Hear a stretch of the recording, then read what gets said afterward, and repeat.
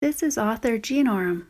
You are listening to Falling for the Bodyguard, Book 4 in the Summer Sisters series. Written by Jean Oram and narrated by Vanessa Moyen. Chapter 1. Daphne Summer pulled her minivan down an unmarked dead-end residential street in Port Carling, Ontario. She performed a quick U-turn and waited for the vehicle that had been following her while she did errands to come around the corner.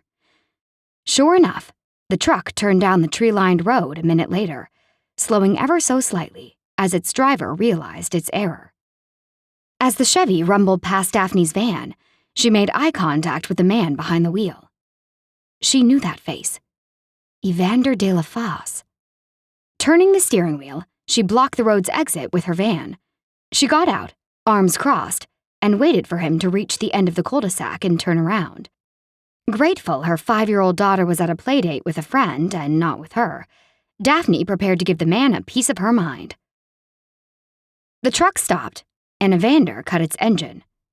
He rolled down his window and licked his lower lip, resting one of his strong arms on the door as he leaned out to watch her. Not a word. The strong, silent type, eh? Well, she had plenty of words to fill the silence. A bird whistled to her from an evergreen, and the August breeze ruffled her cotton dress as she stomped up to the truck, feeling incredibly short as she gazed up to where the man was sitting.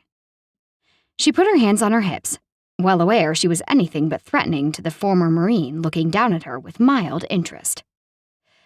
"Evander de la Fosse, I presume?" She caught the minuscule flicker of surprise in his usually stoic features. "At your service," he said with a brisk nod. "Funny, I don't remember hiring you to tail me, and seeing as money's rather tight at the moment, I'm confident I'd recall ordering a shadow as I run about to grab the mail and a few groceries." Especially a man who represented everything she stood against. He said nothing. "So, at my service, huh?" "Yes, ma'am." "Don't call me ma'am." "Yes, Miss Summer." "My name is Daphne." He was starting to look uncomfortable, which she figured was good. "So, being at my service would imply you are here to help?" She looked at him with big doe eyes. "Yes." "Good." Her voice turned firm. "Kindly take a hike." "A bit warm for that today," he said, his eyes lifting to meet hers. He was so serious. Not even a hint of a smile, and his dark eyes held a hint of pain she figured must always be there. "Don't get smart with me." 5 years as a single mother had reduced her patience for sass to somewhere near non-existent. Evander's lips twisted slightly, as though he was fighting the urge to smile. "I know my meddling sisters and their billionaire hero boyfriends think I can't take care of myself. Poor little Daphne, the clueless wonder who feels instead of thinks. But I can take care of myself. I don't need you tailing me and freaking out my daughter." He studied her, his plump lower lip disappearing under a row of perfect white teeth. Nope, not perfect. The front tooth had a triangle-shaped chip, and scarring ran down from his right ear to his chin, partially hidden by 5 o'clock shadow. He was not a man best described by light and love. He was large, capable, and everything manly stuffed into one muscular package of testosterone-driven sexiness. No, not sexiness. How could he be sexy? He was nowhere near her type. Then again, Daphne was used to men who claimed their lack of personal hygiene was a statement about their environmental beliefs rather than laziness. But this man right here knew his way around a washing machine and iron. His button-down shirt was as crisp as well-cooked bacon, and looked just as yummy fitted over his build. What was she thinking? She needed to get a grip. She was a mom. She didn't have time for drooling over a man who would be nothing more than a thorn in her side. And Evander was definitely a thorn. A thorn who was returning her heat and interest in his own gaze. It was as though his eyes were refracting the scorching summer sun onto her skin. "What? What are you staring at?" she asked, shifting uncomfortably, wishing she could hide. Again, he said nothing. "I know your type," she said, trying to be angry with him and failing. I will not feel less than just because you think we're in a staring contest. Okay. She took a deep, cleansing breath and tried to channel joy and understanding for this man, who had obviously been broken during a battle somewhere. Take the day off, she said gently. I don't need a former Marine as my stalker. I wasn't a Marine. I'm Canadian. She frowned, thinking through past conversations, her internal mother detects a fib early warning system blinking. You tell everyone you are a Marine, or so my sister Haley told me. It's easier. Than? Canadians don't know what JTF2 is. Right. That was a good point, seeing as Daphne had no clue herself. Joint Task Force 2? She gave a shrug, and he sent her a frustrated look, as though she should know this. It's like Britain's SAS, he prompted, and she shrugged again. Special Ops. Always get the incredibly evil bad guys. She gave another indifferent lift of her shoulder, enjoying how connected the movement seemed to be to his frustration level. Coolest weapons, top secret missions. So, you're a soldier, she said simply. Formerly. Great. Well, you can go. I don't need a soldier following me. You've received threats, he growled from his position in the truck, evidently at the end of his rope. Not this again, she grumbled. My sister's totally overreacted. Ever since Mistral Johnson, her daughter's father, had popped out of the woodwork, everything had gotten a bit crazy. Sure, he'd said unkind things to her sister Melanie yesterday, but her sister had just served the man with legal action and had put several massive blockades between him and his company's planned resort. Of course he was going to blow his top. Who wouldn't? But that didn't mean Mistral was a monster. Daphne wouldn't have spent an entire summer with him 6 years ago if he was. He was simply caught in a materialistic world with unreal expectations placed on him by his father, and it was ripping him apart. She could help him, but acting afraid and having this brick wall of manhood standing between her and her life wasn't going to help anything or anyone. They did not overreact, he said, his brows pinching down over his eyes. Do you know Mistral? When Evander didn't answer, Daphne demanded, Do you? No, ma'am, he said, his tone brisk, as though he was addressing a commander. Not personally. Well, I do, and it's not ma'am, it's Daphne. Yes, Daphne. Speaking to this man was like trying to train a cat, or hurt a 5-year-old who was scattered and lively and utterly exhausting. Daphne needed him to go away and stop following her. It had to be bad energy, having him shadow her because he thought something bad was going to happen. She shivered, hugging herself through her thin summer dress. Mistral's my ex, and believe it or not, he is a kind and gentle man. He'd never do anything to hurt me. Isn't he trying to take your daughter away? Daphne gave the ex-soldier a look. My, you are a real snoop, aren't you? It's in the papers. Right. She felt the familiar tightening in her chest. Her world was, quite simply, being upended like an unzipped purse and given a shake to see what would fall out.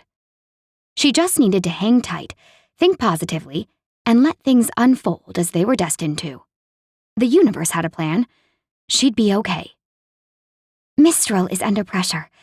I'll talk to him soon. Soon? Evander's body tensed, and she could feel the air around them turn electric. Wow, that man had some serious energy going on. She wanted to poke at him to get him to lighten up, but didn't kid herself. The truck's metal door between them was not protection. He could have that thing open and be out at her side, pulling her body against that tight, broad, muscular build of his, in no time flat. Not that she wanted that. She might be hard up for a man, but she'd never be that desperate. We're going to discuss visitation. For Kim? Evander's voice was so low and gravelly, it sent tremors down Daphne's spine and between her legs in a way no other man's ever had. Yes, Everyone calls her Tigger. You should get a restraining order. Funny. Look at me laugh. Daphne shook her head at herself. Sarcasm was not positive, and it wasn't who she wanted to be. Is she safe? He asked. Who? My daughter? Realizing she was flapping her hands, Daphne stilled them. I can take care of Tigger, she said quietly, and her dad would never hurt her. Tristan said Mistral Johnson tried to take her during a picnic. Not this misunderstanding again. Daphne sighed, her heart hitching, throat closing, as she spotted the worry in Evander's eyes. She didn't know if her reaction was due to him, a stranger, looking so concerned over her daughter's welfare, or because she was letting the panic and fear of the situation slip into her mind. She's fine. Daphne struggled to keep her voice level. Abductions are more common than you think. I never pegged you as a man who could play the fear card to get what he wanted. It's my job. I look for what bad things could occur, then ensure they don't. No wonder he had that crazy energy about him. Who wouldn't be affected by a job like that? It was impacting Daphne, and she was only talking to him. Running her hands up and down her sides, she breathed deeply, focused on aligning her chi. It wasn't working. There was something about Evander's dark blue eyes that was causing interference and static with her energy field. His presence was making her heart hitch, and her legs want to step closer to his truck. Her throat had turned dry, as though she was sucking desert air, and she tried again to steady herself. You have some strong energy, Evander de la Fosse. You need yoga and Reiki. His lips twisted in confusion.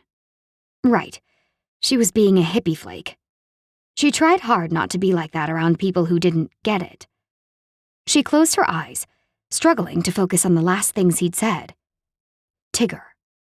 Abductions. How dare he try to strike fear into her like that? Daphne didn't need him, and he was not going to scare her into changing her mind. Evander, sweetie. She pushed patience into her voice. Children are more likely to be killed in a car crash than be abducted. We simply think abductions are more common than they are because we hear about every single one in the news. Reporters try to make it sound as though it was the kid next door, when it actually happened on a whole different continent. Tigger is safe. Thank you for trying to scare me, but it's not working. A man like Mistral. Watch what you say. Daphne pointed a finger at Evander. He's my daughter's father, and you didn't see the caring side I did all those summers ago. I know him. He's scared, but he's gentle and kind. He's lost, but I can help him. I will help him.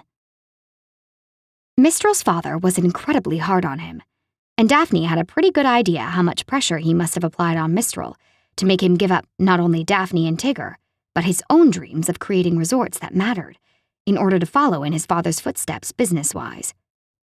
Evander closed his mouth, his jaw tight. Although his arm was still draped on the truck's doorframe, the stiffness in his shoulders belied the casual pose. Daphne? Their eyes met, sending more chills down her spine. Scared people act in unpredictable ways, and you have these men pretty darn scared of what you and your sisters are going to do to their bottom line. They're taking note of your actions, and I think in your case, you can never be too safe. In other words, I'm not going anywhere until this is over. Daphne continued her errands, keeping an eye out for Evander's black truck. Maybe he wasn't a cat after all, and was trainable. Either that, or she'd lost him. About 20 minutes ago, she decided it was time to try and ditch him. She'd pulled into a parking lot and hung out long enough for him to get bored and allow his attention to wander. Then she'd quickly sped off. Special ops that, soldier. Once home, she'd parked the minivan and walked the few blocks to the island park in the middle of Port Carling. She waited on a bench for Mistral, keeping her eyes peeled for Evander to pop out of nowhere, despite there being limited foot access to the island.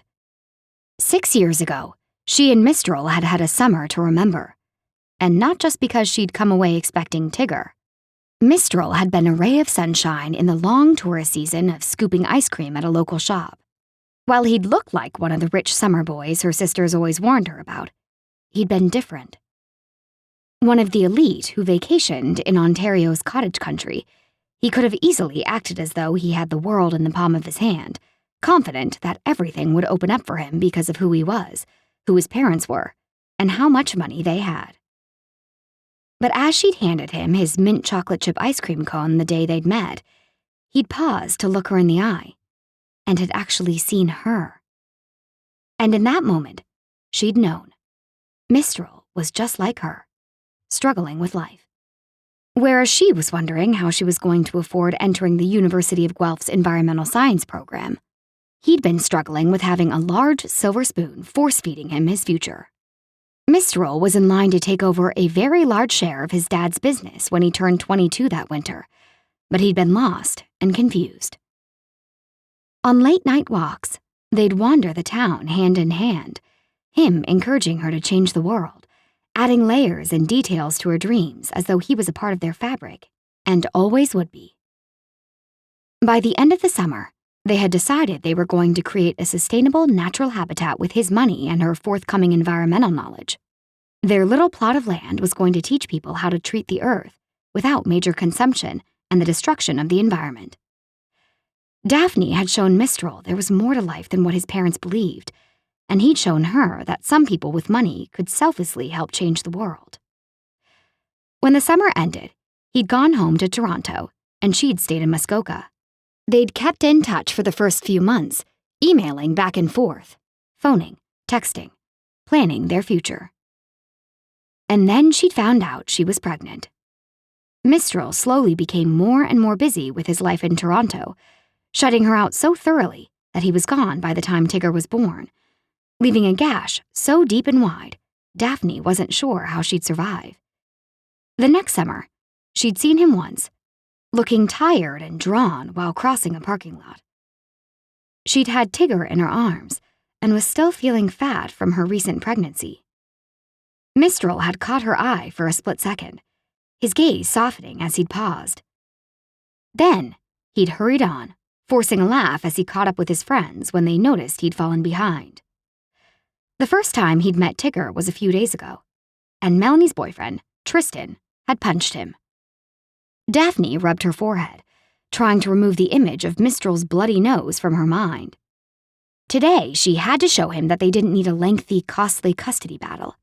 They were adults and could resolve sharing Tigger like civilized grown-ups because their daughter needed a father. While Daphne had always kept the door open for Mistral to be a part of their life, he'd changed so severely she barely recognized him as the man she'd once fallen for. The spark in his eyes was gone, and he was acting uncharacteristically erratic. The old Mistral would have been the voice of reason and remained level-headed through something such as Melanie's fight against his resort. He wouldn't have issued threats, but he would have sat down and thought of ways to work around the barriers, just as he had when they were planning their little nature reserve.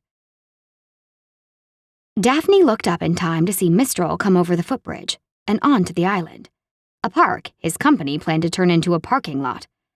His stride was confident and spoke to who he'd become, a man used to getting his way, used to having crowds part for him. While she was pleased to see he'd found the self-assurance he'd been seeking, she knew he couldn't be happy or satisfied living under his father's thumb. A chipmunk scurried past, one eye on her for snacks, and carried on, making her think of Tigger, who loved trying to tame the little creatures. Daphne, Mistral said with a curt nod. may I join you? He gestured to the bench where she was sitting, his pale yellow golf shirt making his dark skin almost glow.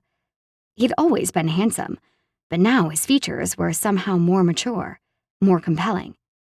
Her eyes swept over him, stopping at his bare ring finger. She patted the vacant spot beside her, and he sat. "You never married?" she asked, feeling silly for how she phrased it. The man wasn't even 30. Mistral gave her a glance, but ignored the question. My lawyer advised me not to talk to you without him present until things are settled. I'm curious about your message, though. And I like that you're willing to compromise. Daphne knew lawyers would muddy the waters, and as much as her sister Melanie, her own lawyer for the custody battle, wanted to help, she'd want to do it in an aggressive way that would alienate Mistral, instead of helping him find a way into their family, as Daphne wished. I think you and Tigger should spend some time together before you decide how much time you want to ask for. Children are a lot of work. If he asked for, and won, full custody, Daphne would be done for. There'd be no point to her days, no joy and happiness in her life. She'd be completely lost. Mistral was a busy man working long hours. There was no reason for him to ask for full custody unless it was a vindictive move to take Tigger away from Daphne. And even though the man had been acting erratically lately, she couldn't see him pulling a stunt like that, despite what the papers said. What are you saying? That she won't want to spend time with me? Mistral glanced at a man who had appeared nearby.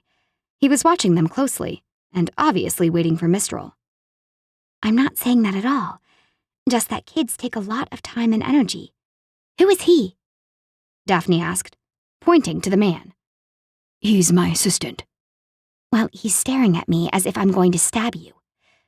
She crossed her arms across her chest, not liking that this was the second time in the past hour and a half that she was surrounded by negative energy.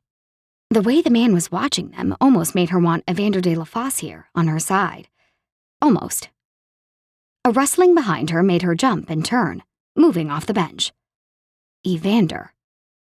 Was the man a psychic with teleporting powers? Because Daphne was pretty sure she couldn't summon someone with her mind, and the fact that he'd suddenly appeared when she was thinking about him was kind of creeping her out. What are you doing here? She asked. Who's this? Mistral had left the bench too, and was backing away, a hand laid protectively over his bruised nose, from when Tristan had slugged him only days before. You okay, Daphne? The concern in Evander's eyes made her already galloping heart increase to a painful pace. When was the last time a man had looked out for her, worried about her? She was always so busy being a mom. She rarely had anyone ask how she was doing. Even her sisters didn't think to do so, as they were always more concerned about the small human she was raising. What was she thinking? Evander was a hired gun, a man who could escalate the situation in no time flat by bringing in the wrong kind of energy. He didn't care about the battles going on in her heart.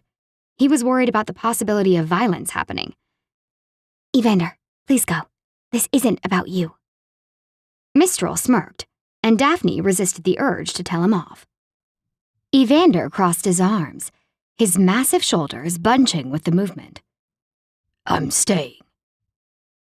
Are you trying to threaten me by bringing a bodyguard with you? Mistral asked. I expected this of your sisters, but not from you. This man is not here because of me. Yes, I am, Evander said. I didn't hire you. You knew I was involved with Rubicor, Mistral said to Daphne. And yet you stepped in anyway. You know how much pressure I'm under. You know how important this is to me. You know what the stakes are. I stayed out of that whole thing as much as I could, in case you didn't notice, she snapped. As she did so, Evander moved closer. Mistral's assistant followed suit, and Daphne began to wonder if the man's occupation might be more similar to Evander's rather than as assistant to Mistral. She held out her arms to stop them. Boys, enough. We're trying to have an adult conversation here about a little girl who needs a father in her life. Back off. Evander halted, eyes wary. You need to park your nose in someone else's business, Mistral said to Evander. Or maybe it was to her. Daphne wasn't sure. Watch it, Buster, her shadow warned, his body rippling with pent-up anger. Daphne blinked, unsure about how to deal with the new sides the men were showing. She'd grown up in a household of women and had no idea how to put an end to this kind of posturing. It's fine, Evander, she said quietly. No, it's not. He stepped in front of her, blocking Mistral's access. He's threatening you. He doesn't mean it. My family's making things difficult for him. He's trying to prove himself, and he's just scared he's going to fail. You can think again if you believe I scare that easily, Mistral shouted, his voice betraying him with a waver. Daphne peeked around Evander to apologize. Mistral's moves were edgy as he shifted from foot to foot, as though trying to decide whether to flee or fight. I knew meeting up with you was a bad idea, he said. I'm glad I didn't tell my dad I was thinking twice about his advice. Mistral, hang on, okay? We really need to talk. Evander, go. You're making things worse. Daphne tried to push the man away, but his strength was impressive. There was absolutely no give when she pressed her weight against his chest, just 100% ripped muscle under his light jacket. She gave him another shove, her hand hitting something hard under his elbow. She gasped. Are you armed? Oh, this just made things worse. She went to pull at the gun and try to hide it or throw it away, but Evander's hands were on hers, deflecting her. A second later, he'd shoved her behind him again in a move that left her stumbling. First, she was in front of him, then boom, back here wondering what had happened. She peered around him again, then ducked, holding in a scream. Mistral's bodyguard had a gun aimed at Evander, who already had his own drawn and leveled. Daphne dived under the bench, arms over her head. Mistral was cowering behind it, knuckles white as he gripped the slatted back. Peace and light. Everything was going to be okay. They didn't need her freaking out and adding chaotic energy to the situation. Although she couldn't help but blame her sisters. They were being so pushy and aggressive with Rubicor. Sure, Daphne kicked hornets' nests all the time with her environmental protests, but this was different. This was trying to take down the whole company and kill their livelihood. It wasn't only about keeping them accountable in regards to the environment. This had become a fight to the death. Tell him to stand down, she whispered to Mistral. Tell him. You tell your guy first. He's not my guy. What do you want, Daphne? Child support? Is that what this is about? You know it isn't. Why did you bring an armed man to a chat about custody and visitation? She wanted to ask him the same question. Why do you want Tigger? Her voice was quiet, and she hated asking, as it suggested his intentions might be less than noble. But her sisters and Tristan had planted the idea that, due to the timing of his custody claim, Mistral might be using their child as leverage, and the idea wouldn't go away. Daphne's heart told her that him owning Baby Horseshoe Island, just across from her family's island, wasn't a coincidence, and that he wanted to be a part of their lives. But logic said his actions might only be those of a ruthless businessman. Why are you messing with Rubicor? He countered. This is about family, not business. But were they really that different now? Sure, she thought Rubicor should clean up their act or receive a good smack upside the head for all they were doing. But the thing was, one of Rubicor's owners was Mistral, the father of her daughter, the truest, most precious thing in Daphne's life. She wasn't going to mess with that. Why are you ruining the island across from my family's? A thought hit her, and she gasped. Are you trying to get even? For what? You not knowing your way around birth control? Hey, you were an equal participant, and here I am stuck holding the bag. She sucked in a breath. I did not mean that. Tigger is everything to me. Ricardo, is it safe? Mistral called to his bodyguard. Clearly, it was not. The men were still having their testosterone-driven showdown. Do you want to be a part of her upbringing, Mistral? Really and truly? Because she's a great kid.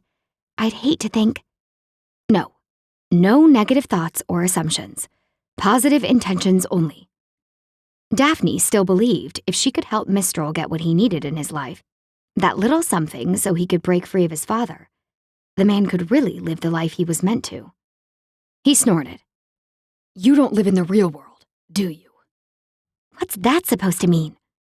Daphne, come. It was Evander, gesturing for her to get up. He was still pointing a gun at Mistral's man. No, you're armed. Don't you see that there is something wrong with that fact? Mistral scrambled out from behind the bench, giving Evander a wide berth as he scuttled toward Ricardo. Evander took out a second weapon, keeping one trained on each man. She was definitely going to need a chakra cleanse after this. Mistral ran behind his guard, and the two men backed away.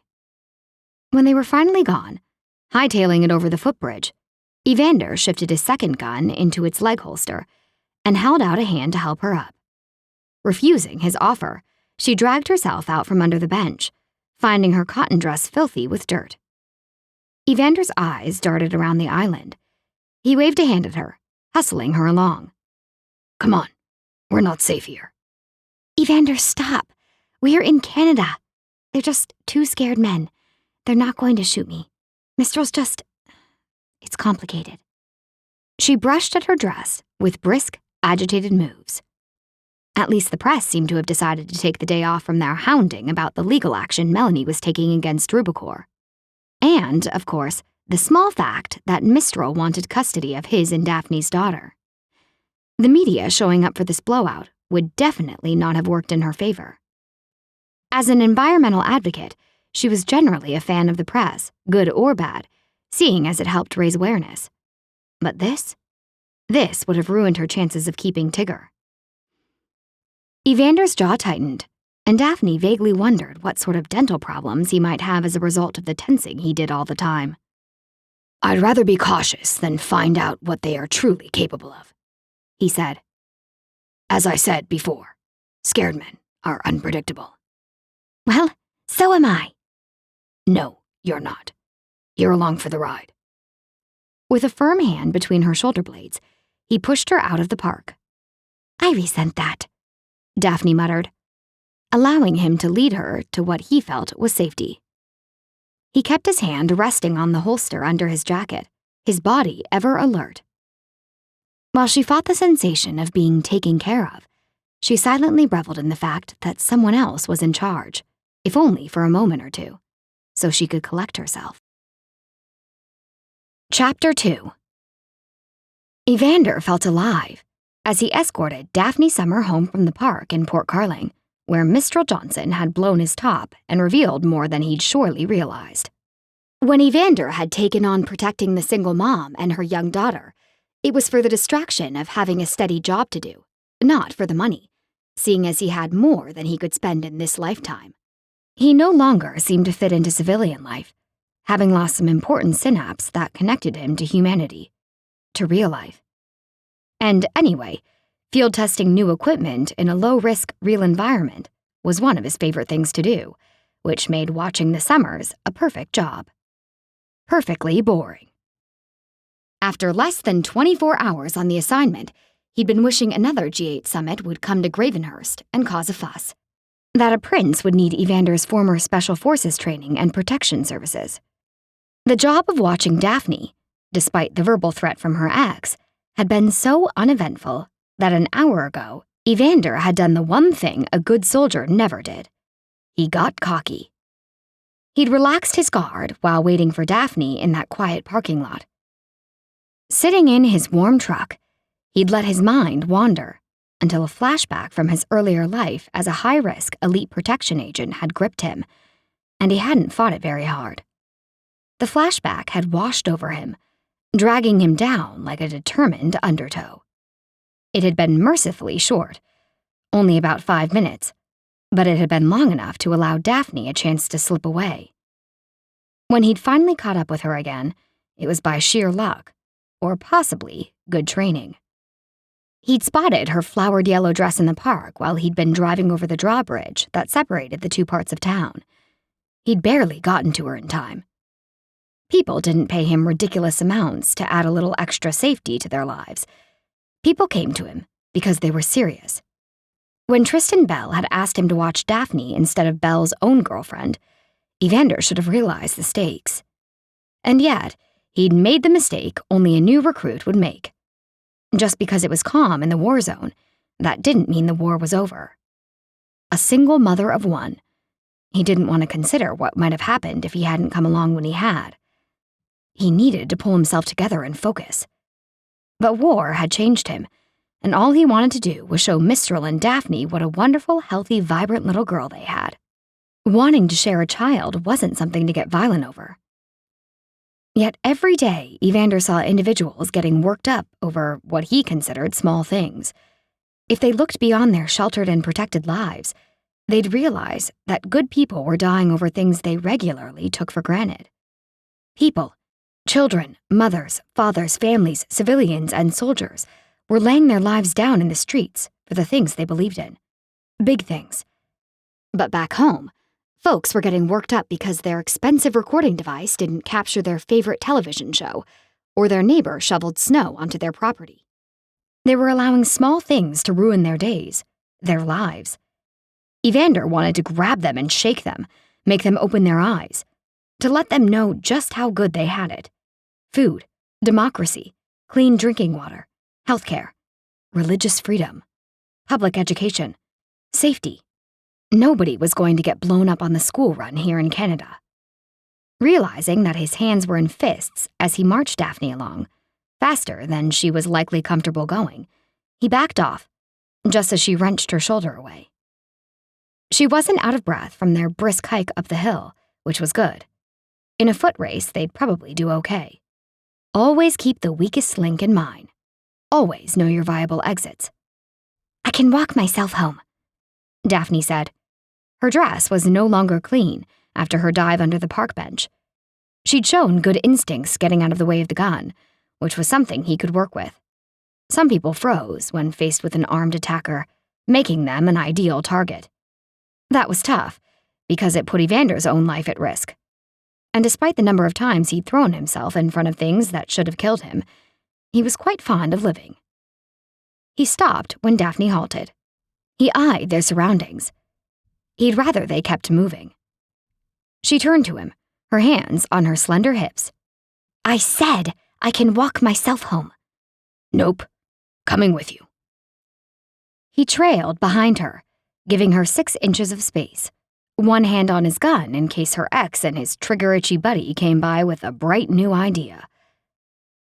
Man, that civilian doofus needed to think again if he thought he could throw off a former member of Canada's JTF2 simply by pulling a gun.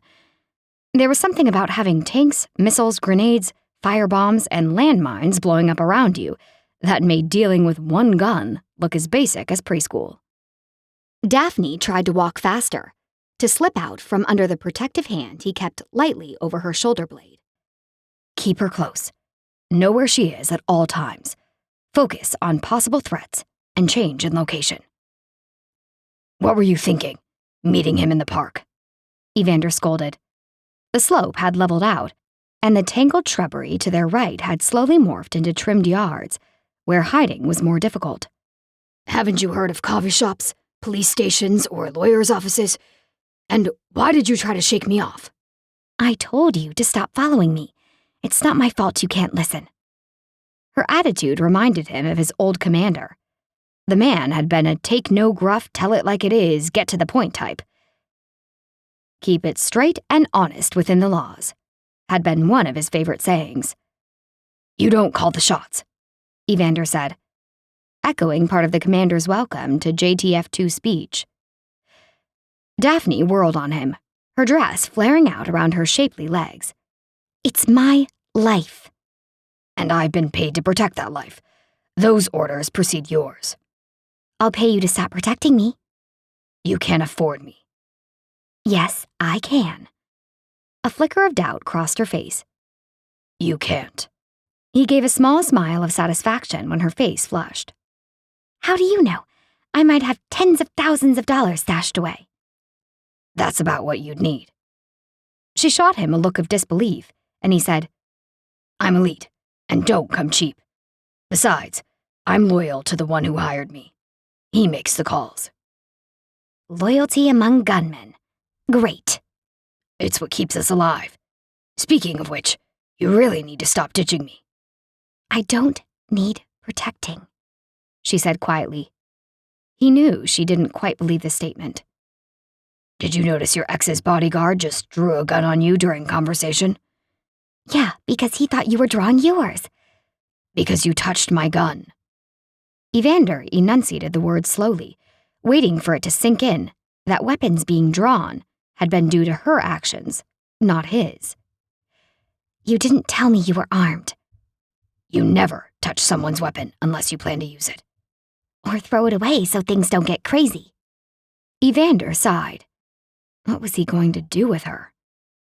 It's your fault things went wonky back there, she insisted. He sighed again. Remind me why I took this job, he muttered. He paused a moment to settle his frustration, taking in the picturesque view of the north side of town, which was laid out behind Daphne.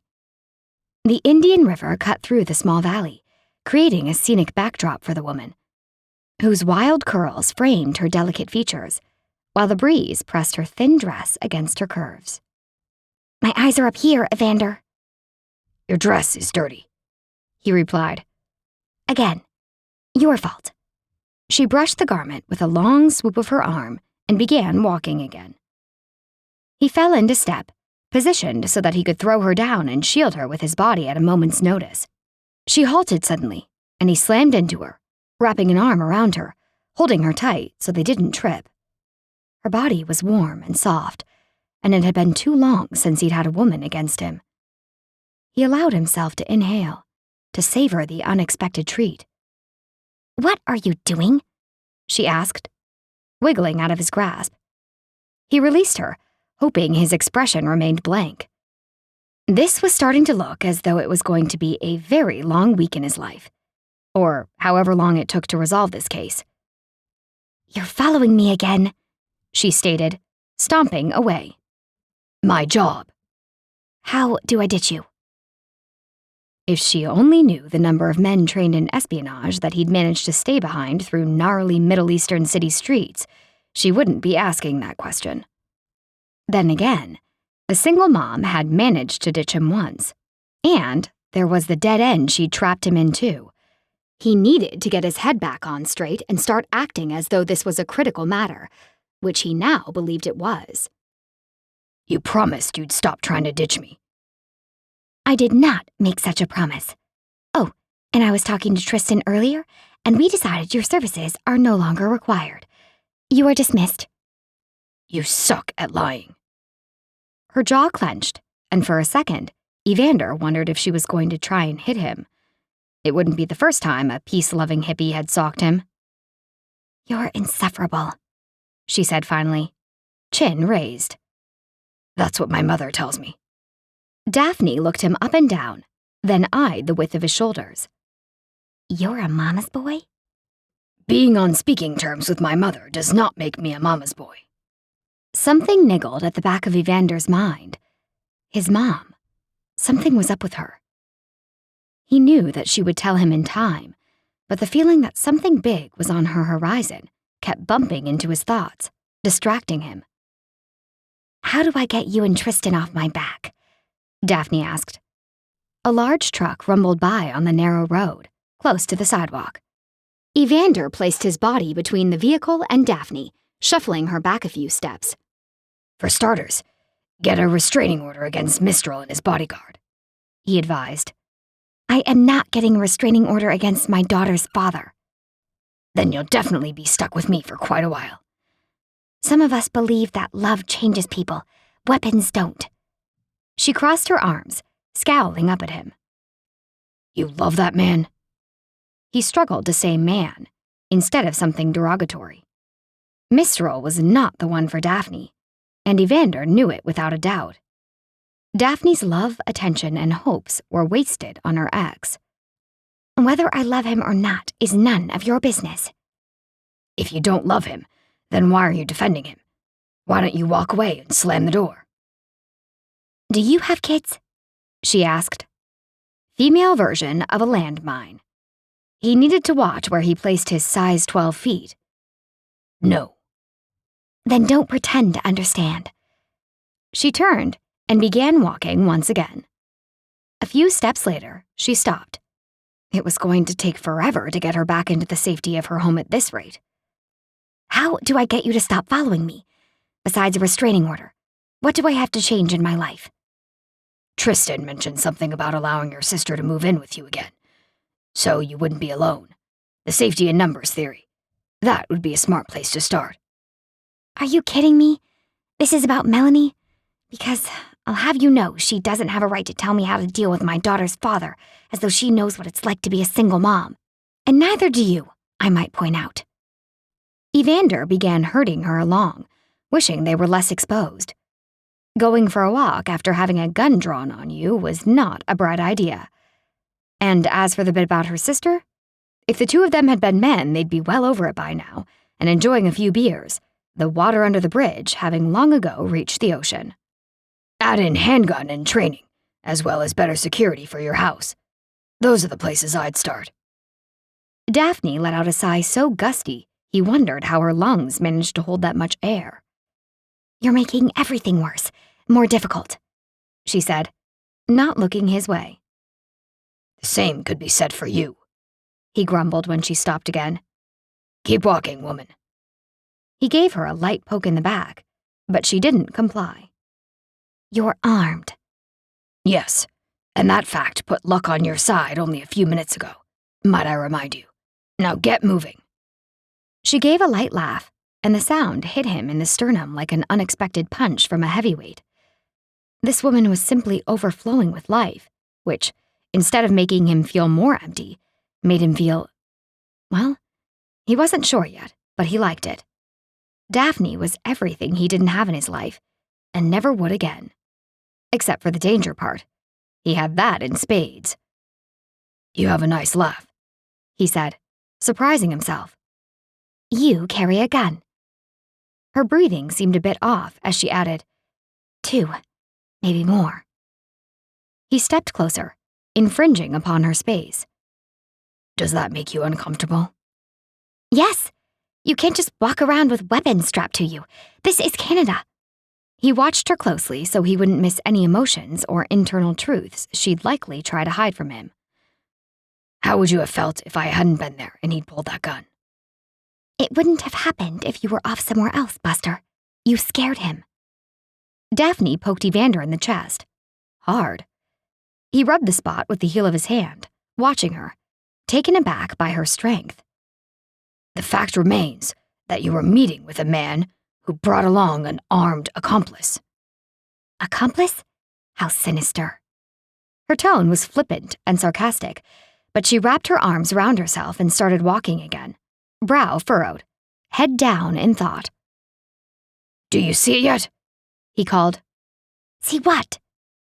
What you're up against.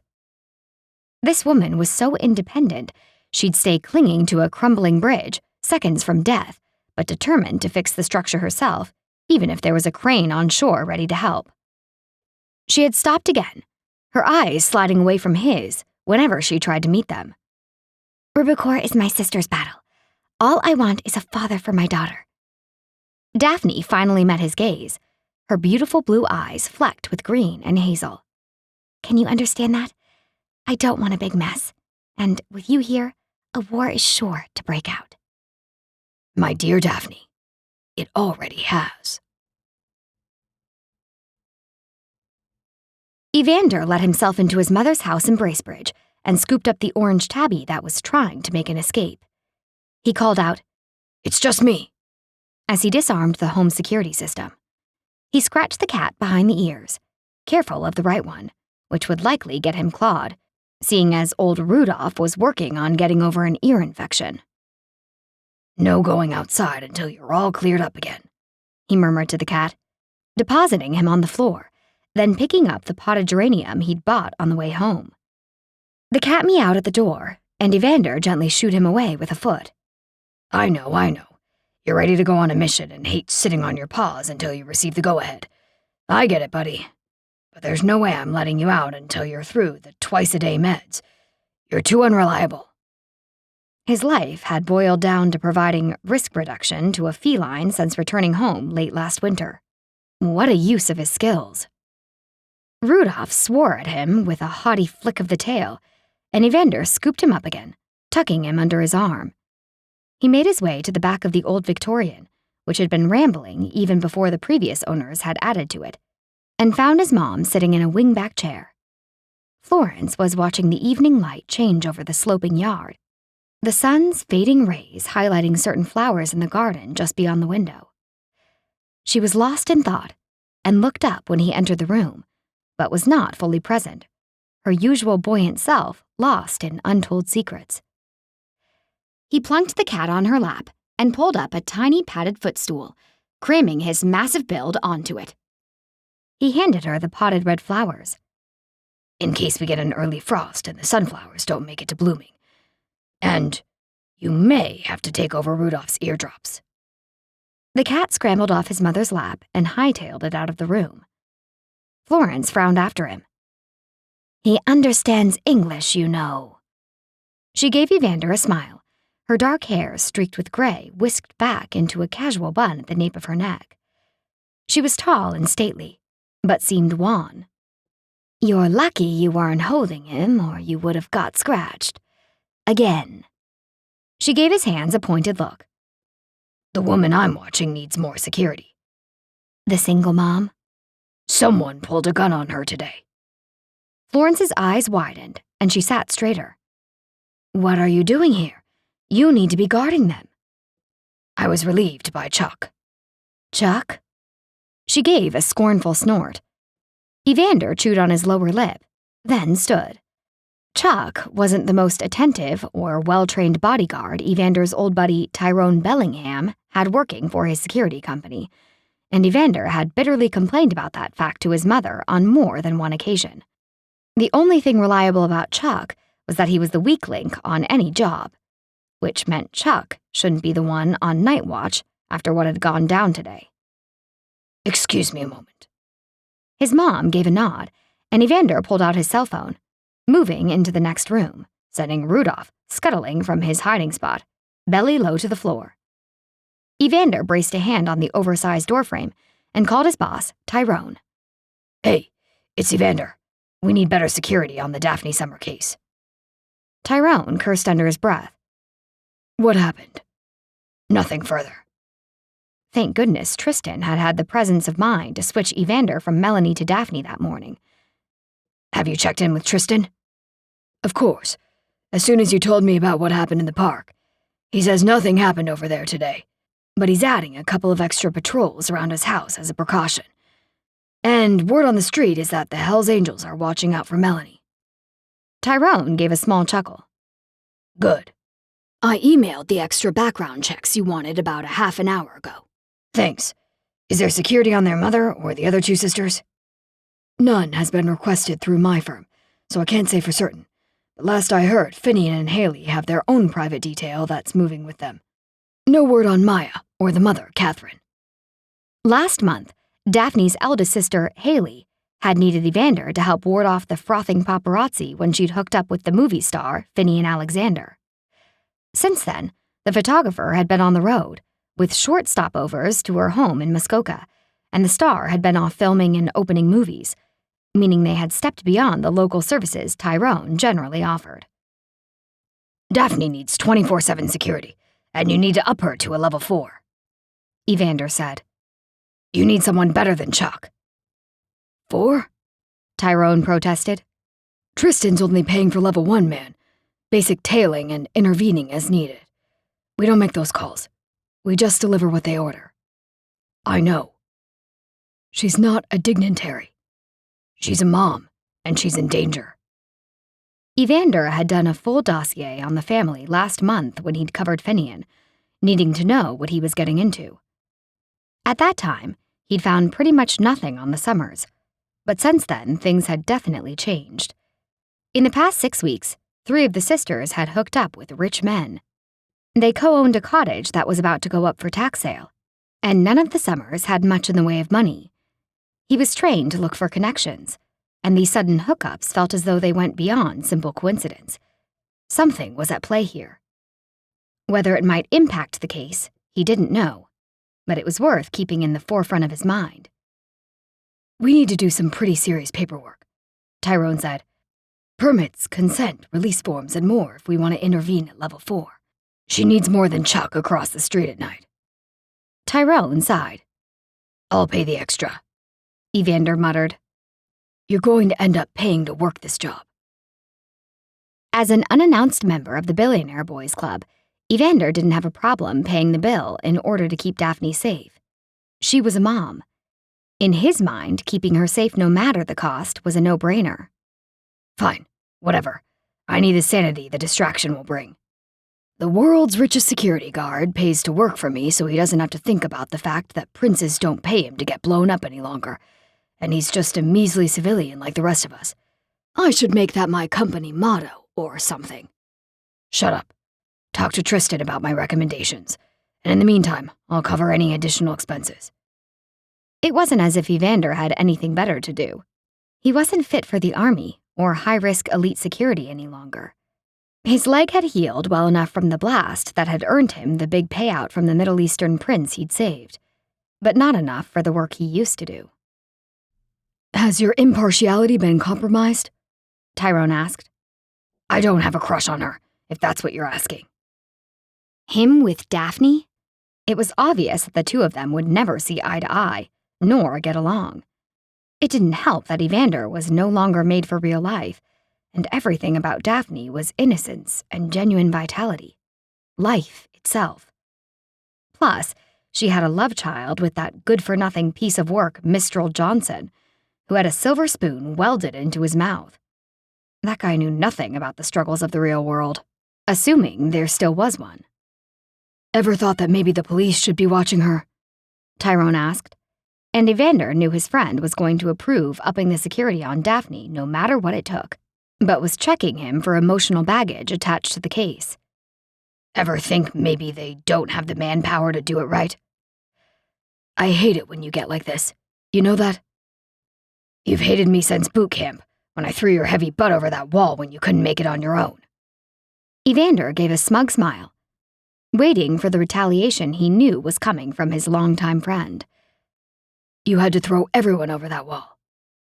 That's all I get for a comeback? Kids are in the room, Tyrone muttered.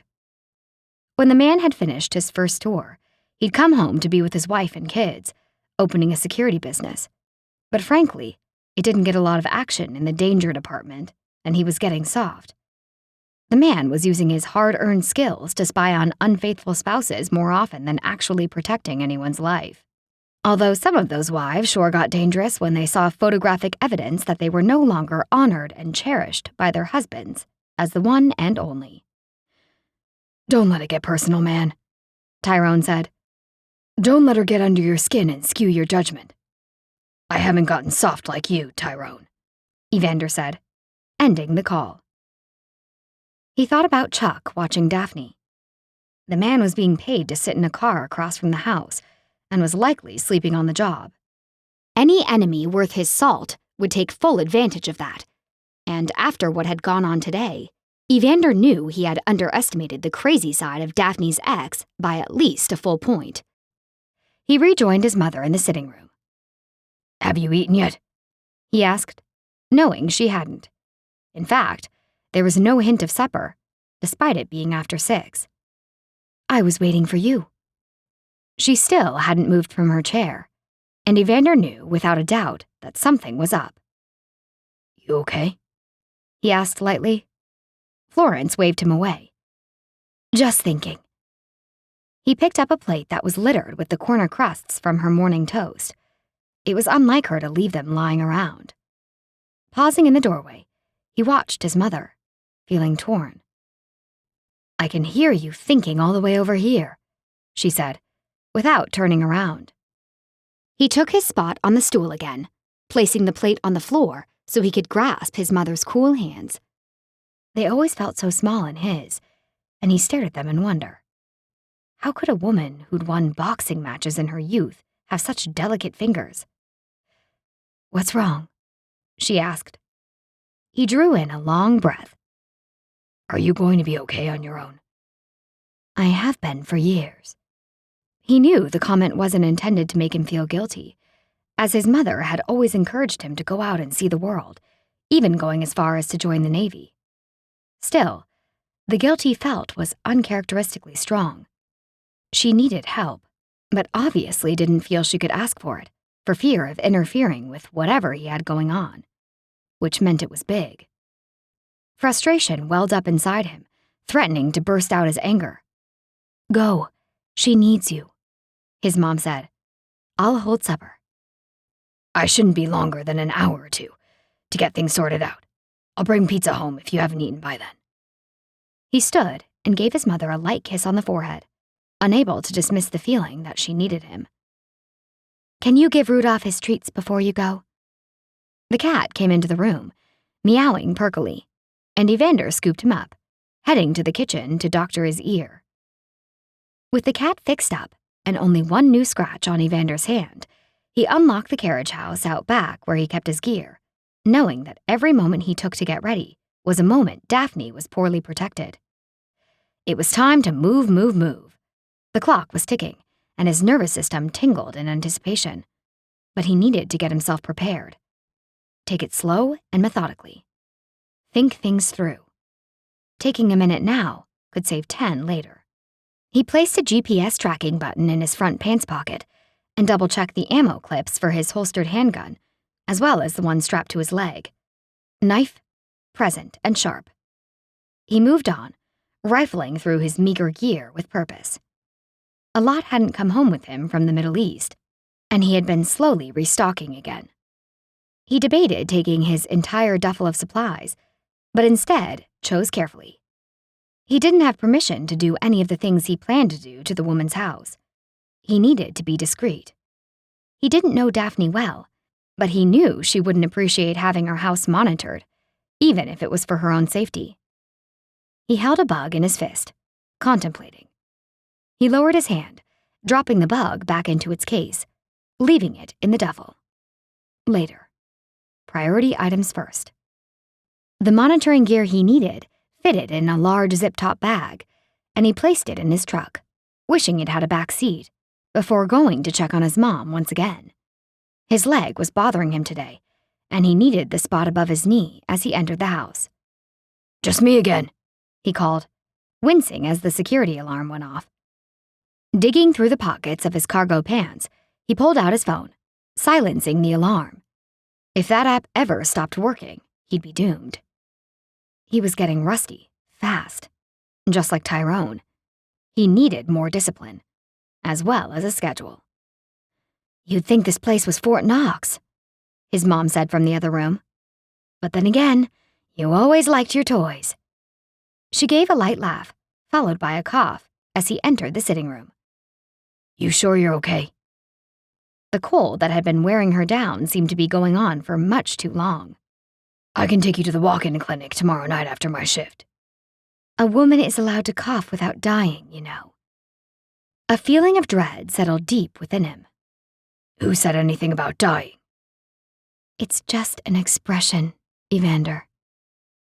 Knowing he was less than square emotionally, he set out to put at least one aspect of his life back in order. Daphne. Chapter 3. Daphne allowed her sister Haley to hoist Tigger out of the family's Boston whaler and onto the dock at Nymph Island for the impromptu late supper picnic. The four sisters, with no boyfriends in tow, had even managed to round up their honorary sister, Simone, to join them, making it just like old times. Single Daphne wouldn't be the third wheel at their jointly owned cottage tonight. She could sit back and enjoy the peace and her family. She'd be able to breathe and act as though her life were normal. Evander, when he'd gone home for the night, had told her to stay locked in the house and that a man named Chuck would be watching her from a car on the street if she needed anything. When Haley, just home from Europe, where her boyfriend was filming Man vs. War 2, had phoned, suggesting they all go to the cottage for a picnic, Daphne hadn't thought twice about leaving the house. Evander had told her there was safety in numbers, and traveling in a group was another form of following his orders. He couldn't get upset about that, could he? Just thinking about her afternoon made her hand shake, and she slowed her breathing, determined not to allow it to get to her. Daphne unpacked bags of food from the boat, lost in her thoughts. The whole place, from the aging dock to the tip of the cottage's roof, needed so much work her family couldn't afford to have done. In fact, if Daphne didn't somehow pull a miracle out of thin air, she'd be the one who lost their beloved island to the taxman in 2 short weeks. She'd asked her sisters if they'd consider asking their boyfriends for loans to make up the difference in what they had and what they owed, but all of them feared they might never be able to pay the men off again. This summer was the test. If they couldn't handle the taxes by themselves, then it was time to let go. Because what would happen next year or the year after if they borrowed money to get through now? They were in this situation because they hadn't been able to keep up with the payments for several years. "I can't believe they're ruining Heritage Row," Melanie said from her position on the end of the dock. "Termites. How stupid do they think we are?" She pointed to the charred remains of the cottage that had burned down only a few days ago. "And I know we're going to find evidence of arson with that one. Then we'll have Rubicor right by the—" Daphne tossed a backpack at Melanie, distracting her from her rant. "Mark my words, Maya," Melanie said, lowering the bag onto the weather-worn planking. "I'm going to save those remaining cottages." "Didn't Rubicor buy the Fredericksons' place?" Maya asked. "Where did you hear that?" Melanie's voice was breathless with outrage, and Haley patted her on the back and gently guided her toward the cottage path. "It seems like something they would do," Maya said to Simone, who nodded in agreement as she readjusted her shiny black locks into a fresh ponytail. Daphne pretended to look for something in the boat as the other women trickled up the hill, still discussing the endless battle about Heritage and Mistral's company. Her sisters knew little of real life, about real struggles and heartbreak. And the last thing Daphne needed after her day with Evander was the group of them ganging up on her and telling her how to run her life in regards to Mistral.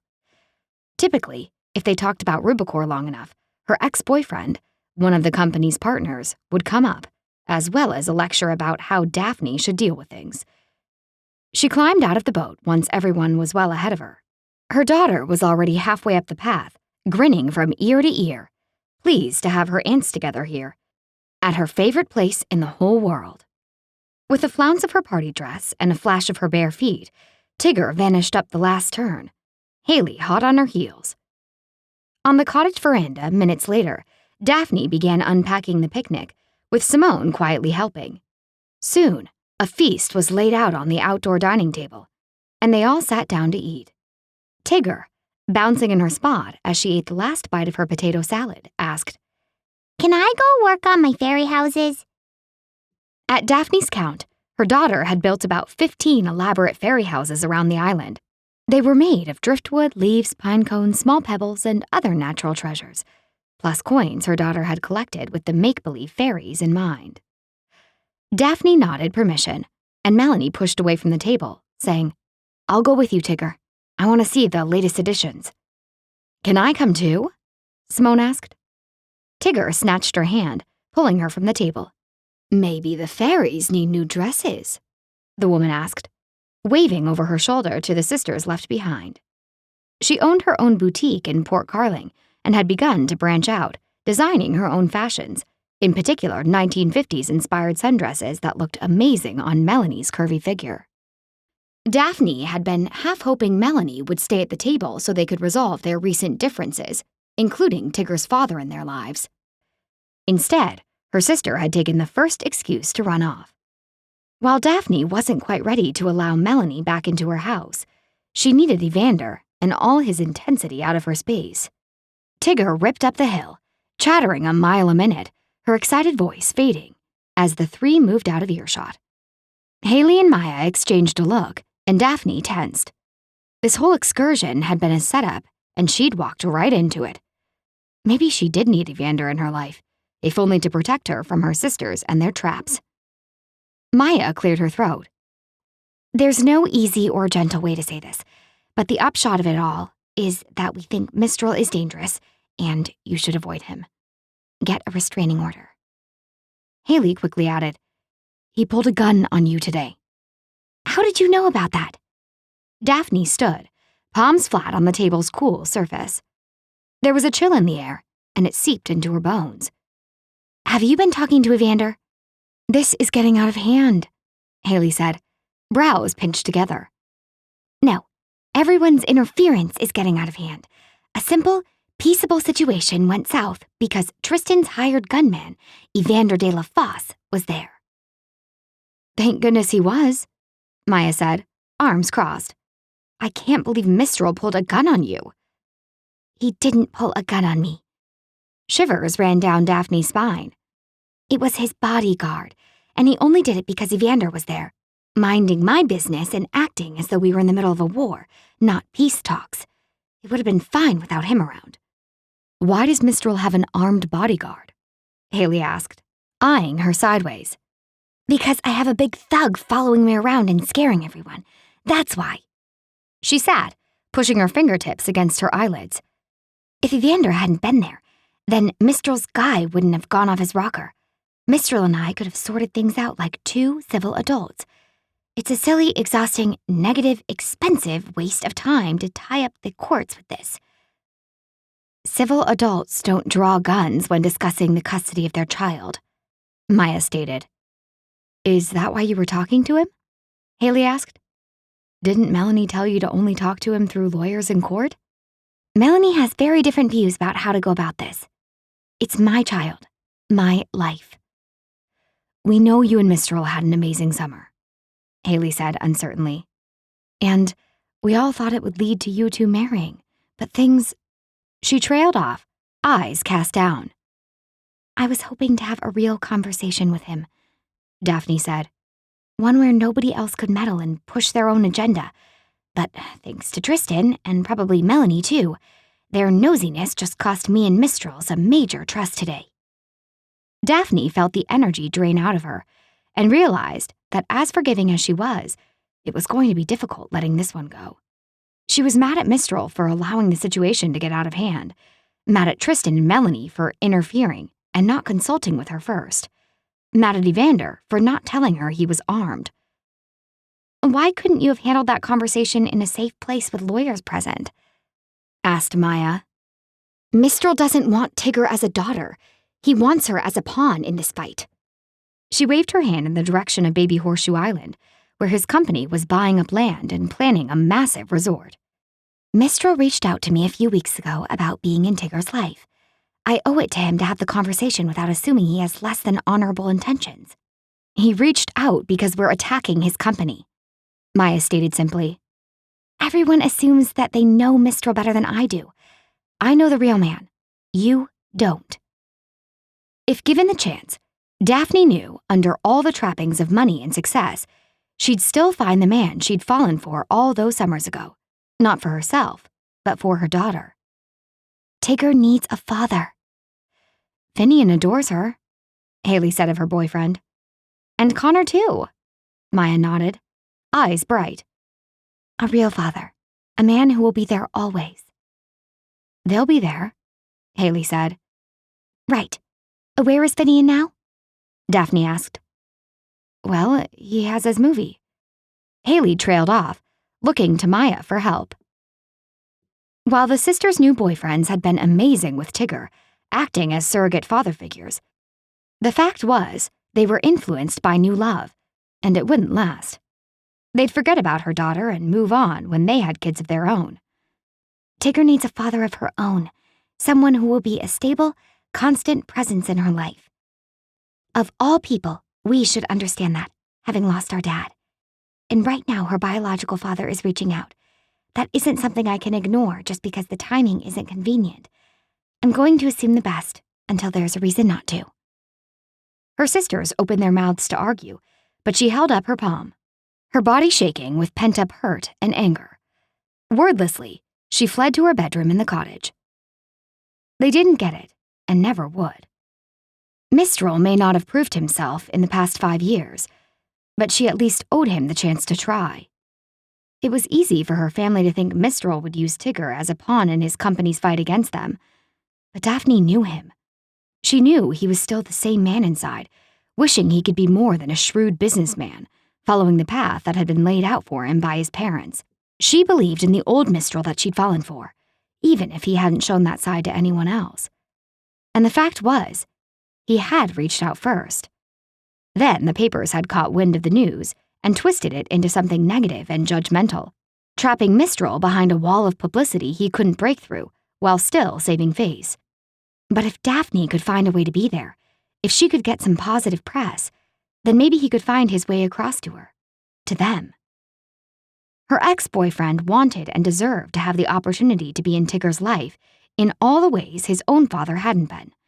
Mistral could change the future, their future. But her sisters, how was she going to be patient with them until they saw what she could do? Daphne parked in her driveway.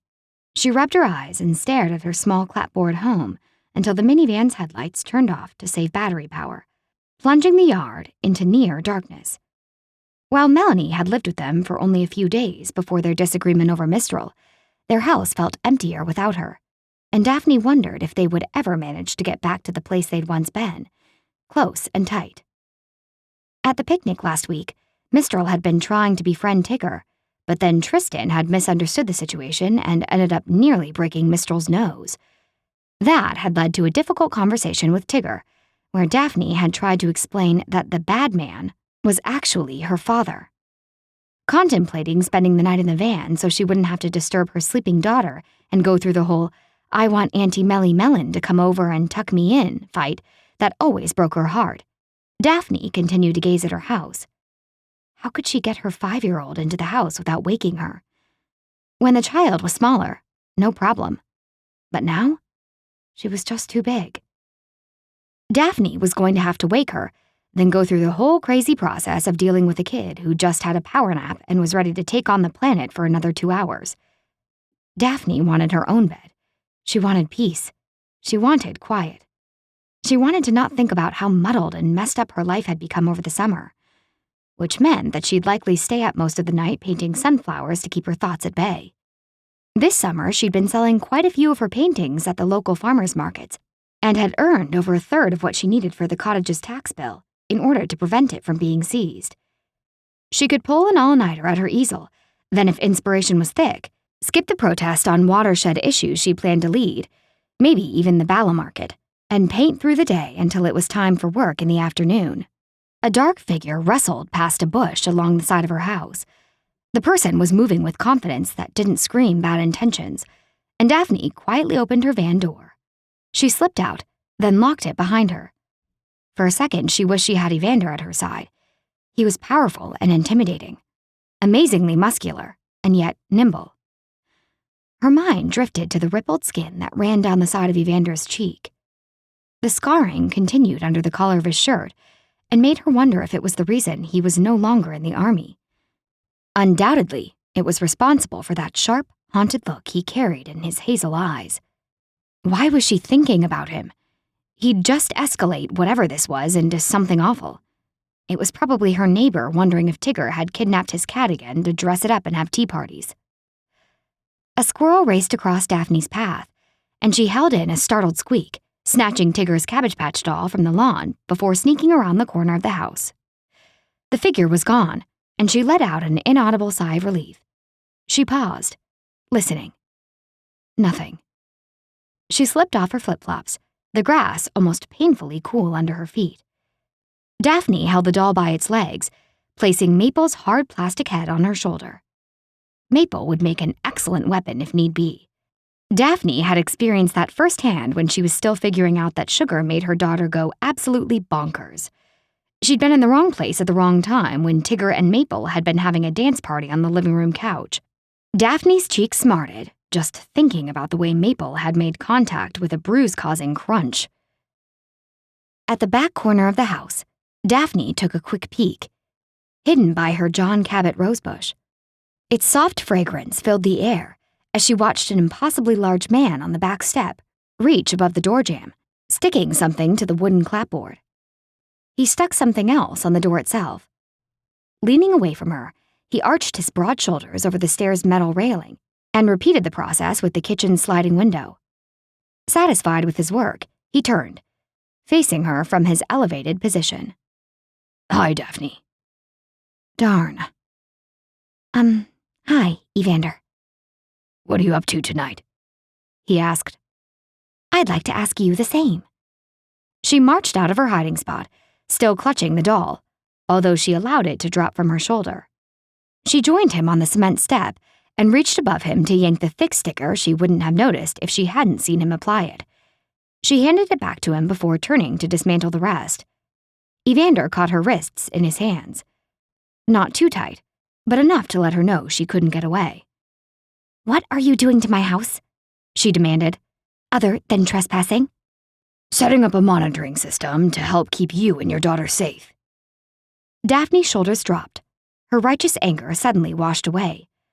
She was tempted to relax into his grip to see if she could borrow some of his strength for a minute.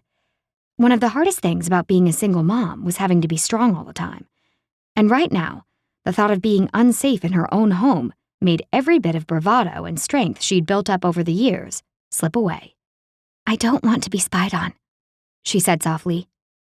He was still holding her wrists, his grip warm and reassuring. His hands were so massive and engulfed her so fully he could have held her just as securely with one hand instead of two. It's not spying. It's a warning system that will tell me if someone disturbs your windows or doors. Spying, she said, unable to help chuckling when he gave her an exacerbated look. A rich, deep bubble of laughter moved up through her body. What? Evander asked cautiously, as her laugh ripped free. You know how many times a day I open and close windows and doors? Well, he gave the house an uncertain glance. I'm more concerned with disturbances at night, as I'll be with you during the day and see when you are disturbing the security points. She pulled her wrists from his grasp, unable to argue with him no matter how uncomfortable the idea of being monitored made her feel. Why not get me an ankle thingy they put on people under house arrest? I didn't think you'd go for that, but I have one in my truck. I can go grab it. She couldn't tell if he was joking or not, but she had a pretty good feeling he was. She turned, feeling off balance. I have a daughter who needs carrying to the house. You keep playing with your rescue hero toys. I have a real life to attend to. She left him on the porch, but was surprised to find him falling in beside her within seconds, a slight limp to his strides. Passing the front of the house, she propped Maple on the front step so she wouldn't forget to bring her in, and Evander caught the doll as it began a slow topple to the ground. He righted it, then followed her to the van. Why did you leave the house? He asked. The way he was watching the street with a frown was annoying. Why didn't he ever look at her? It wasn't as though danger was lurking on the quiet small-town street, just waiting to catch them unaware. She'd like to be looked at every now and then. She sighed. Don't worry. Safety in numbers. I believe I told you to stay put for the night. Yeah, and you also told me to hang out with large groups of people, which I did, so fight your way out of that one. She hushed her voice, placing a finger on her lips, as she pulled on the van door, wincing as the old metal panel slid open. Before she had a chance to unbuckle Tigger, Evander had the girl in his arms, her small head of curls tucked against his shoulder, her eyelids not even fluttering with the movement. He was good. Daphne unlocked the front door, expecting him to try and maneuver the girl into her arms. Instead, he crossed the threshold, barely making it through the doorway without brushing the top with his short, sandy hair. In the entry, he paused, angling Tigger's feet in Daphne's direction, as if they'd done this 1,000 times before. She slipped the girl's sandals off her grubby toes, completely in love with the perfect, clean imprint on her foot's sole, where the sandals rubbed them clean with each foot strike. Trying not to appear too sappy, Daphne refrained from kissing the toes and guided Evander to Tigger's room. He gently laid the girl on her bed, pulling up the blanket and tucking her in. He smoothed an unruly lock of hair off Tigger's face before stepping back. Daphne, eyes blurry with tears of fatigue and gratitude, played with the collar of her dress, hoping Evander didn't see the emotions ruling her at the moment. Thank you, she said through her thick throat. All part of the service. You're a horrible liar, she said, and he smiled. It was my pleasure. He gave a little nod and let himself out. Turning on the front step, he passed her Maple, but didn't release the doll until she met his eyes. Feeling grateful for the gift of time alone to paint, she said softly, Go ahead and rake the place up, Evander. Do your thing. Lock your doors, and don't go anywhere until I'm back in the morning. Call me if you need to leave. You have my cell number as well as Tyrone's. I'm going to wait here until I see Chuck on the street again. Daphne sighed. Give the man an inch, and he turned into Mr. Bossy Army Pants, who figured he had the right to rule her life as though he was the one in charge. But she'd changed stubborn people's minds about the environment, and she could change his, too. She just needed to apply steady pressure and keep on smiling. Chapter 4. Evander waited at the stop sign behind Daphne's flower-painted van. The woman was something, that was for sure. She'd just led an early morning awareness rally about protecting watersheds as sleepy-eyed hydroelectric workers trickled past her and into their building, avoiding her and her gang of protesters. He'd never seen anyone come alive the way Daphne had, shouting and whipping up the crowd, spouting off facts that had even him looking sideways at the power company. That woman needed to find a bigger platform, because if she could get a man like him to care about fresh water, she could change the entire world. Which made her all the more dangerous for a group like Rubicor, and, therefore, meant she was that much more in need of protection. He followed Daphne into Bala, mindlessly steering his truck along the town's curving streets. She hadn't tried to shake him off yet today, and he took it as a good sign. Maybe having a few hours to think over what had happened yesterday had given her a much-needed introduction to reality, although possibly she was simply using him as a buffer between her and the reporter who'd been quietly taking photos of her all morning. Evander visually swept the quiet streets for signs of danger. Did he have enough security on Daphne and the girl? Carrying Tigger into the house last night had felt so very real. In that brief moment, he'd allowed himself to wonder if he could ever have something like that. The privilege of carrying his offspring into the home he and the love of his life had created. Then again, who was he kidding? Having offspring would ensure he'd be in a perpetual state of alertness, everything becoming a danger. The kid would either have no life due to his restrictiveness, or Evander would die of stress. War had ruined him. He no longer had the little piece of humanity that would allow him to be a husband or father who reacted the proper way. Shuddering, he blasted the AC, hoping to prevent a horrid flashback from his first tour of duty, where he'd seen children. No. Don't let the memory in. Bury it. He was here. He was safe. That was in the past, and he'd done all he could to improve the lives of others. His head hurt, as though rocked by an explosion, and he lost the flashback battle, falling into a whirling pool of acidic horrors ranging across years of duty. He pushed his way out of it, his jaw clenched so tight his teeth were grinding together like broken rocks. Evander unfolded his fingers from the steering wheel, regulating his breathing. The flashbacks were getting better. He hadn't lost sight of Daphne. He hadn't crashed his truck. He had to have faith that this wasn't just a quick reprieve before the flashback roller coaster dunked him under again, causing him to fight with everything he had in order to see the light, to breathe, and stay alive. Daphne pulled up at the Bala Farmers Market, which hadn't yet started. He was no good to her in this state. He needed to get it together. She put her van in reverse, preparing to back into a parking spot, and he sighed in relief. Good. Ready for a fast getaway. At least one of them was with it. However, she continued backing up until she was in line with a row of tables. Evander, unsure what she was doing, stopped his truck next to her. He would have preferred if she'd placed her van closer to the main entrance, but they could discuss good parking habits once she was a bit more receptive. This was a fair enough start. Evander leaped out of his truck and opened her van's side door, noting that his hands were still trembling from the flashback jaunt through Memory Lane's House of Horrors. As soon as the door slid wide enough, Tigger bounced out. The girl was like a trick can. Open it and she sprang out. Thanks, mister, she said, as she bounded over to stand by her mother. Daphne opened the back of the van, unloading paintings that smelled of fresh paint. She was a vendor, which meant he was losing his edge. This should have come up in his background search, shouldn't it? He was stuck between worlds, no longer a JTF2 with an edge sharpened to precision, ready to be used at a split second's notice, and no longer a civilian able to chill out and blend in. He leaned 2 tall canvases against the side of his truck. Are you selling these? Daphne nodded. You painted them? She nodded once more. Again, shouldn't a hobby of this magnitude have come up? How do you find the time? He asked. She gave a wan smile, and he gave her a closer look. He knew being a single mom was tough going, but today her weariness was similar to a heavy cloak pulling her down. It wasn't bags under the eyes or paleness like most people. It was a waning of the larger-than-life vitality he'd come to know as purely Daphne. I haven't been able to sleep much lately. He felt conflicted.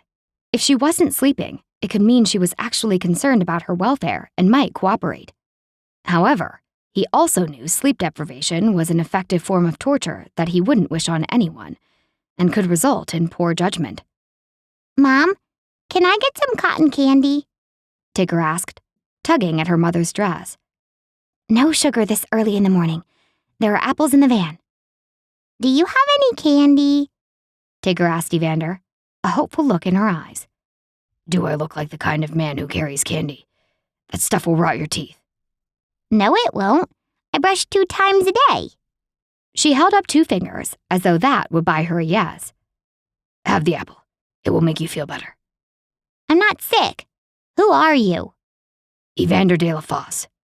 He held out his hand, and she gave it a solemn shake. You're Kimberly, right? She made a face. Everyone calls me Tigger. Right then, Tigger. Nice to meet you. Daphne was unloading paintings, not paying attention. He wasn't really sure what, if anything, she had told her daughter about him shadowing them, and was afraid he'd end up saying something wrong. Why are you here? Tigger asked. I'm helping your mom. He turned to Daphne, arms outstretched. Hand them here. I'll carry them. Tigger, obviously knowing the drill, toted aluminum easels to a grassy area in front of the open van, not at all dejected from her sugar shutdown. You were at our house, she said. Yes. Why? I'm helping your mom. Why? Because she needs help. Man, this kid was determined, just like her mother. Evander faced Daphne. Do you sell many? He propped the paintings on easels, one eye on the reporter who was snapping the occasional photo. He'd talked to Austin Smith earlier, and the reporter-photographer had been cooperative, agreeing to keep Evander in the loop if he saw anything odd going on. The man had shown the appropriate amount of concern for Daphne and Tigger, making Evander believe he might actually be on their side. Sometimes I sell a few. I only just started trying to sell them, Daphne admitted, her lower lip tucked under her top teeth as she stared at one of her paintings. Okay, so he wasn't that rusty at background checks. This was a new thing. He could work with that. He followed Daphne's gaze to the painting of a bright sunflower on an intense blue background. Stormy, yet beautiful. She'd captured the ethereal light before a storm where everything is dangerous, the potential for life or death crackling in the sky. He needed to have this painting. He opened his wallet and realized he didn't have enough on hand for something this incredible. Putting it away again, he lifted the painting off its easel, tucking it behind the minivan. What are you doing? Daphne asked, drawing herself up. Tigger and I are perfectly safe here in the crowd. She glanced at her daughter and lowered her voice. You said so yourself. That one's mine. Oh.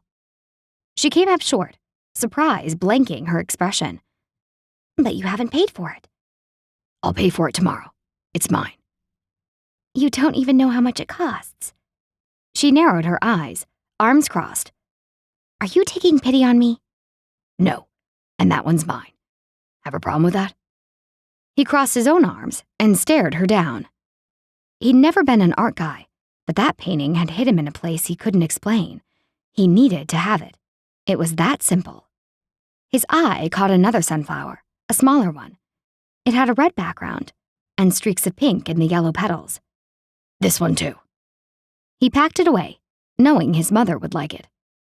You don't have to do this, Daphne said, unpacking the painting again. I'm not doing anything. He pushed it back into the van. Is this how you treat all your customers? You're not a customer because you haven't paid for them. He crossed his arms once more and sat on the bumper of the van's open hatch, not budging, blocking her access to the paintings he'd claimed. Fine. Daphne threw up her hands, not looking nearly as delighted as he'd figured an artist who just sold 2 paintings should look. He thought he heard her mutter something about impossible men before turning back to her other paintings. Yeah? Well, they go well with impossible women, he retorted. I am not going well with you. You could say that again. Excuse me? Hey, I'm just a friendly guy. Who was armed and lethally dangerous. Always armed. She snorted, heading to talk to an early customer, ending their fun banter.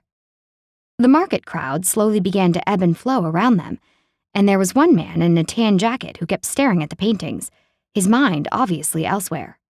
Evander watched him, his gut telling him the man was eavesdropping on Daphne. Evander moved through more paintings, circling around to stand behind the man. She was talking about things she thought a developer was doing wrong. Typical Daphne stuff, from what he'd learned. He sidled up beside the man and cleared his throat, making him jump. Out of the corner of his eye, he noted that Austin had snapped a shot of the eavesdropper. Very nice. If Evander needed a photo to help identify the man later, he was set. Maybe there was a way to get the reporter on Tyrone's payroll.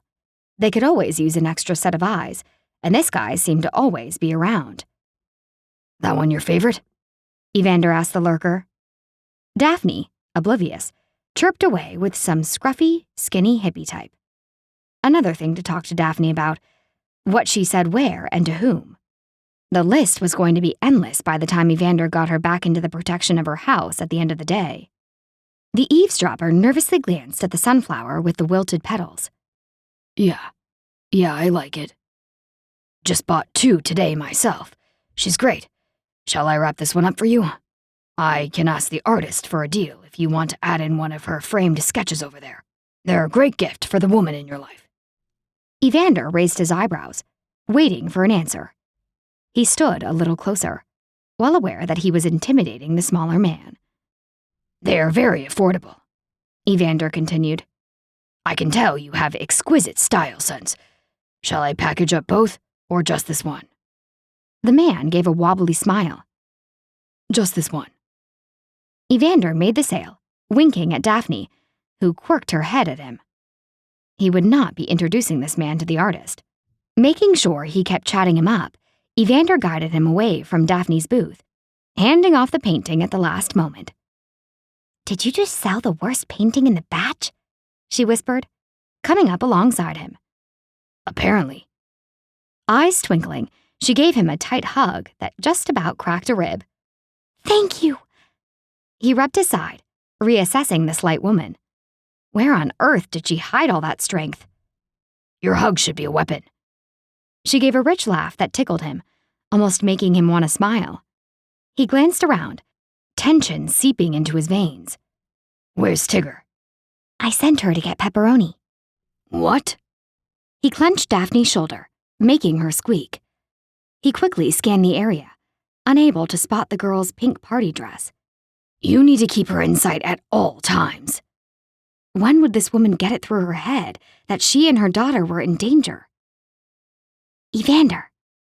There was a warning in her voice, suggesting he was overreacting. He was not overreacting. The eavesdropper would not have bought that painting had he not been trying to cover the fact that he'd been busted by Evander. Add in the gun incident yesterday, the custody battle, as well as how the sisters were acting about Rubicor's livelihood, and his blood boiled with danger in a way it hadn't in a very long time. They were separated.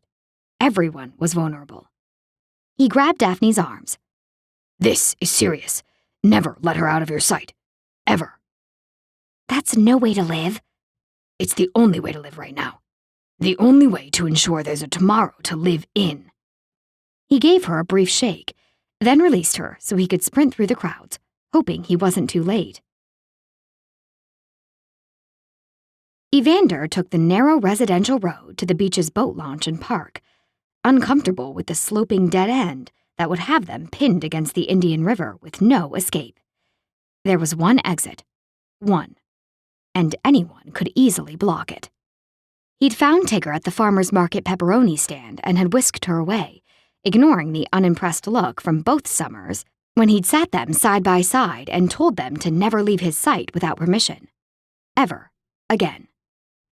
His growing sense of unease was not helped by the fact that he was certain Daphne had tried to shake him en route from Bala to Port Carling. She had some good moves, but there weren't a lot of places to shake him between the two small towns had made it futile. That, and the fact that he had hours of training, whereas she had none. Something was up, but he didn't know if it was her feeling ticked for him telling her off, or if she was planning to do something he'd dislike. His gut told him it was the latter. The effects of his earlier flashback were catching up with him, and he yawned, wishing for a nap. Just before the boat launch, he spun his truck around, parking it along the edge of the grass to ensure it was aimed up the road. He got out and made a twirling motion with his finger, telling Daphne to turn around as he had. She rolled her eyes, but laughed as she complied. Her good mood from selling 3 paintings at the market keeping her buoyed. He was not that easily fooled, though. She'd tried to ditch him, and her body language didn't have its usual lightness. It was as though each movement was carefully thought out ahead of time so as not to reveal what she was hiding. It was a basic interrogation skill. Watch body language for tightness. He'd just never thought he'd be using it in a domestic matter. C'est la vie. Real life. With a practiced eye, he scoped out the playground, park, boat launch, river, and treed residential area for places someone could hide, friend or foe, as well as possible escape routes. He held a hand out to help Daphne out of her van, then unleashed Tigger, who had been struggling with the door. The girl burst forth, sprinting for the play equipment shaped like a fortress. He would have loved playing here with his brother when he was a kid, but instead he'd grown up in the city, where things were busy, sterile, and a whole lot less fun. You don't have to stay, Daphne was saying. I'm sure you have lots of things to do today. We're just going to hang out and play for a while. He stretched and ran a hand through his hair. A man can always use more vitamin D. She was definitely up to something. Daphne leaned into her van and looked at the dash clock. She stared at it as though contemplating something, her lower lip pinned between her teeth. There was no way he was going anywhere but where she was. And if she thought she could outweight him, good luck. He'd spent 12 days in scorching desert heat, waiting outside an enemy bunker for just the right moment. This would be nothing. Hungry? Daphne asked, tossing him an apple. He caught the red delicious and took a large bite before saying, "Thank you." She took a bite of her own, watching him as his gaze flicked from her to their surroundings, then back again. Are you always thinking of ways to escape? She asked. Always on the lookout for enemies that might need a weapon waved at them? It's my job. He gave her a cold, steely glance, and with satisfaction saw it hit home, making her shiver. Have you noticed you're being followed by a reporter? Daphne glanced around, her eyebrows puckered over her bright blue eyes. Her face relaxed when she spotted Austin. That's Austin Smith. He's paparazzi. Now Evander was ticked off. The man hadn't been fully honest. Reporters and paparazzi were 2 entirely different things. Plus, Daphne knew more than he did. That small fact was becoming increasingly familiar. And not a good kind of familiar. He's an old family friend, Daphne said brightly. And Evander was certain she knew just how much this was bothering him. Rick Steinfeld might come around soon, too. They're trying to help. In what way? Melanie convinced them to help me with the publicity angle, to help Mistral see that I'm not a threat. She waved her hand dismissively, not expanding on what was going on. More info, please. Oh, you know, just some positive press to combat all that stuff in the papers. They haven't exactly been kind or honest. It's making things worse for Mistral instead of easier. The crease between Daphne's eyebrows had reappeared, and he figured it was best to change the subject for now. He had enough to mull over. Is she always like that? He gestured to Tigger, who had already made a few friends and was in the middle of a battle with a group of boys over who got to be on top of the play structure. Gregarious? Yes. Full of energy? Yes. They should bottle that. She's actually part of my grand scheme on how to take over the world. Evander gave an amused chuckle. She's a good secret weapon. He turned his back to the river, figuring a flank attack was less likely than one from the road. He kept his eyes peeled, waiting for whatever Daphne didn't want him to be there for. But every once in a while, he found himself becoming involved in the antics of the children. They were boisterous and so full of life and innocence. Everything he had gone to war in order to protect, right there. That was the reason. And it made every bit of loss and destruction worth it, so they could have a real childhood. He seemed to have caught the attention of a few boys, who edged closer. Finally, they summoned their courage and came right up to him. Are you a bodyguard? Asked a kid with dirt smudged on his nose. Evander loosened his posture, realizing that with his sunglasses and firm at-ease pose, he must look like a member of the Secret Service. What happened to your face? Asked his buddy. Evander debated ignoring them, but figured that wouldn't help his case with Daphne, seeing as she was listening in. Yes, I am a bodyguard, and I got blown up protecting a prince. He sighed to himself. That information was way too interesting for young boys. He should have said no, that he had been born with the scars that ran down the side of his face and torso. Did it hurt? Asked the first boy. Like a son of... He caught himself in the nick of time and glanced at Daphne for her reaction. She looked just as interested as the kids. Do you have a gun? Asked the second child. Beside him, Daphne flinched. You should show them some soldier moves in the woods. He was in the army, Daphne told them, her eyebrows raised, obviously trying to convince the kids to gang up on him. That was unfair. Offside. Clever, too. I'm pretty sure your parents wouldn't like an armed stranger teaching you how to be a soldier in the dark and scary woods. Evander could teach these kids stuff that would turn their heads inside out, without even touching on the amphibious assaults he could coordinate along the water's edge. They'd never see water the same way. Our parents won't mind, one kid said quickly. That was followed by a chorus of head nodding. The woods aren't scary, Daphne added. I need a push, Tigger called from the swings. I got this, Evander said, eager to get away. At the rate they were going, they could have national secrets exposed within seconds. Daphne was following him across the sandy play area. You don't have to push her. I can. What? You don't trust me? He challenged. She looked momentarily taken aback, and he used her hesitation to reach Tigger before she did. Maybe you could go get us ice cream, Daphne suggested. Setup. 100%. He'd been tailing the two long enough to know that Daphne almost always said no to anything with sugar, and there was no way she would introduce sugar-induced chaos into her world midday, especially after a late night of painting that had obviously led to her energy levels taking a hit. Ice cream! Tigger squealed. Only if Evander gets it, Daphne said. I need to stay here with you.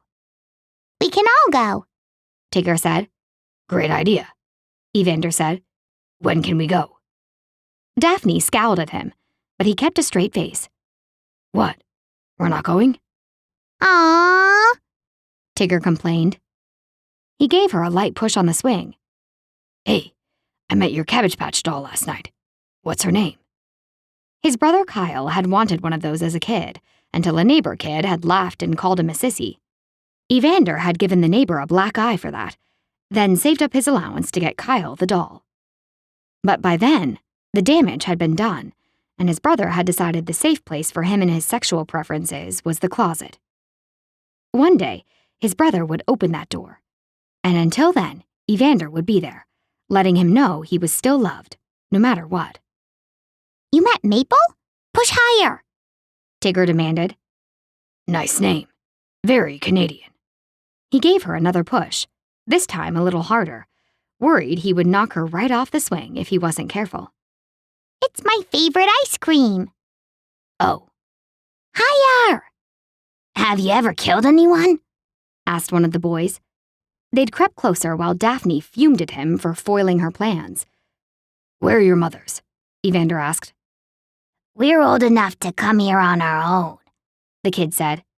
Well, I think I can hear someone's mom calling, Evander stated, avoiding meeting their gazes.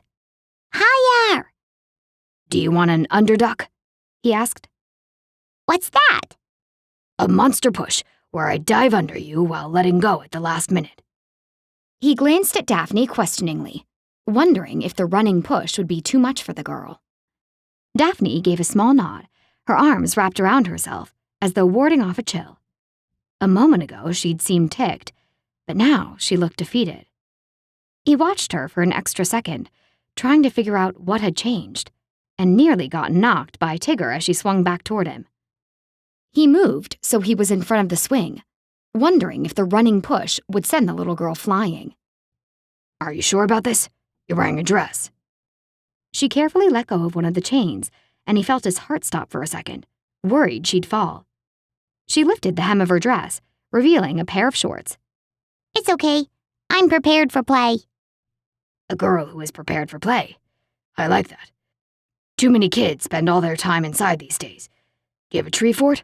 Secret club? Tigger gave him a frown. Nobody will make a fort with me. Do you have a good tree? He realized that by going down this conversational road, he was, in a little girl's world, practically offering to build a fort for her. He was getting in too deep. He was going to lose objectivity. There's a big tree at the cottage, but it's too hard to get tree fort stuff there because it's on an island, and the generator isn't good enough anymore to run power tools. Well, that's what Mom says. That's a pity. Tigger needed a man in her life who could step in and resolve these petty issues. Underduck? She asked. You bet. You ready for this? Hold on tight. Without looking at Daphne, he grabbed hold of the swing and gave it a massive push. As he let go at the last second to duck underneath, Tigger's face flashed a look of fear. Too high, too fast. What kind of bodyguard was he? Again, not equipped for real life. The girl squealed, and he spun, preparing to dive and catch her before she plummeted to the sand-covered earth. Tigger was holding on for dear life, her grin wider than the Grand Canyon. He glanced at Daphne, worried she was going to yell at him for pushing her little girl so high. Instead, the mother threw up her hands with a resigned smile. Well, I guess that gets me off the hook from now until eternity. There's no way I can top that. He smiled internally, proud of himself. This was feeling pretty close to real life, and it felt incredible. That was, until he spotted a man who stopped him cold. Daphne recognized the two figures that had caused Evander to tense and act as though he was mentally prepping for a takedown. Every fiber of his awareness was directed at the pair, even though he continued to push Tigger on the swing, as if on autopilot. What had felt like a quiet family moment seconds ago was shattered. This was where things got tricky, and Daphne got to practice her juggling skills. She needed to change everyone's points of view, but she couldn't do it when they were in the same space, breathing fire at each other. Then again, what did it matter? Neither she nor Mistral had kept their word today, putting them off to what was surely to be a bad start. Daphne, Evander said carefully, his tone quiet and dangerous. Oh, Mistral is here, she said lightly, stepping away from the swings. Great. did you arrange this? Yes, I have to set things right between us. Evander wasn't supposed to be here, and neither was Mistral's man. She chewed on her bottom lip, which was feeling tender from all the attention it had been receiving from her teeth today. She needed to chill out with a few candles and some good old-fashioned meditation. Energy fizzed off of the bodyguard. Tigger continued swinging, blissfully unaware. What is it going to take, woman? Evander snapped, moving away from the swing. This is my life, my family. Please follow my lead and try not to do anything stupid today. Such as saving your life? He stood toe-to-toe with her, his minty breath hot on her face. For a moment, she had trouble reminding herself that he was the one increasing the complications in her life and upsetting things that had nothing to do with him, such as her discussions with Mistral. Daphne was going to be a full year older in a week's time and was no closer to having the life she wanted, and she couldn't figure out why. She tried, She really did. And yet, it just never happened. She turned as Evander held out a hand, as though stopping traffic. Mistral and his bodyguard had advanced on them quickly, but stopped when Evander directed them to, already taking charge. I ask you to follow my lead and not get into a competition with Mistral's assistant over who's the real alpha. And what are you doing? Taking charge. Evander's eyes narrowed. I create the boundaries to keep you safe. You can be as stupid as you want within those bounds, but only after I say you can. You don't trust me. You have yet to give me a reason to. He brushed her aside, placing himself between her and the men. She fumed silently. He was such a big, fat, pushy blankety-blank. She needed to do like the heroine in the movie Tangled and hit the man upside the head with the cast-iron skillet to show him not to turn his back on her or take her for granted. She could take care of herself just fine, thank you very much. Evander lumbered toward the men, his body moving as though he was a beast at the top of the food chain and on the prowl. Shivers ran up her spine, but it wasn't from fear. There was something so primal and intense about him that made her skillet idea fall away. He left her off-kilter and battling a strange mix of longing and resentment. She needed to get him out of her life. Are you armed, Ricardo? Evander asked the bodyguard, and she blew a sigh into her curls. Direct route to getting off on the wrong foot. Lovely. Had the man heard of social etiquette? The bodyguard flashed his piece, and Daphne closed her eyes. Great. Now she'd never hear the end of this. Another armed meeting. Evander's massive hands closed into fists, the muscles and veins in his forearms bunching. Strength, power, and not afraid to use it. This man was everything she stood against. I thought you said you were going to leave him behind, Daphne said to Mistral, pushing past Evander, who didn't budge, causing her to bounce off him. No weapons, no trigger-happy bodyguards. I think it's a good thing he came. Mistral gave Evander a pointed look. I tried to ditch him, Daphne said quietly, hoping the other two wouldn't hear. Got a permit for that? Evander asked Ricardo. Evander, enough, Daphne said. The other bodyguard smirked, and she glared at him as she drew Evander aside. Tigger had slowed on the swing, her feet dragging in the sand, her eyes wide and wary. Can you support me on this, please? Daphne asked Evander. Without violence. His large hands were cupped together, his legs were apart. He might be at ease, but his eyes belied his body's stance. I need this, Evander. She rested a hand tentatively on his forearm, and he flinched, his gaze dropping down to hers in surprise. Hadn't anybody ever touched this man? Then again, most people likely took note of the keep away or I'll break body parts you didn't even know you had vibe and stayed far, far away. Lucky people who had the choice. She touched him again, this time with no apparent impact. Please? Why? Answering the simple question would open a can of worms she preferred to keep stashed away. It wasn't as if he'd understand anyway. Just like her sisters. They'd thought no father was better than Mistral. But she had to give him a chance, didn't she? It wasn't her right to prejudge his parenting skills and discount him accordingly. Trust me? She asked. You should be applying for a restraining order, not meeting with him. These men are not as safe as you think. And they're not as scary and evil as you think they are. She called to Mistral. What do you say we have our bodyguard sit at a picnic table so they don't interfere with our conversation this time? Sure. He gestured for Ricardo to go to a nearby table, and, like an obedient dog, the man complied. She wondered if Evander would do the same.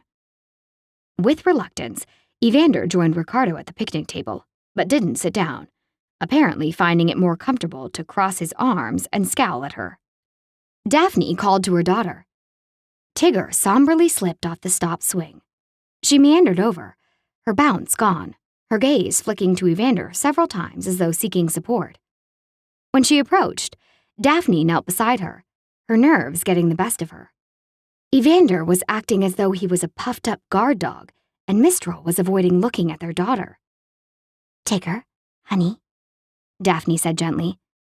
I'd like to officially introduce you to your father, Mistral Johnson. Tigger folded herself against Daphne's back, nearly knocking her over onto the grass. He's the bad guy, she whispered.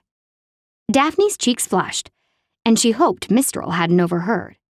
No, she replied. That was just a misunderstanding.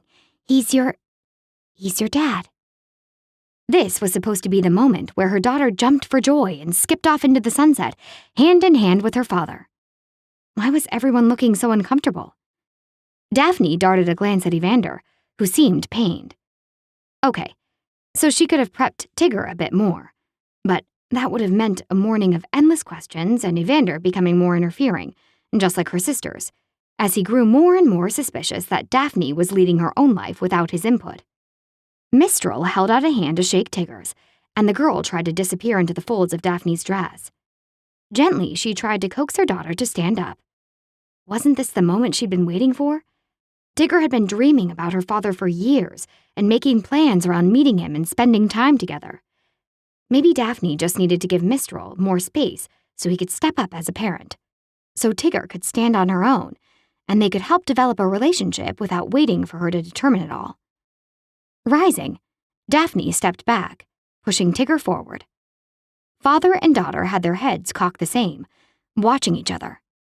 Awkward silence stretched between them, and Daphne bit her lower lip, wishing she could create a dam against her emotions. Their first meeting was supposed to be amazing, not this. Hi, Mistral said. Hi, Tigger echoed back. More awkward silence. Why don't we take this over to the swings? Evander said, coming to crouch beside Tigger. Do you want another underduck?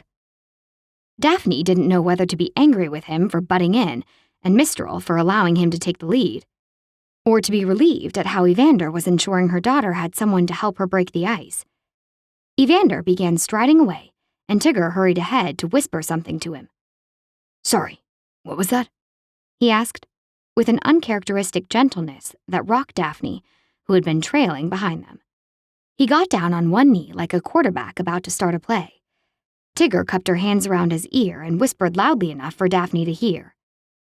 I don't have a father. It was as though someone had stabbed her in the heart. Daphne reeled, trying to remember to breathe, trying to stop the pain and horror as it struck her full force. Mistral's expression didn't change, but she noticed that Evander had to brace himself so he didn't fall over. Clearing his throat, he stood, taking the girl's hand. He led her to the swing, his stride so long and fast that Tigger had to skip and jump to keep up. Evander plunked her on the swing and, with his head bent close to hers, said something that made her smile. Daphne's heart hitched, and she raised a trembling hand to her lips. For all his guns and gadgets, Evander was an incredibly decent man, even if he likely had some definite darkness to his aura. The next time he glanced her way, his brows pinched and furrowed. She mouthed, "Thank you." He gave her a curt nod, the tension in his expression easing. What's your favorite color? He asked Tigger, giving her a push. Pink, purple, yellow, green, but not puke green. That's gross. Evander, still pushing Tigger, asked Mistral the same question. He thought for a moment, and Daphne worried he might not play along with the icebreaker. I don't think I have one. It's black, Tigger said shyly. Nobody said anything as they watched Mistral battle an internal argument over the supposed favorite color. Why do you say that? Evander asked Tigger. He's always wearing it. Mistral's bodyguard laughed, holding a hand over his mouth, as though nobody would notice the mirth bubbling forth. She has a point, he said, when everyone continued to stare at him. They all looked to Mistral, who was decked out in a tailored black suit despite the heat of the August afternoon. Where would you like to travel to?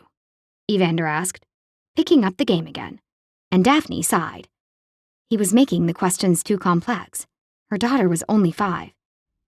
Disney World, her daughter replied without a pause. Good pick. Evander addressed Mistral. And you? Been there. Well, la-di-da-da. Evander flopped his hands and bobbed his head in a haughty dance that made Tigger giggle. All right, this was a whole new aspect to the special ops ex-Navy man, and Daphne wasn't quite sure how to take him. She knew children often brought out the real side in adults, but that was often the cranky, generous, or impatient side. Not a huge-hearted, gentle, silly persona from a man with muscles on his muscles and a glare that cut holes through steel. If she wasn't careful, she was going to hold this man as the new ideal for a father for her little girl. And that was Mistral's job. Mom and my nanny took me, her ex said. Evander raised his eyebrows at Tigger, who giggled. Do you know how to build a treehouse? Daphne blurted to Mistral. He gave her a puzzled look. No. Do you? She shook her head. Me neither, Tigger said with a heavy sigh. She slid off the swing and came over to take Daphne's hand. Can we go home now? Usually she had to bribe her daughter with everything under the sun to leave the playground. Daphne glanced at Mistral and Ricardo. Her ex was checking his phone and easing toward his black, unmarked car. Her heart sank. He was done already? Her sisters could not be right about this. He wanted to be a father. That's what he had said over the phone. Their daughter was amazing, quick-witted, fun, and vibrant. Couldn't he see that? Didn't he want to be a part of her life? Daphne freed herself from the girl, hurrying to fall into step beside the retreating father. You're leaving? Already? She hated the desperate whine in her voice, but couldn't help it. She'd hoped for so much. She'd expected him to want to make up for the way his own father had been painfully absent in his upbringing. All those years ago, he'd spoken as though he wanted to change the past, and here was his opportunity. You can change it all, she said breathlessly. You can stop the cycle right here and be a present father who is loving and caring and spends time with your daughter. There's no reason another child should grow up without the love of their father. Mistral looked at her with surprise, then glanced back at Tigger, who was getting a ride on Evander's shoulders. That was supposed to be him. Didn't he see that? That man could be him. What are you talking about? He asked, his phone vibrating in his hand. Baby steps, she reminded herself. Don't overwhelm him with changing the world before he sees how he can make small changes in his own life. I thought you wanted to get to know Tigger before arranging visitation and before we settled on custody. Why do you call her Tigger? She's bouncy. He gave the mellow child a doubtful look. I think we did well today, he said with an easy shrug. He held up his cell. I have to take this. Daphne grabbed the phone, surprising him when she didn't allow him to raise it to his ear. Don't you want more? He paused, staring at her for a moment. I'm not sure I can have it all. Your dreams are too big.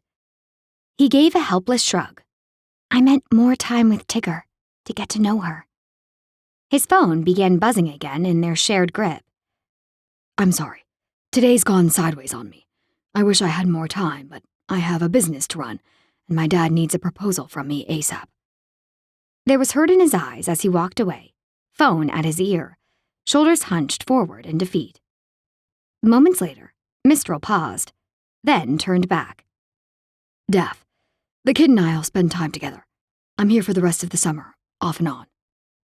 He came closer, voice dropping. There was a hint of the young man she'd once loved hiding in his wistfulness. We'll get to know each other, okay? Plenty of time. Summer ended in less than 2 weeks. You'll see her again? Daphne asked. Mistral paused, watching Evander and Tigger goof around. Call me.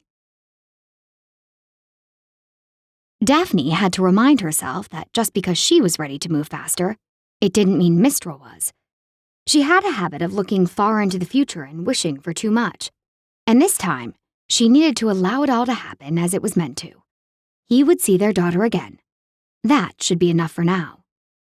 She turned to find Evander behind her, teeth clenched so tight he was going to need cranial sacral massage to align his body systems again. Reaching up, she gently placed a hand along his tense jaw. You're going to pull yourself out of alignment. He blinked at her, as though not quite sure who she was or what she was saying. "It's time to go home," he said. Fine. She'd lost brownie points with Evander today, while he'd earned a stack to last him a lifetime, or in his case, until tomorrow at least. The idea of losing points with him bothered her, even though he was a bossy grump. For some dumb reason, she wanted the big lug to think highly of her. It was almost as though she developed a crush on him today. The idea tickled her mind, and she began laughing. How ridiculous. Evander? Not on your life. "What?" He snapped. His frown made her mirth all the more contagious, and it spread through her body until she was bent over double, helpless. "You finally cracked. Well, can't say I didn't see it coming." He put his hands on his hips, looking so stern and serious that her laughter took at her knees, dropping her to the ground, where she let it take full control. She gets like this, Tigger said, giggling. Daphne sat up, holding her gut, trying to stop the laughter. I'm sorry, I really am. This is all just so ridiculous. All I can do is laugh. Tigger bounded away, chuckling to herself. Evander yanked Daphne to her feet, his glare as deadly as a sharpened blade. "Just because nobody pulled a gun today does not mean we can laugh and have a merry time." Daphne did her best to try and quell the riot of giggles expanding in her chest. Under his breath, Evander muttered, "What went so wrong in your life that you want your daughter spending time with a man who has an armed bodyguard with an itchy trigger finger lurking behind him at all times?" Her amusement ceased, as though someone had pulled the emergency brake. I don't judge your life. You don't judge mine. She went to gather Tigger, who was sitting under a picnic table, picking dandelions and singing softly to herself. Daphne glanced back at Evander, who was waiting, arms crossed. How was she going to deal with him following her around for what would likely be days or weeks? And yet, if it hadn't been for him today, things probably would have belly-flopped hard enough to leave her stunned and breathless. She had expected him to make things worse by escalating the men's worst sides, but instead, he'd helped her daughter. He'd stepped up as the father figure Daphne had been seeking for her little girl. The fact that he was the one who had put Tigger at ease and looked out for her, instead of it being Mistral, was like a pebble in Daphne's shoe. The universe obviously had a cruel sense of humor. Evander was not going to be the girl's father figure. End of story. Mistral was. The universe was simply teaching Daphne patience. She just wished the universe would pick up the pace a bit. She crouched by the picnic table. Come on, Tigger. Time to go. Home? The little girl asked. With you? Daphne bit her bottom lip to hold in the pain. Just like that, her daughter's world had changed enough so that she no longer trusted that she would always be with her mother. Yes, with me. Evander too? Yes, I expect that he will follow us as usual. Can I ride with him? The question set Daphne back. The man had definitely left an impression today. On both of them. I think you should probably ride with me. The girl crawled out from under the table. Grass stains rubbed into the hem of her dress. Without a word of argument, she climbed into the minivan. Evander was talking on his phone, and Daphne felt so exhausted that even though she knew this was her chance to shake him, she couldn't bring herself to do it. Instead, she waited outside her van, intrigued by the way his forehead was scrunched and lined. Phone still to his ear, he raised a hand, placing a thumb on one temple, his index finger on the other. Yep, definitely pulling things out of alignment with all that stress he kept bunched up under his skin. That man could use some serious yoga, too. "Mom, are you sure you can wait that long?" he said into his phone. Mama's boy. "No, I'll be there in 20. Time me." Daphne tried not to show her surprise. Just like that, he was ditching her? What had happened to all the safety stuff he was so keen on? Had the meeting with Mistral convinced him that the danger was gone? The idea both elated and disappointed her in one mixed-up swirl of confusing emotions. Evander looked up at Daphne, and she felt the power of his gaze hit her hard in the chest. Something was wrong in his world. Something big. Realizing that he, indeed, was human shouldn't be so shocking to her, but the idea was foreign and new. That's for me to figure out, Mom. Just sit still. I'll be there soon. Evander turned off his phone, eerily silent for a moment. His shoulders were hunched forward, his eyes screwed shut. She watched as his hands flexed tighter and tighter around his cell. Afraid he was going to break it, she gently tried to loosen it from his grip, hoping not to disturb him. His fingers tightened instinctively, and she lightly rested both palms around his fist. She wasn't afraid, but she felt the need to move slowly and carefully. You're going to break it, she whispered, tugging on the phone. His fingers released immediately, and she took the warm case from him. Are you okay? He remained silent, not moving. She pushed him toward her van, her mind made up. Time to earn back some brownie points, or at least repay a favor or two. Where are we going? She asked. She had him in the van's passenger seat before he realized what was going on and began blinking and shaking his head. She shut the door on him, not knowing whether he would stay put or not. She climbed into the driver's seat and pulled out. Where to? Bracebridge, he said finally. Buckle up then. They were on the main road out of town before he began protesting. I can drive. We're already on the road. I should drive. You're in no condition to do so. You don't have enough gas. Sure I do. The gas light is on, he said, his voice hollow.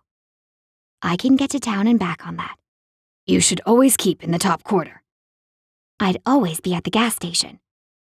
Stop taking risks. He turned to her with haunted eyes. What if you had to evade someone and ran out of gas? Evander. Promise me you'll be more careful. Shut up and let me drive, she said, already regretting the good deed. Chapter 5. Evander was out of the van before Daphne had pulled to a complete stop in front of the house. He didn't even remember getting into her van.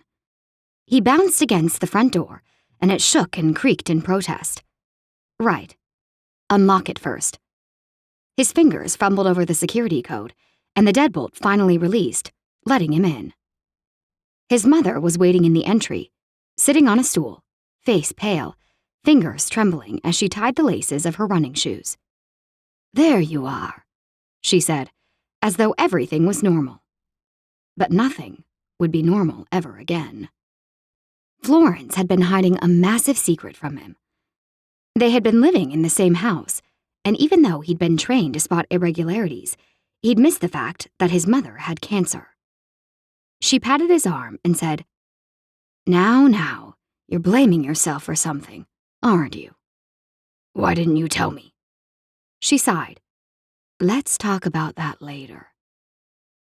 The home security alarm began screaming, and he wished there was something he could smash to make it shut up. Couldn't it see they were in the middle of a crisis? "Where's your phone?" Florence asked. Evander patted his large pockets, finding the gadget. He turned off the security alarm, and with his pulse still racing, swept his mother into his arms and out the door. "Oh, for heaven's sake, put me down." She gave his shoulder a swat. "I can still walk, you know." Daphne's eyes were as round as saucers as he strode up to the van.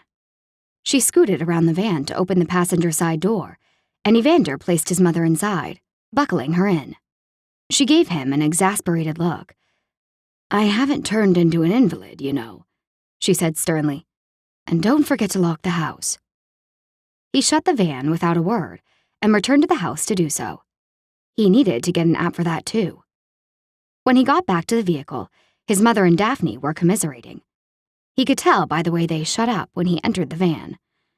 He turned to Tigger, who was silently regarding his mom. "They were talking about me, weren't they?" he asked. The girl sat up straighter, as though trying to keep the secret inside. "No, it's okay. You can side with your mother," Evander said. "I know they were complaining. It's what women do about men." Daphne giggled and pulled out, taking them to the medical office as per his mother's directions. Evander's right foot kept pressing into the floorboards, wanting them to go faster. Didn't she know his mother wasn't well? They needed to get there ASAP. "Let me drive," Daphne said calmly. I didn't say anything. You didn't have to. Florence chuckled in the back seat. You didn't tell me Daphne was so lovely. Daphne laughed. I think it's beyond his capacity to see that.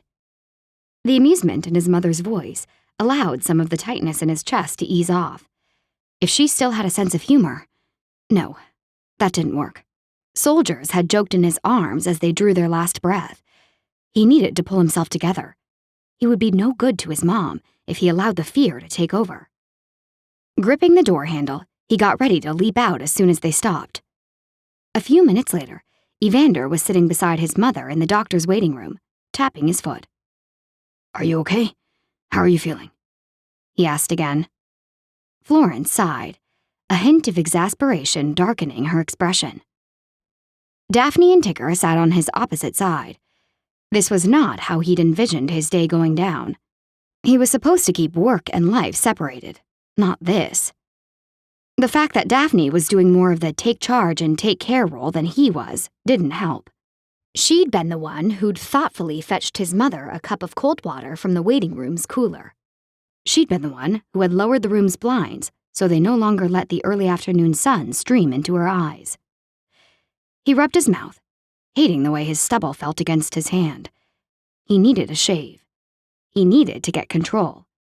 And the more he was around Daphne, the less he seemed to have. You look tired, his mother said. So do you. Yes, but I have cancer. It's a good excuse. She gave him a beatific smile that nearly stopped his heart. Tigger, stop it. Daphne grasped her daughter's arm, keeping her from restlessly tapping the table with the flat of her hands. How old are you? His mother asked the girl. 5. How old are you? Daphne reprimanded her. You don't ask adults their age. She asked me first. That's fine. Florence smiled. I'm 63. That's pretty old, replied Tigger. It is. Come over here and I'll show you something I'm working on. Tigger was at her side in the second flat, taking the free chair to her left. His mom slowly pulled her knitting out of the shoulder bag she'd brought along. Her movements were slow, another hint that she felt worse than she was letting on. Evander reached over and helped settle the ball of yarn on her lap. With a calm and even voice, Florence began telling Tigger the story about how she'd learned to knit and what she was making. Can you make blankets for fairies? Tigger asked. His mom paused thoughtfully. I don't see why not, although I think you would need special yarn. This is too thick and wouldn't cozy around a fairy in the right way. They're much too delicate, but I have a yarn. Yes, a very thin, fine yarn that just might be right for fairies. Really? Tigger's eyes were glowing, and she seemed enthralled with his mother. Something pricked at the backs of Evander's eyes, and he breathed a silent prayer that whatever deity or power ruled the planets would spare his mother. Not just so she could be this amazing person for Tigger, but for his own children one day. Now there was a thought that hadn't struck him since leaving the army. Where had that hope come from? About how tall is your fairy friend? Florence asked. Tigger placed her palms a few inches apart. I think they're about this tall. It's hard to tell because they're so fast and secret and magical. She clasped her hands together, squeezing her shoulders toward her ears as though trying to hold in her exuberance. Cute. That's what Tigger was. A real-life rocket launcher in human form. They live on Nymph Island. I made them houses. Did you know your mother is a woodland nymph? Florence asked. Tigger's eyes grew round, and Evander held in a groan. His mom was going to get carried away, and the girl was going to be sorely disappointed when the truth hit her. It's true, Daphne said. I was named after a woods and plant nymph. All of my sisters were. Haley is named after the water nymph. Maya is a celestial nymph, stars and such. Melanie is, well, Melanie. She's not a nymph? Tigger asked. She's an earth goddess. I miss Auntie Melly Melon. Daphne studied her hands, and Evander wondered just how long the two sisters were going to fight. Is the doctor ready yet? he asked, shifting forward. Maybe he should remind the receptionist that they were waiting. His mother pushed him back in his chair, barely pausing in her knitting. A headline from a newspaper on the table caught his eye. He picked it up.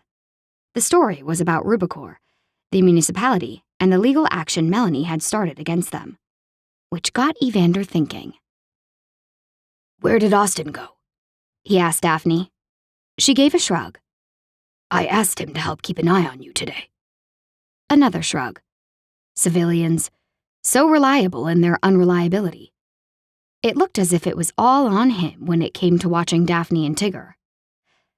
His mother's name was called, and while she refused his assistance down the long hall to the exam room, she let him guide her past the reception area.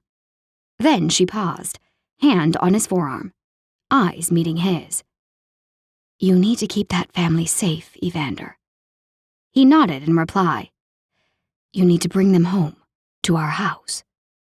"I'm not bringing them home." "How are you going to keep them safe if you aren't with them? You need to keep them together, and you need to be under the same roof. Our roof." "I understand that, but I'm not bringing them home." "You have the place so rigged up, I'm half afraid to move, and half afraid not to, for fear some censor will tell you I've expired." She gave a wan smile. He'd never been a fan of gallows humor, and especially not now. "Maybe that's a good thing," he growled, wishing he was like any regular man right now, at home, in front of a game, rum and coke in hand. "And they are not moving in with us. That's final." His mom patted his cheek and smiled as though she knew something he didn't. He hated it when she did that. Evander wiped his eyelids with the tips of his fingers and sighed. His mom's appointment had revealed that she was dehydrated, something that scheduled home care could have prevented if his mother hadn't been trying to hide her cancer from him. They'd given her fluids intravenously in the doctor's office. Then Daphne had helped take her home. Once Florence was settled, Daphne gave him a ride back to his truck in Port Carling, making him feel about as useful as air conditioning in the Arctic. "Why would she try and hide that from me?" His fists were clenched over his knees, and he willed himself to open his hands flat. Well, Daphne said, casting him a glance. maybe she worried you might try and take over. There was doubt and hesitancy in her voice. "But wouldn't that make her feel better, knowing someone else was taking care of the details so she could focus on getting better?" The fact that he hadn't noticed how ill she was made him feel like the world's worst son. She'd already started radiation and had gone to numerous appointments without him knowing. The fact that she didn't trust him to know of her illness was the worst part. She didn't trust him. "I thought old age was setting in rather rapidly." Man, that sounded lame. "She told me it was a cold.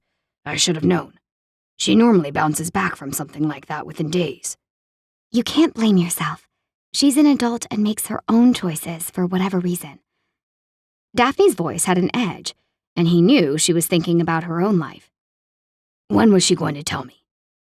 Before he'd left, he'd called the neighbor to look in on her, even though he'd be gone less than an hour. His mother had protested about bothering their neighbor, but all Evander could think as they drove farther away from her was that he should be there with her. Daphne pulled up alongside his truck, and he faltered. He couldn't leave her and Tigger unprotected. Coverage wasn't coming to sit outside their house for another hour. But he needed to get back so he could arrange for some home care to do regular check-ins on his mother, as well as live-in help until she got the all clear. He pinched the bridge of his nose as emotions overwhelmed him. She'd better get the all clear. His mom had assured him that radiation would be done in another week, and this blip was likely the worst of it all. Then she'd have a scan to see if the treatment had worked, meaning she would likely try to railroad his attempts to help, since she figured the end was in sight. But she hadn't reached it yet, which meant she needed help and support. Help and support he wasn't there to give. He followed Daphne back to her house, needing to see her tucked in until someone came to relieve him. Thank goodness she'd gone with the flow this afternoon. He'd been so taken aback by his mother that he hadn't even thought to call Tyrone to get someone over to fill in for him so Daphne could go home. He phoned Tyrone now and slapped a GPS locator on the back of Daphne's van, as he ushered the two Summers to the front door. With his mind in two places, he was going to need as many gadgets on the job as possible. I'm going to double-check the sensors, he told Daphne, shutting the door behind them. He checked the house, and when he decided it was still okay, he went to the front door. Daphne opened it on the first light knuckle rap, not checking the peephole. He knew because he had his thumb over it, testing her. Use your peephole, he said. I knew it was you. No, you didn't. He handed her a wad of cash he'd pulled out of his wall safe back in Bracebridge. For the paintings. Not counting it, she shoved it in the pocket of her cardigan, and he found himself wondering if she had a wall safe of her own, or would like him to install one. I was watching you from the window, she said, so I could answer before you rang the bell and woke Tigger. She totally crashed on the couch. What did you put on my van when we were coming inside? A locator. That okay? Other than it being utterly ridiculous? Yes. She chewed on her lip for a moment. I don't like it. I know. It represents everything that's wrong with this situation. Tyrone, my boss, will be on watch tonight. Other than for a few hours. That will be Chuck. Okay?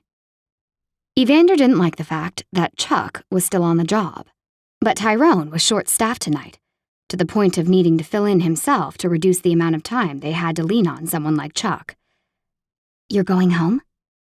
Daphne hugged her sweater around her, even though it was a warm August evening, and he stepped closer, worried that she was having a tougher time than she was letting on.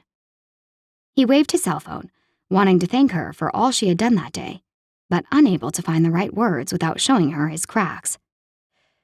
I'll call if I sense any disturbances. You can also call me if you need anything. Do you still have my number? She shook her head and, with a sigh, he pushed past her, inhaling her fresh scent. He'd given her his contact info after the Mistral incident, and he'd had a feeling she'd crumpled it up. But things must be changing if she was receptive to having it now, or at least letting him barge in to give it to her again. Either way, he'd take it. It would be easier to keep her safe if he had her participation. In her kitchen, he scrawled his name and numbers on a notepad. Put this in your phone. Leave it in your van, your house, work, everywhere. I'm never farther than a breath away. But I want you to feel safe.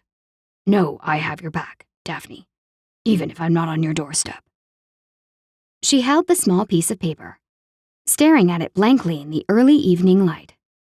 Finally, she looked up, brushing a mess of curls off her forehead.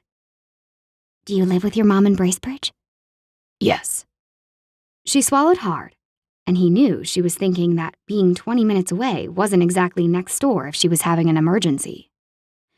Normally, he'd find a place closer, but with his mom, Chuck and Tyrone will keep you safe.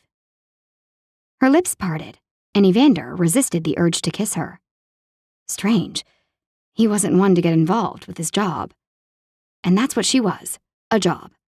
Plus, she wasn't his type. She'd take him to task on everything in his life, and he didn't have the energy to battle that on a daily basis, nor a desire to. The woman of his dreams would take him for who he was. I'm out, he said, striding through the small house, which was warm and friendly, just like Daphne and her daughter. Call if you need anything, any time of day. If I call, pick up. He held on to the doorframe. It was now or never. He swallowed hard. Thanks. For what? Not busting your balls? She gave him a light shove, her hands warm on his chest, and he once again had to rein in the urge to kiss her. Yeah, and for today. Appreciate it. She nodded, and he closed the door, calling through it. I want to hear those locks click into place. He could hear her sigh from the other side of the door, but the sound of metal on metal made him smile. See you in the morning, he said. With one last check on her place using his app, he waved to Chuck, who had finally arrived, yawning and holding up a big gulp. Evander headed home to take care of his mom and present her with a painting he figured she'd enjoy staring at as much as her garden. Chapter 6. Daphne sat up in bed and checked her bedside clock. Who was calling her cell at 2 a.m? She fumbled for her lit-up phone, trying to clear the sleep from her voice before answering. Pulling an all-nighter yesterday had not done wonders to her ability to wake up in a flash. Hello? Daphne. It was Evander, his voice low and urgent. She was out of bed before she processed a thing, hurrying to Tigger's room, heart pounding. Where's Chuck? Evander asked. Chuck? Who was Chuck? Can you see him on the street? No, don't go to your window. Daphne froze, unsure what he needed her to do. Evander swore under his breath, and she could hear clanking in the background, a door slamming, an alarm going, another curse, and a, "Hang on a sec." A truck started up. "Stay on the line." Another phone chimed as it powered up. Heart pounding, Daphne climbed into bed with Tigger, careful not to wake the girl. She placed her back to the wall, eyes on the doorway. What's wrong? She whispered into the phone, listening for any sounds in the small house. She found herself wishing Melanie still lived with her. Technically, she'd kicked her out for only one night, but her sister had stayed away longer. Right now, Daphne wished she had someone bigger and bolder to lead a charge against whatever was going on that had Evander flipping his lid. She eyed the bedroom window, wanting to escape, believing the wide-open yard would offer better fleeing options. At the same time, she was too freaked out to move. Was Evander overreacting to a tripped sensor? "There's been a disturbance to one of your windows," he said, and she could hear his truck picking up speed in the background. Sometimes they rattle during thunderstorms, she replied, eager to dismiss the fear coursing through her nervous system. "It's been opened." Daphne held in a terrified gasp. "Have you heard anything?" he asked. Her old house creaked, but she couldn't tell if it was a late-night breeze or someone inside. No, I don't think so. "Hang on, okay? I'm right here if you need me." She overheard Evander giving Chuck a good chewing out over voicemail on what must have been the other phone she'd heard start up moments ago. After that, she could hear him talking to the police. Do you have a grip on the wheel? She asked, envisioning him with a phone in each hand as he stormed the curvy road between the two towns. He didn't answer, although she could still hear the hum of tires on asphalt. So he was still moving, still right side up, still on the road. All good. Daphne wrapped Tigger in her blanket and carefully lowered the sleeping girl to the floor, then slid her under the bed, joining her a second later. In the movies, they always hid under the bed or in the closet, and they were always found. "Daphne?" Yes. She whispered, afraid to be overheard. "Do you have a weapon?" No. Her voice quavered. "Stay where you are. I'm on my way, and so are the police. Stay hidden." He'd save her. But he was still at least 10 minutes away. Anything could happen in 10 minutes.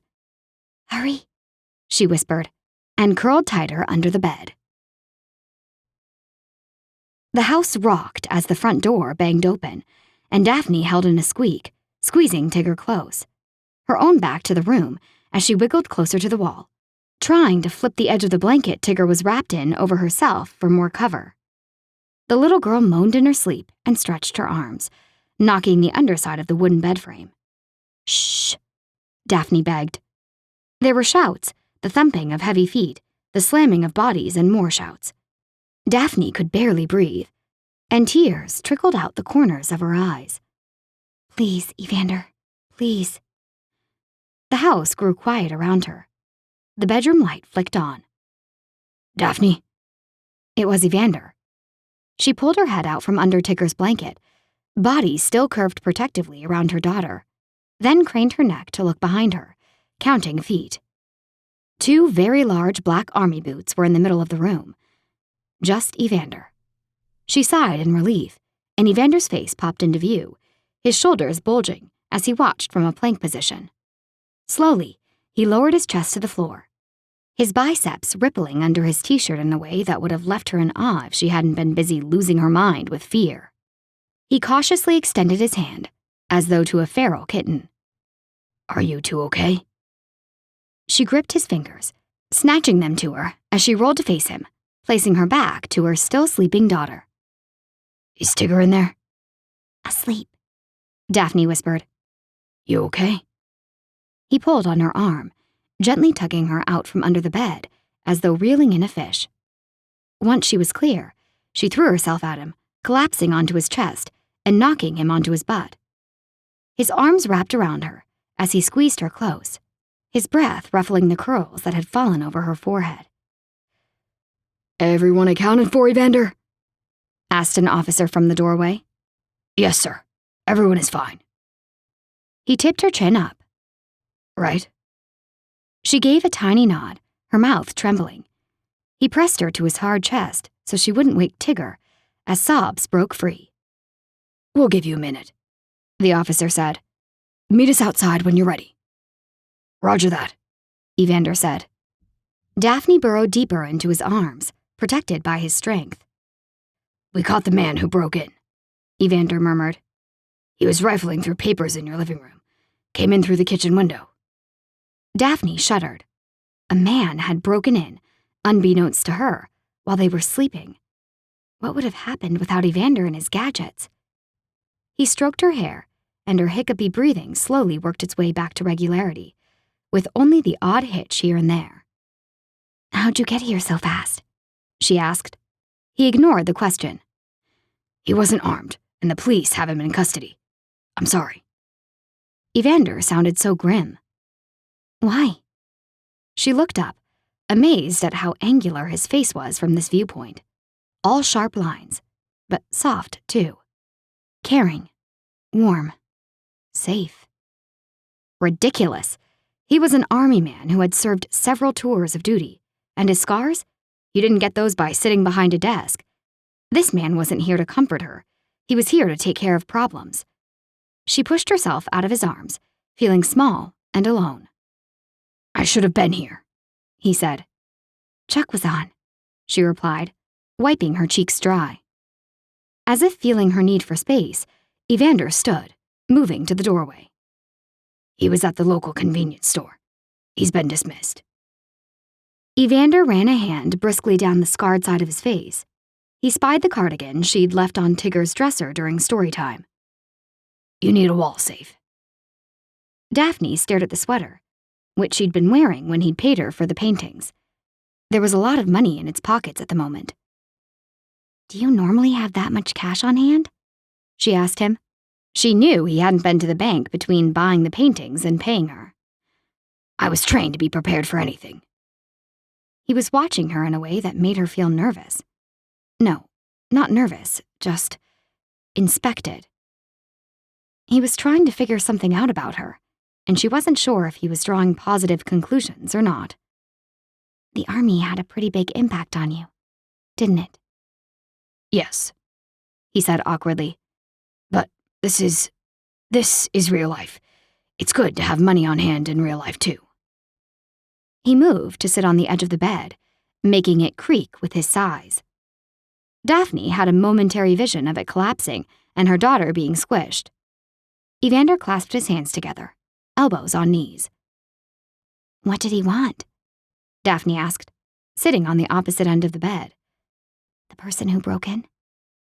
He was eavesdropping on you in the market today while you were talking to that hippie guy about your plans for the development. You need to start watching what you say and where. Tyrone and I have ideas about this guy, and we're confident someone from Rubicor sent him. Rubicor? A cold dread settled deep in Daphne's gut. It wasn't Mistral. What are you not telling me? Nothing. I just know Mistral, and that you and everybody are going to assume it was him. He's not like that. He wouldn't do this. Well, we'll put a tail on this guy once he's released from custody, and find out for sure. They're going to let him out? Probably. But he just broke into my house in the dead of night, and you saw him spying on me. Yup. Evander's hands were clenched together, his knuckles turning white, and she got the feeling he was fighting back something dark and sinister. I let you bug my house because I felt... and now it just... She bit her knuckle, her breath hiccuping again. Evander, with fluid, easy moves that came from using his body in unpredictable real-life settings rather than in a regimented gym, had an arm around her in seconds. She pushed him away. If she let herself collapse into his strength, she'd never be able to stay strong on her own, and would turn into a blabbering puddle of desperate tears and wails, dependent and needy. You can't be a passive participant in your life any longer, Daphne. You have to take action. She nodded, not following his logic. I mean it. You need to take action like you do with your environmental protests. The intense look in his eyes made her throat catch. Nobody can stop you when you take charge.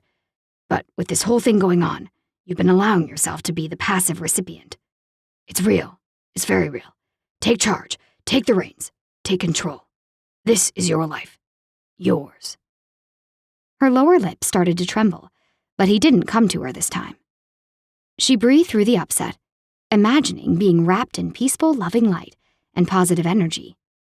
I am taking charge, she said finally. She'd arranged to meet with Mistral several times and could have simply run away after the gun incident. But she didn't. The break-in wasn't about her and Mistral. It was related to the battle her sisters were having with Rubicor. You need to step it up. Your ex. Evander paused and glanced toward the underside of the bed, as though on the lookout for a girl eavesdropping on them. Is working with men who just had someone break in to find out what you have planned against them. Custody and Rubicor are unrelated. You need to take this seriously. You owe it to her. He tipped his head. To act as though this threat is real, and to keep yourself and your daughter safe. Daphne swallowed. I can't be like you. He lowered himself onto his knees, joints popping with the controlled effort, and took her hands in his. His eyes were dark, but in this light, she could see flecks of copper running through the dark blues, their star-shaped pattern feeling familiar. She withdrew his hands from his. I'm about peace, harmony. Mistral and I can talk through all of this. Weapons and fights aren't the way, Evander. I know. She looked at him in shock. But sometimes, you're working against someone who is operating on a different plane, and you need to protect yourself accordingly. I can't arm myself. I'm not asking you to. Then what are you saying? You need to move somewhere more secure. You need to let me watch over you and your family. For real. 24/7. I can't be around that kind of energy. Not for all hours of the day. She wrapped her arms around herself, imagining him putting Tigger and her into a bunker. Was today really that bad? He asked, the corners of his lips turning downward. She had to admit that today had been okay, and he'd been helpful at both the market and the park. She'd seen a different side to Evander, even before the issue with his mother. But she couldn't reconcile the man who'd escalated a conversation to drawing weapons in a public park with the one who had been so tender and caring toward her daughter, then nearly out of his mind over his mother's illness. Add in the fact that he'd come here at high speed to rescue her, and then held her tight. There were many sides to Evander de la Fosse, several that she quite liked and admired, but she couldn't forget that he was trained to do things she couldn't even imagine one human doing to another. Put better locks on the windows, Evander, or whatever you need to do, but I'm not leaving my home. I have my own life, and I'm going to live it. Alone. Chapter 7. Evander hadn't slept after Daphne's break-in. With reluctance, he'd driven away last night, only after ensuring that several patrol cars would remain watching the home. He'd had to build a sufficient case to the chief of police that Daphne could still be in danger, and that had not helped him sleep. Not that he'd even tried. He'd gone straight home to order several new security items for Daphne in her house.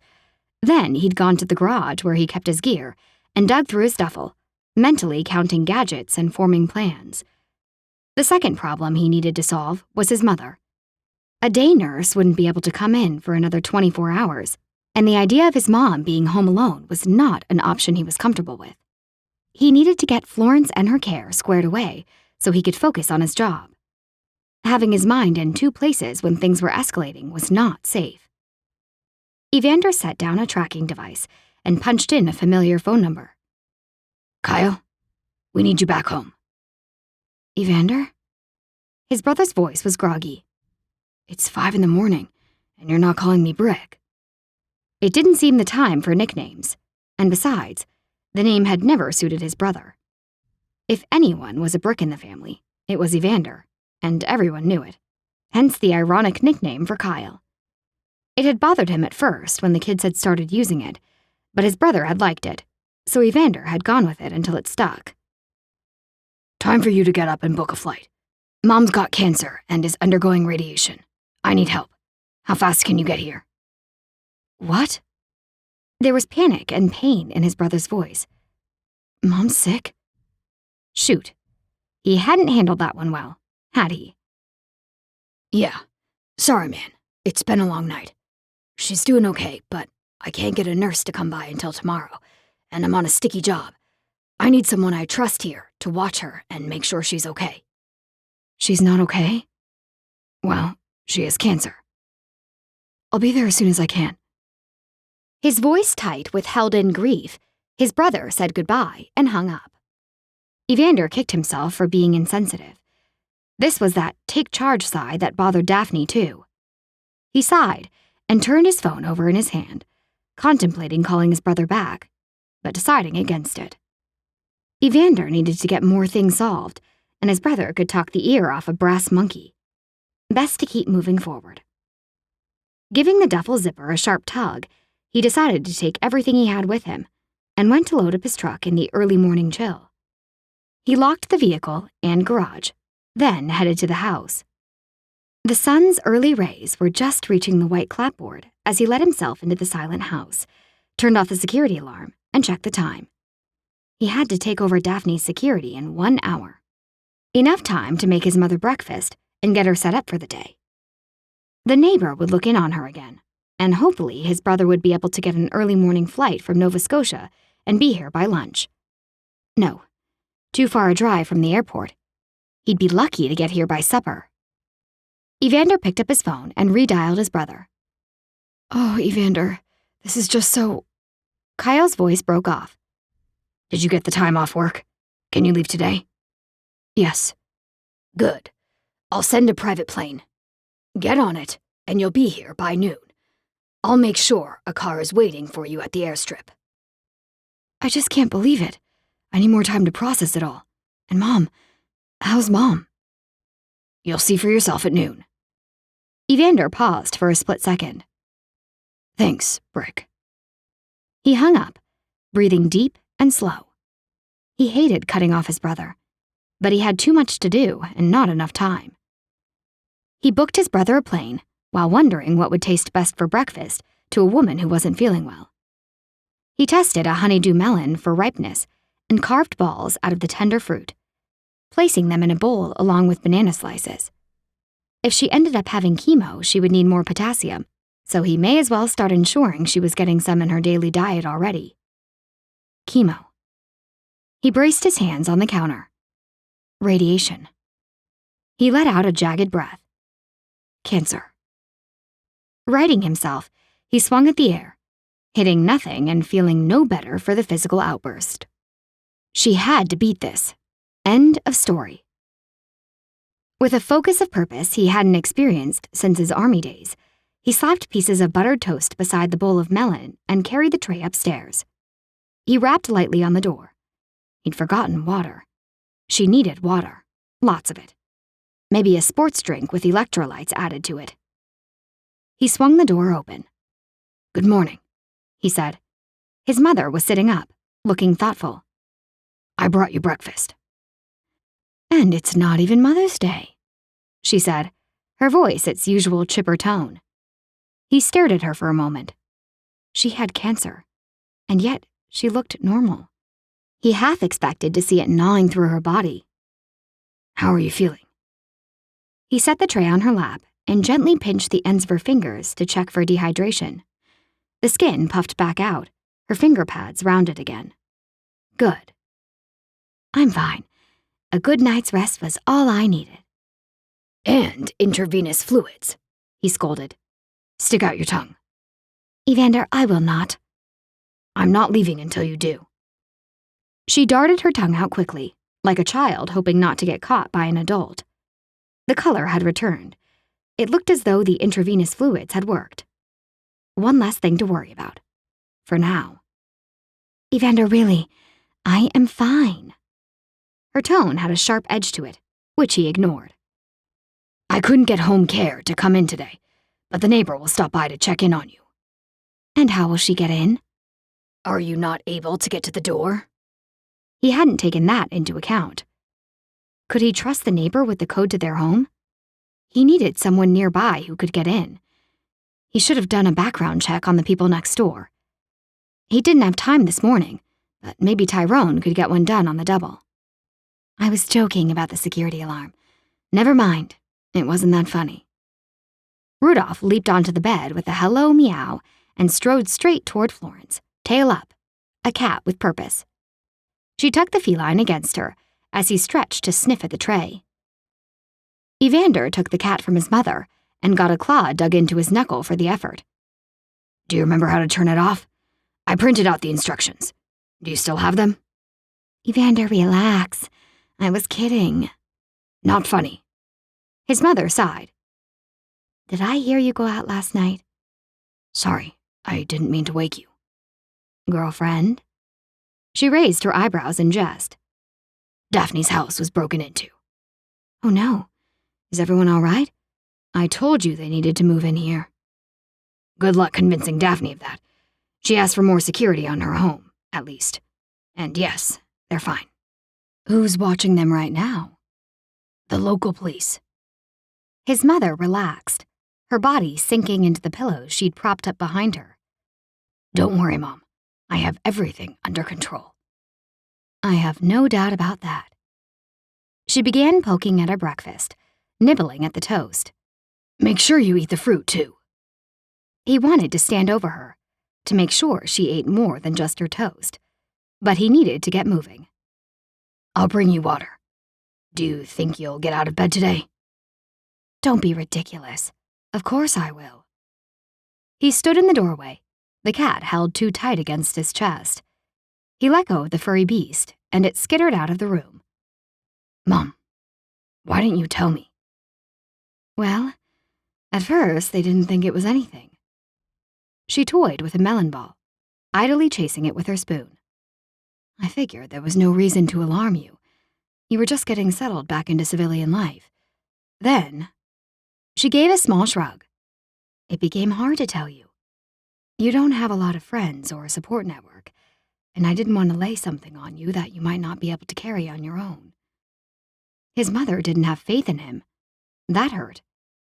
He turned and left. Florence called after him. I'm sorry, Evander. He came back to the doorway. I told Kyle. He'll be here by noon. I'm not on my deathbed. There was a sharp brightness in her eyes. No, but you need help. I'm not an invalid. If you'd had told me sooner, I could have scheduled my work around helping you. He'd done his research last night and knew that in a few weeks the radiation was going to catch up with her and lay her low. She might not need help today, but she was going to need it soon. I don't need you altering your life just because I'm having a health bump. Then what is family for? He resisted slamming the door, his muscles trembling with the effort of holding in his anger. A health bump? Health bumps didn't get much worse than cancer, and she'd just proved yesterday that she couldn't do this on her own. She needed help. She needed support. And he would need to find a way to be there without letting Daphne down. When Evander pulled up to Daphne's house, Tyrone was waiting for him. Hey, man, Evander said, shaking his hand while slapping him on the back. Police are gone already? You couldn't trust anyone to do a good job these days. I told them they could take off. Oh, all right. What brings you back here so early? I figured you'd want to beef up security on the house. He gestured to his unmarked van sitting in the driveway. What did you bring me? Evander opened the side door, eager to rifle through the man's gadgets. Pretty much everything I have. Evander picked up a toy walkie-talkie. I didn't realize these were the up-and-coming model. What's the range on one of these things? His boss snatched the toy, tossing it on the passenger seat. Sorry, man. Nothing is sacred when you have kids. They're going through a spy phase. You let them in your van? He asked with surprise. Tyrone used to be incredibly finicky about his space, always going on about boundaries when he was in the Navy. Although, come to think of it, it wasn't easy sharing every inch of space with a room full of alphas ready to pee on anything and everything. You had your own bunk and a footlocker, and that was it. Messing with someone else's stuff was grounds for a fight that would send you to the infirmary for a few stitches, if nothing else. I have kids, Tyrone said simply, running a hand through his short, tight curls. Now, what do you want? I have to get Vanessa to gym camp in 40 minutes. The sensors I placed on the windows worked well. Maybe something else, though. Security cameras? Better locks on the doors and windows for sure. Panic buttons. He glanced toward the house. Daphne was watching from the front window, but allowed the curtain to drop back into place when he gave her a nod. Today was going to be interesting. Tyrone held up a lawn ornament. One of these? Tyrone, focus, man. No, really. It's like a nanny cam for your yard. He turned the gnome so Evander could see the camera hidden in the small man's eye. Does it send a signal? Of course it does. Tyrone gave him a look of disgust. Great. How many do you have? 2. Put one in the front yard and one in the back. Did they come with instructions? Instructions? Are you kidding me? Evander grinned. Just messing with you. Plug and play, right? He tucked the gnomes under an arm, snatched a few other fun items from Tyrone's treasure chest, and set to work. Thanks, Tyrone. He waved as his friend drove off, wondering how he managed to find his way back into real life with such apparent ease. Was it because Tyrone had a wife and family waiting for him back home? Was it because he had never gone into private service and gotten himself blown up? If Evander had left the life sooner, would he have been okay? When would asking himself a million what-ifs change his past? Never. He needed to look forward, move past it, and settle in where he was now. After installing the last gnome, Evander picked up his insulated coffee cup and took a long swig. Then, feeling properly braced to face Daphne and her quips about his gadgets, he knocked on her front door. She'd been peeking out of the windows here and there, but hadn't stopped him, nor asked questions. The woman was a puzzle. She'd freaked out over him being armed, and yet was trying to arrange for her daughter to spend more time with a man being protected by a trigger-itchy, wrapped sheet-carrying baboon. Yes, Evander had found the skeletons in Ricardo's closet pretty darn quick after their first run-in. So why wasn't the peace-loving hippie scurrying the other way? She'd been a single mom for 5 years already. Why bring in a father now? Daphne opened the door. Good morning. Evander tipped his insulated coffee mug toward the cup she had clutched in her hand. Good morning. Sleep well? Ha ha. She gave him a nasty look, which tempted the corners of his mouth to lift into a smirk. Humorless in the mornings, eh? You are way too happy today, putting all your gizmos around my yard and on my home. You live for this, don't you? She crossed her arms, holding the half-empty cup against her chest. Us gun-toting, fear-mongering heroes like a little action every once in a while.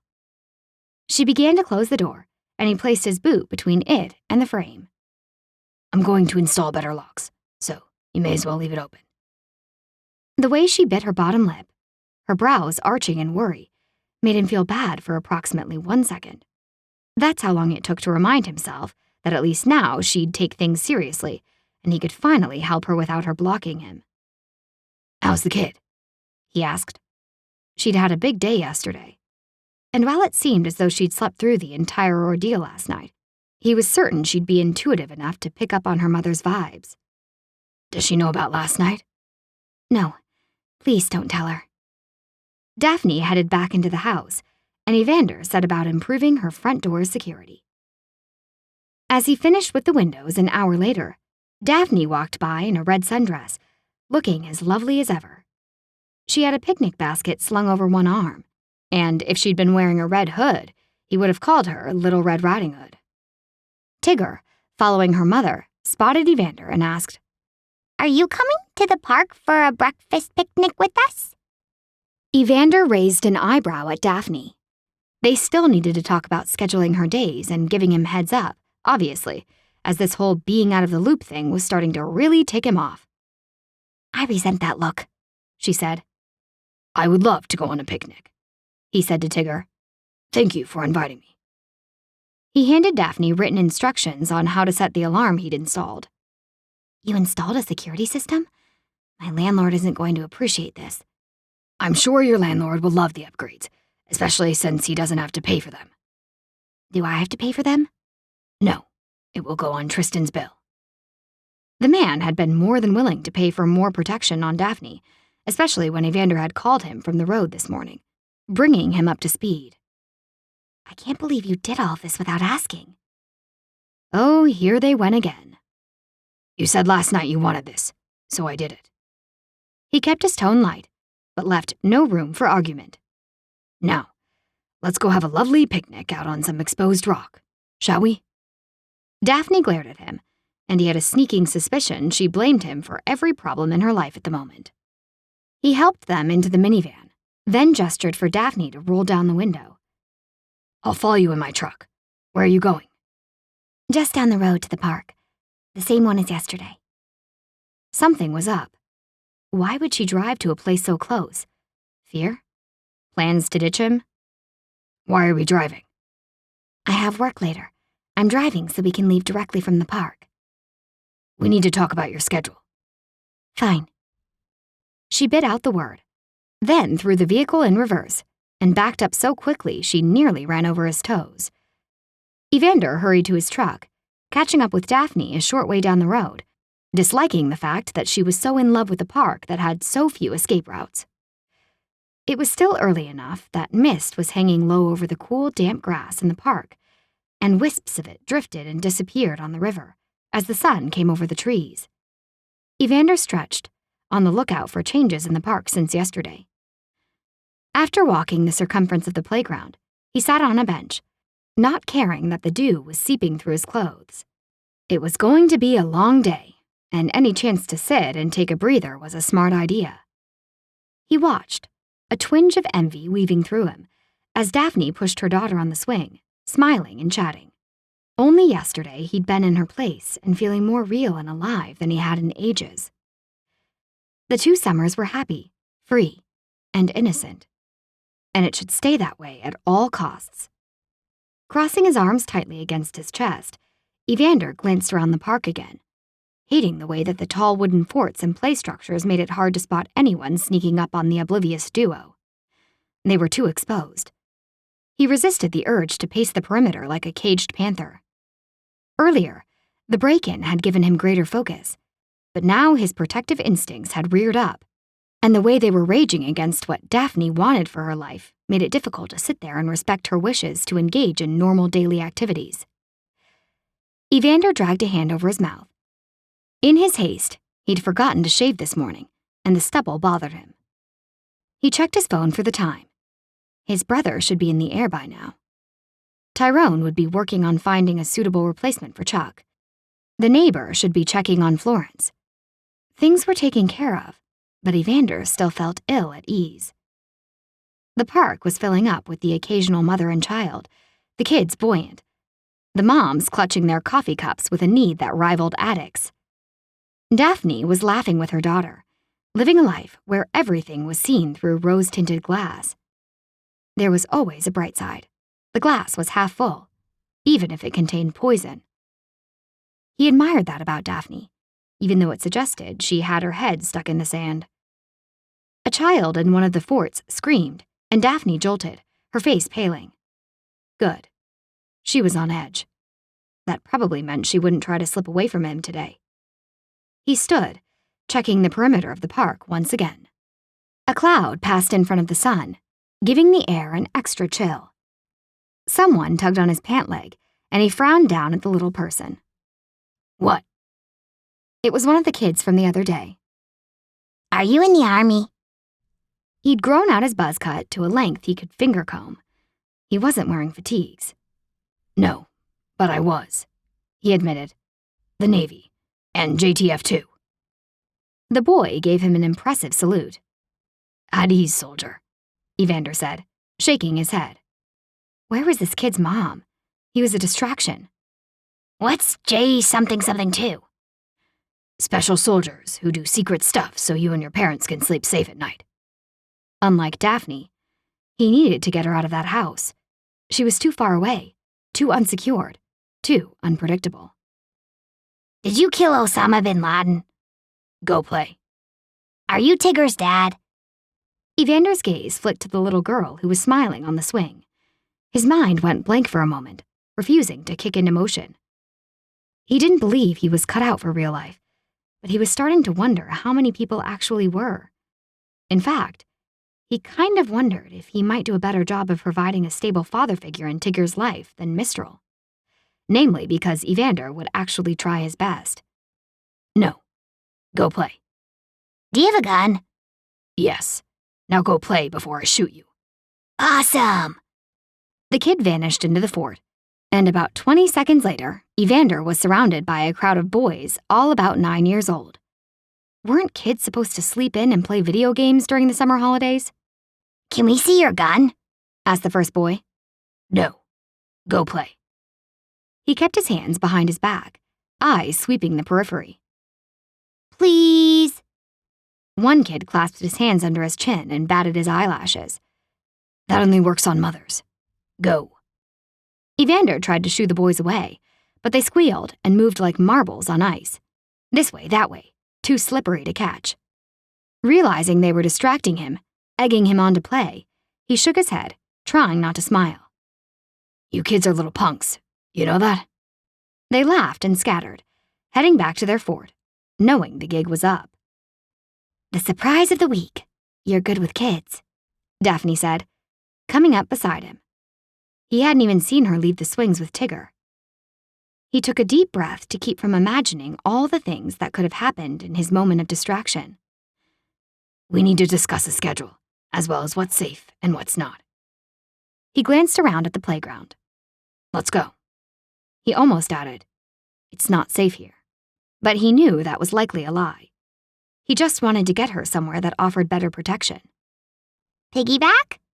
Tigger asked him hopefully, as she joined them. She smiled up expectantly, and the longer he paused, the sadder her face got.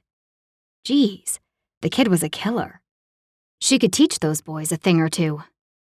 Grumbling, he lowered himself into a squat. Fine. Climb on. He caught sight of her fluffy party dress ruffling in the breeze and stood, causing her hands to slip off his shoulders. I wasn't on yet. You can't get piggyback rides wearing a dress. She glowered at him in a way that made him chuckle. So serious. This girl would laugh at the concept of a glass ceiling, then go ahead and smash it. He glanced at Daphne for help, but all she did was give him an infuriatingly serene look. He was on his own. He jerked the cardigan that was slipping off Tigger's shoulders into place, zipping it up. You're going to catch cold. Humanity. Right there. He'd just proven he had some, hadn't he? And here Daphne had the gall to think he didn't have any just because he'd served their country, protecting her and others from all sorts of evil she couldn't even begin to comprehend. I'm wearing shorts underneath again, Tigger said, revealing a flash of pink as she pulled up the hem of her dress. She didn't thank him for zipping up her sweater. He sighed and squatted once more, pressing his fingers into the sandy ground for balance. The girl climbed on, clinging so hard he figured he could scale the Himalayas and not lose her. Ready? Yep. Then let's go. He began walking up the slight hill to where Daphne had parked her van. You're helping my mom save the whales. Can you help me too? Tigger whispered in his ear, and he frowned. The whales? Daphne shrugged, giving him a small smile. Right, the whales, he said. If the girl knew how hard the Navy could be on whales in the middle of a war, despite precautions, she'd hate him forever. Can you teach me kung fu? She whispered. Why are you whispering? He asked softly. Mom thinks I should solve everything with light and love and forgiveness and understanding, she said loudly. Oh boy, where to start with that one? Daphne called back. Violence is not the answer. She gave Evander a preemptive dark look, and he refrained from letting out a weary sigh. Can you? Tigger urged. Dunno. We'll see. He took a few steps, thinking. Is someone picking on you? He pointed at a woodpecker sporting a crown of red feathers to distract Daphne. She slowed to watch the bird, chatting to herself about how free and pretty it was. A boy at the babysitter's pushes me down when the adults aren't looking. I asked him to stop, and he won't. He just pushes me harder. Right. I can help with that. Evander caught himself. Maybe. It wasn't his place to teach someone else's child self-defense, but the idea of someone bothering the girl made him want to send heads rolling. He could probably come up with a compromise. He could teach Tigger some moves that would protect her and help her stand her ground, while being relatively nonviolent. With Daphne still hot and cold about allowing him into her space, even despite the threats, he didn't want to push things too far.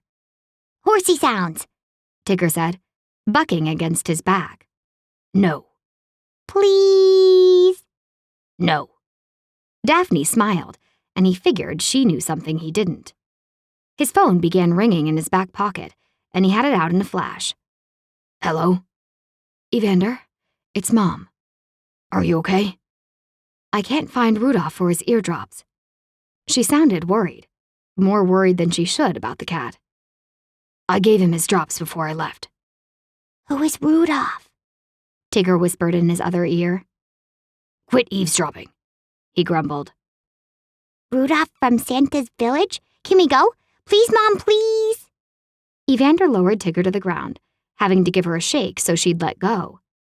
He gave Daphne a grateful nod as she pulled the girl farther away. What's wrong? He asked his mother. It had to be more than just the cat. Nothing. I just thought that you'd forgotten to give him his drops. He watched Daphne and Tigger hop from foot to foot as they made their way to the van. Daphne had let her guard down, her shoulders relaxing into their usual, fluid, graceful moves. In fact, she was more at ease with him than he'd seen yet. She was letting him in, one small step at a time. That was promising. But would she let him in far enough, fast enough, to match the speed with which Mistral and his men were escalating things? Are you sure you're okay? He asked his mother.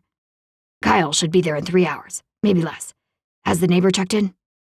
Yes, she has, and I'm fine. I was just worried about Rudolph.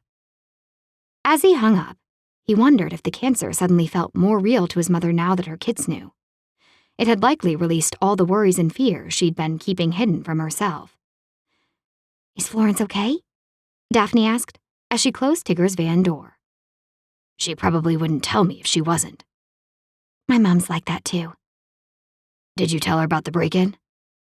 Why? So she can worry about something she can't help with? So his instincts about Daphne had been correct. Strongly independent, often to her own detriment.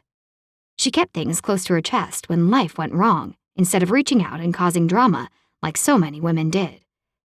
You can lean on me, he said, not quite understanding why he felt the need to tell her that.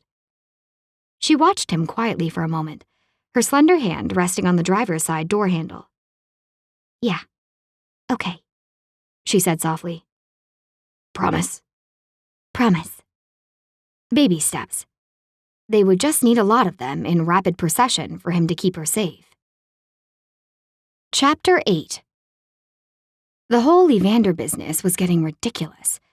She'd been letting the man into her life little by little, and it wasn't healthy. It shouldn't feel normal to have a bodyguard at one side. But there was something about him that made him feel more like a friend today, which was silly. He was still worried about safety all the time and definitely still bossy. Daphne crossed her arms and glared at Evander, who was trying to convince her that him coming to her workplace with Tigger was a good idea. Tigger and I will hang out in the back room while you're at work. We'll stay out of the way. It'll save you on babysitting costs, and I'll be right there if you need me. We'll play. His idea of play was probably teaching her how to clean a gun and throw knives. No, thank you. Daphne shook her head. That wasn't fair. He'd proved he was awesome with Tigger and could be a silly, fun playmate. He was also gentle and caring with her, but a mother had to draw a line somewhere, and he wasn't going to become the girl's babysitter. Evander finished filling her van's gas tank and pushed the button for a receipt. All she wanted was to go to work as though everything was normal, and all he wanted was to act as though she was going to be kidnapped if he wasn't within an arm's reach to prevent it. They'd just been to the police station to fill out some paperwork, and the officers had assured her that the man had broken in only to look at her plans against Rubicor, and would remain in custody until his hearing in 4 days. She was safe. Life went on. Tigger, who had been drawing happy faces into the dust on her van doors with a wet squeegee, came up to Evander. "Done?" he asked, before tossing the girl into the van, as though she weighed nothing. Tigger giggled and tried to crawl out so he'd have to do it again. He gave a shake of his head and closed the door. "You need to go home and take care of your mother," Daphne said. "That's what you need to do. I have this covered. Everyday life is back in progress. The police said that the man will remain in custody and that Mistral's assistant, Aaron Bloomwood, hired him. Not Mistral. Aaron works for Mistral. Mistral does not give him every little order, you know.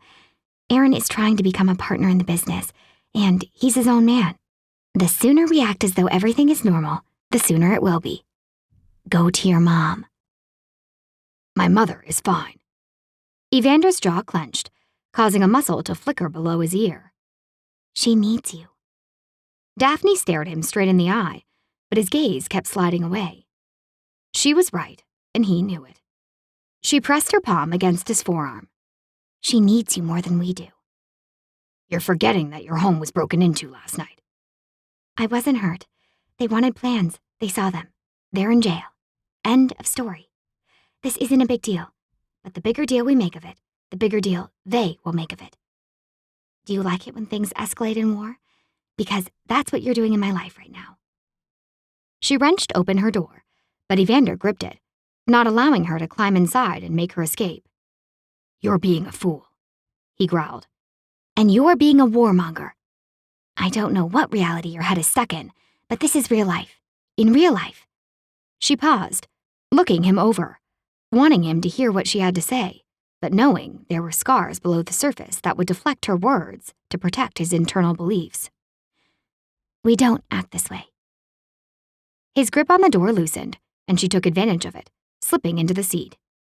Evander wouldn't let her close the door, however, and the next driver in line for the pump honked his horn. Evander glanced back, but didn't move. "I'm going to tell Mistral's partners I'll cooperate. We can work together. Compromise." You're selling out? When he said it like that, his brows pinching over his dark eyes, it felt as if she was doing more than just reprioritizing her life. "It's just one more development. I don't have to fight them all. It's over." She ignored the tightening in her chest over all the environmental wrongs that Rubicor would be getting away with. It's not over. "Evander, don't make a federal case out of this. You're being hired to protect me. You should be happy I'm not stirring the pot like Melanie is. You should be happy you no longer have to sacrifice anything in order to protect me. Because once I talk to Mistral, you can quit." He gently shut the door. Come on, you'll be late for work. Daphne hit the power locks and spun away, leaving him behind on the large square of asphalt, looking stunned. Okay, so she was heading for work, and he knew where that was, but it didn't mean she couldn't have 5 minutes to herself without him breathing down her neck. As she turned the corner to head to the highway, she saw him hightailing it to his parked truck.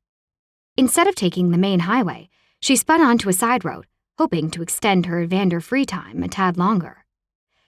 Talking to Mistral and his partners would not be selling out. She was settling the disagreement, taking things down a notch.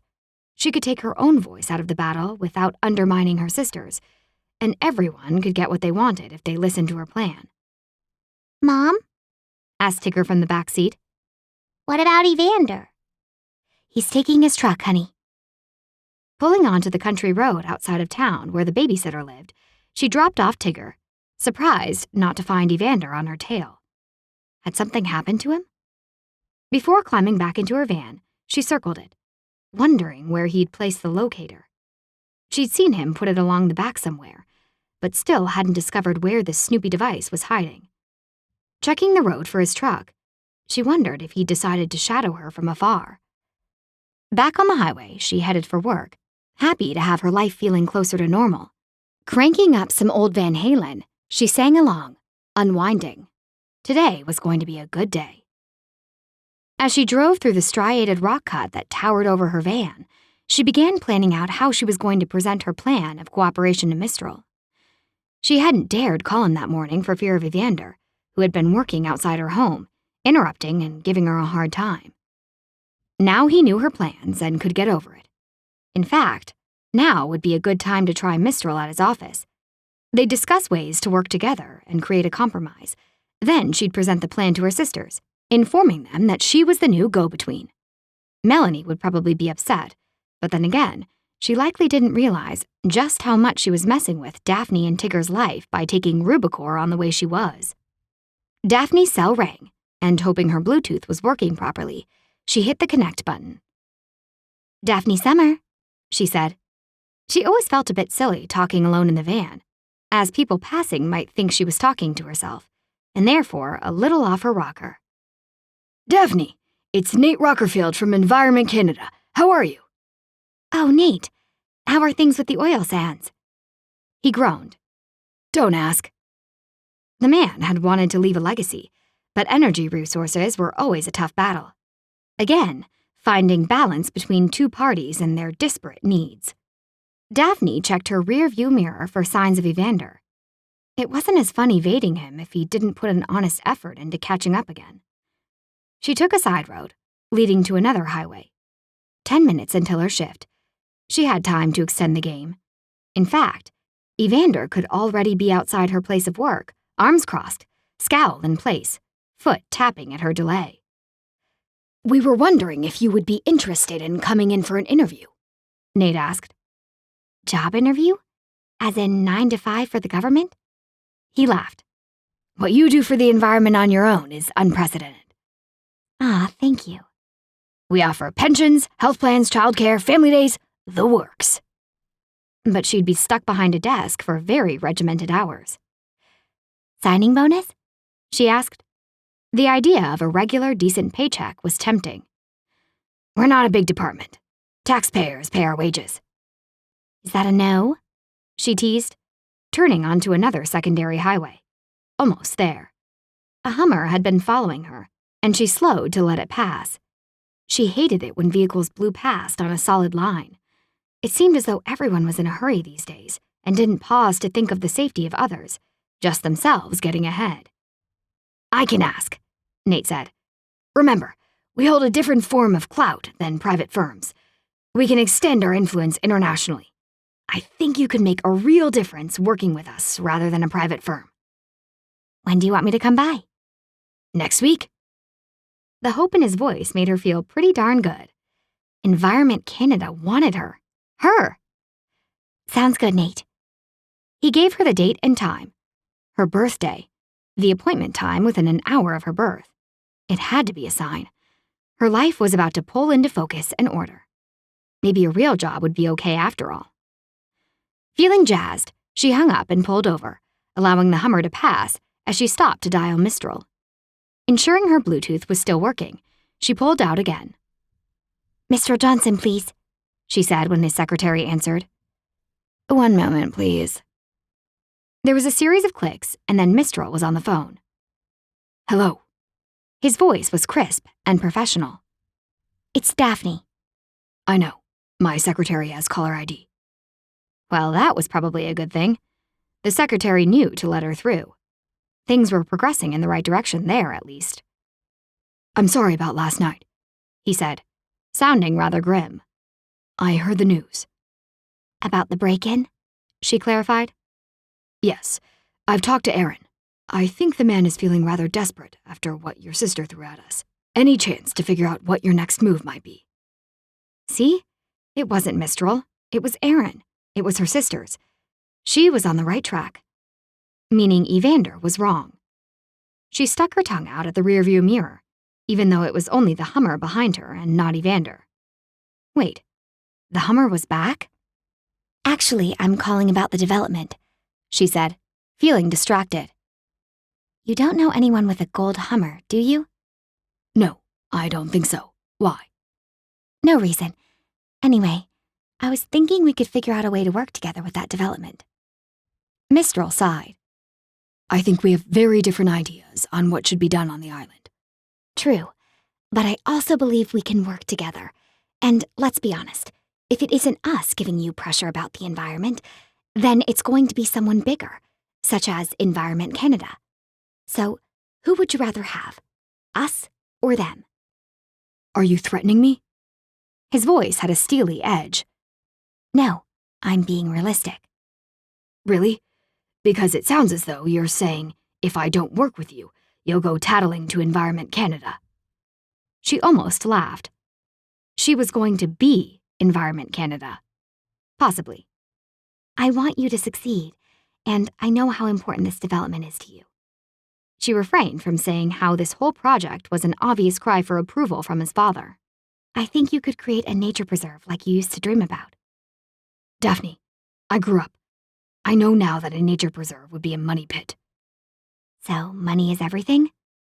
She knew it was an unfair jab, but he had it coming. He'd been adamant when he told her only a few years ago that he never wanted to become the man where money was everything. And now he was. It made her angry.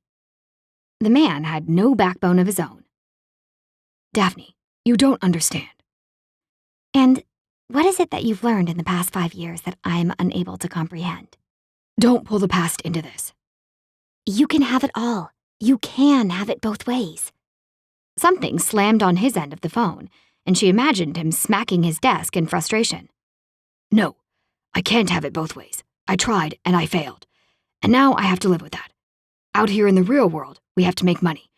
And so that's what I'm doing. She fought to stay calm.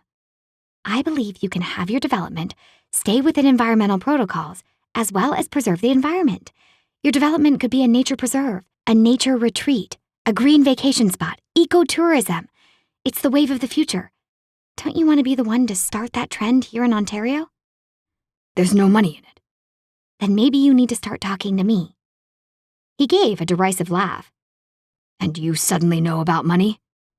I guess that's for me to know and for you to find out. Are we on to meet up with Tigger again in a few days? I'm pretty busy. Daphne bit back her disappointment. You said you wanted this. I do, but I'm tied up. You know where to find me. She fumbled for the button to end the call, but Mistral said, Do you really think you could get your sisters off my back? Everything except the legal stuff Melanie started against the municipality for failing to follow protocol. But everything else, yeah, I think so. We could create a solid compromise that's fair to both sides. Fair to both sides? Yep. She could almost hear him thinking how unlikely that was. Let me think on it, but this sounds incredibly unrealistic. He let out an uncertain laugh. Daphne, as crazy as it is, I still trust you. I know everyone's telling me not to, but you're still the same woman you always were. You haven't changed, despite everything. I'd like for some big pipe dream to work out, but I can't really help but feel it's highly unlikely. Daphne sighed. Same old Mistral. All talk and dreams, but no balls to take action. If anyone can bring a pipe dream to life, it's probably you. They said goodbye, and while Daphne knew that changing Mistral's mind was still a long shot, she felt better about where the two of them stood than she had in a long time. Smiling, she turned up the music and concentrated on the Hummer, which was finally pulling out to pass once more. Panic reared up like a wild horse as she realized the vehicle was passing on a solid line, with a 10-foot-high rock cut coming up fast on either side. She tapped her brakes to let the Hummer get by safely, but it dropped back alongside her. When she waved at the driver, the vehicle just crept closer to her van, and she laid on the horn. Daphne finally slammed on the brakes, and the Hummer zipped on ahead. She drew a deep, calming breath. That had not been someone simply forgetting to shoulder check after passing. On the other side of the rock cut, the Hummer was waiting, and Daphne had to swerve to avoid a collision. Panicked, she sped on past, pulling visuals on her location. She was only a minute from town. 1 long minute. Then she could find Evander and have him help her figure out what was going on. When she checked her rearview mirror again, the Hummer was back on her tail, following too close. She sped up, freaked out. Call Evander, she said, slapping off the radio and hitting the Bluetooth button. Look up Colander, Is that correct? Her phone asked through the speakers. No. She kept an eye on the vehicle behind her, keeping her speed constant. They wouldn't hit her. They were just trying to scare her. It would be okay. Call Evander, she repeated to her phone. The Hummer slammed into the back of her van, and she screamed, fighting to control the vehicle as it swayed and swerved. She heard a dial tone, then ringing through her speakers. She glanced behind her, expecting another hit. The Hummer was gone, replaced by Evander's truck.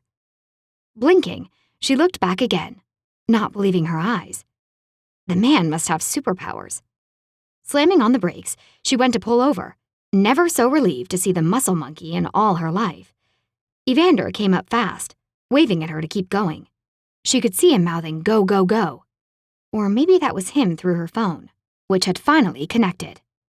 "Don't pull over," he commanded. "Go straight to the police station." I have to go to work. Don't start with me, woman. That was not a friendly bumper tap. Get your ass to the station, or I swear I'll run you off the road myself. Daphne made it all the way to the police station before breaking down. But as she turned off her caravan, Evander's black truck stopping beside her, she lowered her head to the steering wheel and let it all out. Great big van-shaking sobs. What if Tigger had been with her? What if the Hummer had succeeded in knocking her off the road? As the what-ifs flooded her, she gave over to the terror. Her door opened and Evander was there, talking to her in a calm, low voice as though she was a spooked animal. "It'll be okay, Daphne," he said. She lashed out, trying to hit him with her left hand and failing. This is not my world. Not my world. Mistral's a nice guy. He has to be. I let him in. I let him be the father of my baby girl. Evander shushed her sobs as he eased her out of the van. A police car sailed past, sirens and lights going, and her legs grew weak with the severity of the situation. "You okay?" No. She let out a small sniff, laughing at herself and the truth. She was not all right. She turned into Evander's warm strength, hugging him. I'm sorry I ditched you, she muttered. "I'm glad you did. If you hadn't, how would I have been in the position to knock that guy off your tail?" With an arm around her shoulders, he guided her into the station. The officer seemed to know Evander, and they began discussing the incident as though she wasn't there. She had no control over her life any longer. She stood. I need to get to Tigger. No, I need to get to work. I need to... She swallowed hard, feeling dizzy. Evander caught her, lowering her into the chair across from the detective, pushing her head between her knees. Moments later, the officer handed her a cup of ice water. "Shock," he said. This is not my life. She tried to stand again, but strong hands held her down. I need to get Kim, my daughter, Tigger. The hysteria in her voice was unnerving, even to her own ears. They were going to give her a shot of something to knock her out if she wasn't careful, then make decisions that weren't theirs to make. This was her life, and as Evander had said, she needed to be the one in control of it. She pushed the ice water away and shrugged off Evander's hand, which was resting at the nape of her neck. Way too powerful to feel as comforting as it did. I need to get my daughter. "A patrol car has already been dispatched," the detective said. "In case." I need to tell my boss I'll be late. "I've already called," Evander said. There was nothing left for her to do, to take care of. And that's what she did. She took care of things in her life. And they'd taken it all away from her. All of it. Even her freedom. A sob escaped her chest, pulling the muscles tight as she fought it with all she had. Everything had gone chaotic, and not in a "it will all work out if I give it space" sort of way like usual. It was a destructive energy, negative, toxic, and contagious. Everything happened for a reason. So why was this happening? Why had someone tried to push her off the road? She looked at Evander, who was calmly sorting things out on her behalf. Everything happens for a reason. Haley burst into the large room, her boyfriend, Finian, 2 steps behind, and was pulling her out of the chair for a hug in a matter of seconds. Daphne felt like a teenager whose parents were about to fuss over her, then scold her. Thank goodness you're all right. Haley smoothed Daphne's hair, looking around. Where's Tigger? They've gone to get her. Her sister sagged. Thank goodness she wasn't with you. Next, Maya and Melanie came blasting in. More hugs, a few more tears. I'm sorry for everything. I really am. I'm so sorry, Melanie said. Why? Did you plan this? Daphne joked. Melanie paled. For starting everything, I should have kept my mouth shut. I'd rather have Rubicore's nasty development across from the cottage than lose you. She gave Daphne another squeeze, then let out an oomph when she squeezed back. Forgive me? Daphne nodded. Does Mom know? Maya interrupted.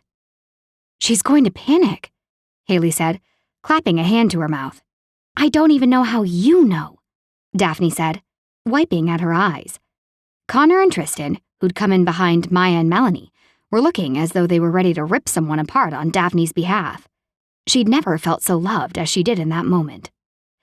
Evander called, Maya said. Daphne turned to him.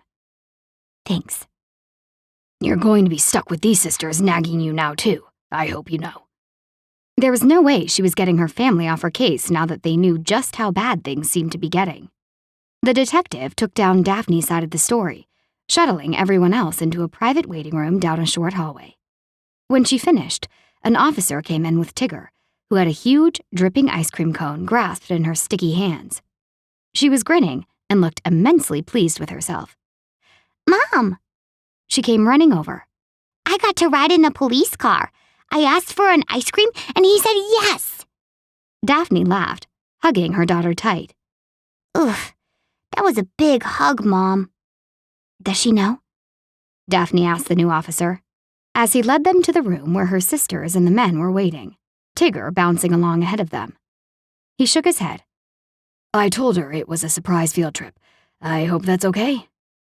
He opened the door, where everyone but Evander was present, all leaning forward in case there was news. Was the man in the Hummer? Daphne began. Still working on that. Hey, Tigger, want to see the holding cells? What's that? The jail. Cool! Don't worry, the officer said to Daphne. They're currently empty. Before he closed the door behind him and Tigger, he leaned in to say, Take as much time as you need. A moment later, Evander joined them in the room, saying, They arrested him. They just took Tigger to go see the jail. Daphne stood. It's okay. He still has to be processed and interviewed first. It'll be a while before he makes it as far as his cell, Evander assured her. The man driving the Hummer works for Aaron Bloomwood. Apparently no connection to Mistral. Daphne shut her eyes. I was just talking to Mistral before the incident. He swore he had nothing to do with the break-in, and he said he talked to Aaron. I don't get it. Tears threatened to fall. She still wanted to believe that Mistral had nothing to do with this attack. But how could he be that clueless about what his project partners were up to? Was everything he said to Daphne just a lie? Or was his life so out of control that he thought he was telling the truth? The break-in? Her sisters stood, as though connected by a string, their heads turning to her. When? Maya asked. Are you okay? Haley asked. What happened? They crowded around, and Daphne sighed at letting that tidbit slip. Her house was broken into by a man sent by Aaron Bloomwood, Evander said. He was looking for any plans you might have against the Baby Horseshoe Island development. As the women gasped at the news, their boyfriends stepped back, heads down. You told the men, didn't you? Daphne asked Evander, staring at Finian, then Connor, and finally Tristan. They knew and had obviously kept it a secret from her sisters. Protection. Keep the women in the dark. Alpha male crap. Daphne stood. I'm so tired of this. She slammed her foot into the side of the metal table, making a loud enough clang that an officer poked his head inside the room to make sure everything was okay. We are not a bunch of stupid females. She swiped her arms through the air. Enough secrets. Enough. You knew? Haley asked Finian. Evander pinched the bridge of his nose, his shoulders rounded. Finian nodded, saying, Evander told us. We, the three of us, agreed not to tell you, as you'd worry. We've all upped security, though. You men need to stop making decisions that affect my life without talking to me and my sisters first. Do you understand? All this covering up isn't making anything better. It's making it worse. The men looked sheepish as she collapsed into a chair, feeling drained. She turned to Evander, the one person she felt she could trust to keep it all together for her. Which was silly, seeing as he'd helped the guys keep secrets from her sisters and tried to run her life. But then again, she doubted that he'd ordered the men to keep things from Haley, Maya, and Melanie. Evander was all for everyone knowing what they were up against, even when she didn't want to listen to what he had to say. Daphne looked around the room. Each of her sisters had someone who was helping her through this, so she didn't have to face it alone. Funny how none of them believed in the magical power of Nymph Island, and yet, look at what the island had done for them this summer. Daphne believed in the island's magic, and where was her man?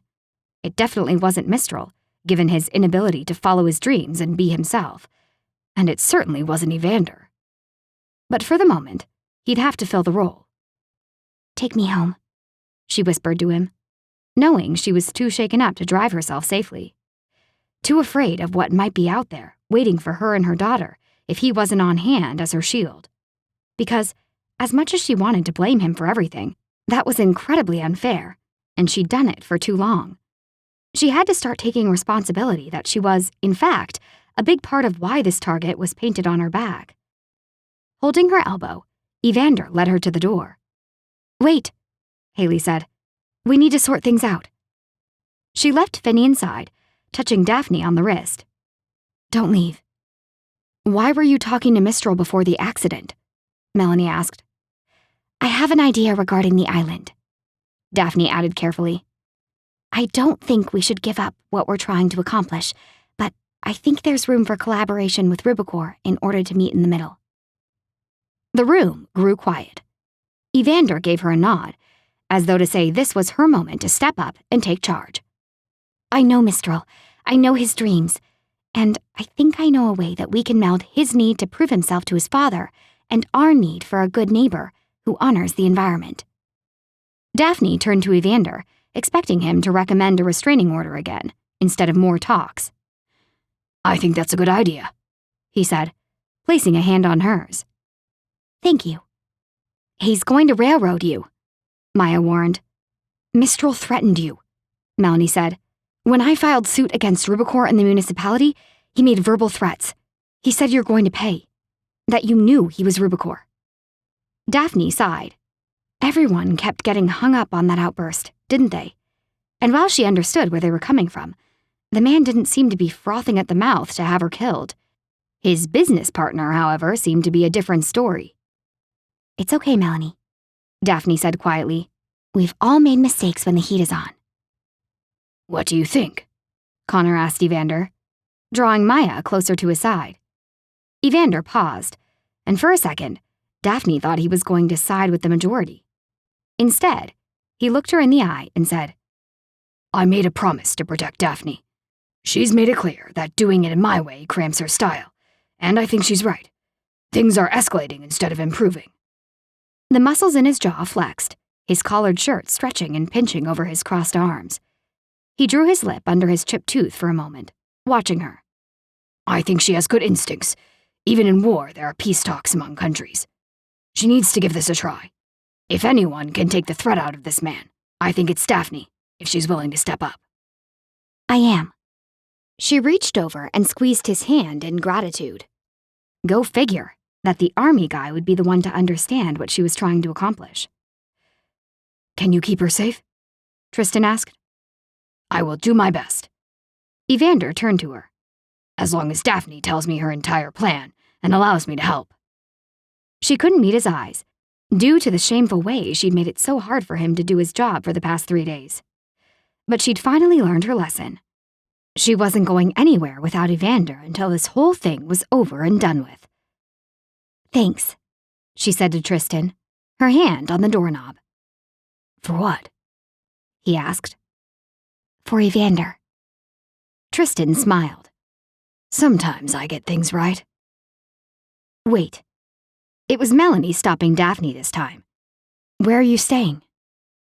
Toronto's only a day trip if I have to go down to his offices to chat, but he's been here a lot this month, so maybe we could meet up somewhere nearby. No, I mean, you can't stay alone in your house. I've been staying with Connor lately, Maya said, and I'm giving up my rental at the end of the month, but for the next week, you and Tigger could crash there if you want. She frowned. Although that's still living alone. She's staying with me, Evander stated. No, I'm not. Daphne gave a laugh of disbelief. Her? With him? I have no desire to live in your bunker, thank you very much, army man. It's not a bunker. Nope. She crossed her arms. Not happening.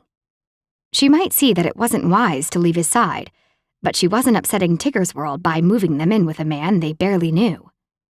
Evander gripped Daphne's arms, lowering himself so he could give her what she figured was his best listen-to-me glare. You've seen how poor my relief staff is. What if Chuck had been on today when you decided to ditch the bodyguard? Daphne sucked in a breath, visions of the morgue floating through her imagination. And you were right. My mom needs me. But so do you. So does Tigger. It's the only way to solve this problem. Sometimes being a mom trumped everything else, didn't it? I don't want to hide out. She really didn't. She wanted Mistral to stop all this and protect his daughter. But when it came right down to it, he was on Rubicor's side, and that side was against her and her family. He was choosing money over what should be his family.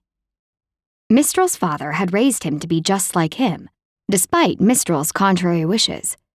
And the sad thing was it looked as though his dad was succeeding. Mistral had wanted to live a life that truly mattered, with people who knew how to share and spread their love, without limitations or conditions. Yet he was still living under his father's thumb.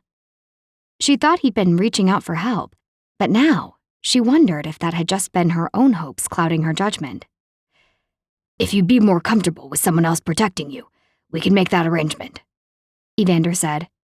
Just say the word. The idea of someone else armed and watching her didn't sit well. Evander was real. She trusted him, and he was incredible with Tigger. If anyone was going to have their back, she wanted it to be him, even if the idea of him being armed at the breakfast table didn't particularly line up with her family values. I can keep you safe. His tone was gentle now, giving. Do you trust me? She nodded, wishing he'd hug her or something. Crush her against that big chest of his and allow her to borrow his strength and determination for a moment. Today had proved that she couldn't do it on her own, that she needed Evander. Can I continue to help you? She nodded again. Please. Settled, he said, stepping back. He addressed the room. You all have my contact info if needed, and I recommend tightening your security where you can. Be vigilant until you hear otherwise from me. In the meantime, you can find Daphne and Tigger with me. Chapter 9. Evander parked the truck in his mother's driveway and turned to look at Daphne and Tigger. How was this all going to work out? In the police station, it had seemed like the no-brainer answer to a multi-tiered equation. But now he looked at the quiet old house and thought of all the complications that could arise. Daphne still had a job to go to. His mom still had radiation treatments. His brother was visiting. And Tigger was one big ball of energy. There were going to be times where he'd be needed in more than one place. Never mind that sometimes he liked a little space and solitude to think. It was going to be similar to living in a submarine, but he'd been there, done that. He could do this. Right. He opened his truck door, watching them exit the other side, thinking his mother would have his head for not going around and opening the door for them if she happened to peek out the window. He pulled the bags they'd packed back at their house out of the truck's box and herded the Summers into the house. He paused in the doorway, watching them take off their shoes. He'd never had to protect a woman before, let alone a single mother, and his instincts to destroy anything in her way that could cause anything from a frown to an outright cry was alarmingly strong. Still holding their bags, he wondered if he should teach them how to disarm the security system. Maybe show them where he kept his weapons. How many ground rules should he set? Should he tell them to stay out of his mom's sitting room so she'd have more space and quiet in the house? When he'd called Florence, she'd been elated at the prospect of them coming to stay, even teasing him about bringing home strays, something he used to do frequently as a kid. Evander? Daphne lightly touched his arm, giving him a shock. Are you sure it's okay we stay here? Of course. Plenty of room. Doors and windows are alarmed at all times. Kitchen is at the back. Your rooms are upstairs. He glanced at Tigger, then crouched beside her. Are you okay staying here and helping my mom? She isn't feeling well and could really use your company. I'm a good helper. Daphne stroked the child's curls and nodded. Very good helper. What on earth were they going to do, cooped up together for days on end? The kid was going to go bonkers from boredom, and his mother was going to be worn out in about 5 seconds flat. She's sick, though, so she might need quiet times. Okay, Tigger whispered. I told your boss you were staying home for a few days, he said to Daphne, leading them up the staircase while carrying their bags. Okay. He turned, having expected a fight. What? She asked. He said nothing, but pointed to the end bedrooms at the top of the stairs. These are your rooms. I'm in this one. He pointed to the room next to Daphne's. That one on the other end is my mother's. His brother was going to have to stay on the basement pull-out bed. Was he even here yet? The house felt awfully quiet. Is your mom here, Evander? Tigger asked, rolling up onto the balls of her feet. She should be downstairs. He leaned over the small railing and hollered, Mom, are you home? That's not quiet time, Tigger exclaimed. Down here, Florence called. Brick phoned. He'll be here shortly. Who's Brick? Daphne and Tigger asked at the same time. My brother, Kyle. Is he like you? Tigger asked. Not in the least. Well, I should like him tremendously then, said Daphne. He glanced at her in surprise, and she rewarded him with a mischievous grin. I want to see Granny Flo's fairy yarn, Tigger said, disappearing down the staircase in a flash, her bare feet slapping the wooden stairs. Is that okay? Daphne asked. Does your mother need quiet? She'll tell us if she does. Probably. But he was going to have to come up with diversions so the girl didn't overwhelm his mom. He paused, unsure whether he should take Daphne's bags all the way into her room. A good host would, but in his mind, the bedroom was already her space. He entered the room, placing the bags on the floor by the far wall, where they would be accessible, but out of the way. Do you need anything else? He asked, feeling awkward as he waited by the bed, unable to leave without pushing past her in the small room. She was chewing on her bottom lip. Do you still have alarms on my house? She asked. Yes. She nodded, thinking. A tracker on my van? Yes. She stepped closer. So then, what took you so long to get to me today? My GPS doesn't show all the roads. I had to take what turned out to be the long route. Oh. She was so close, her soft skin was brushing his, and he took her chin between his thumb and index finger, tipping it up so he could see her face. Are you okay? She let out a shattered sigh, and a tear broke free. He pulled her to him, and she collapsed against his chest, sucking strength from him. This, it felt real. The most real thing since before his army days. Even his mother's cancer didn't feel like this. Scary, but not truly real. Holding Daphne felt genuine, and he wasn't sure why. He gently stroked her hair as she hiccuped into his chest, trying to hold whatever it was inside. This woman, with the world wrapped around her finger, needed someone to keep her safe. She was a seedling standing her ground in a raging storm. She needed a hand cupped around her, protecting her so she could grow and change the world, make it pure and full of light again. This was a job only he could do. He was made for it, and he'd do the best job he could. I'll keep you safe, Daphne, he whispered. Her body shuddered in reply, and he held her close, feeling her arms tighten around him. They could barely reach around his chest, and she lowered them until they were wrapped around his waist. He kept stroking her curls, wondering what she was thinking, what she was feeling, what she needed. Her arms pushed between them, moving up his chest as he let her go, his hands reluctant to leave her welcoming warmth. Her palms drifted up to his face, the dark circles under her eyes enhanced in the dim light of the room. She cupped his jaw, her fingers tracing the scars that extended down the side of his neck. Her lips parted to ask, and he pulled her hands away. I was blown up. It doesn't hurt. Was it the war? Afterward, protecting someone, a prince. Her eyes darkened as she pulled away, horror flashing across her features. Daphne, I've been in many dangerous situations, and I've always known what I was getting myself into before taking a job. This situation is nothing like any of those, but I still know what I'm getting into. You would allow yourself to get hurt protecting someone else? Someone who isn't any more special than you are? He almost laughed at the idea of being more special than a prince, but stayed serious, drawing his spine straight, as though about to salute an officer. Yes. Her slim hand rested tentatively on his chest. For me? Yes. He wasn't sure he liked where this was going. She sprang on him, her feet leaving the ground, as her legs wrapped around his waist, her arms hooked tight around his neck. Her lips landed hungrily on his, and he caught her waist, holding her against him as she kissed him with tremendous need. He squeezed her to him, as he instinctively turned to lower them onto the bed.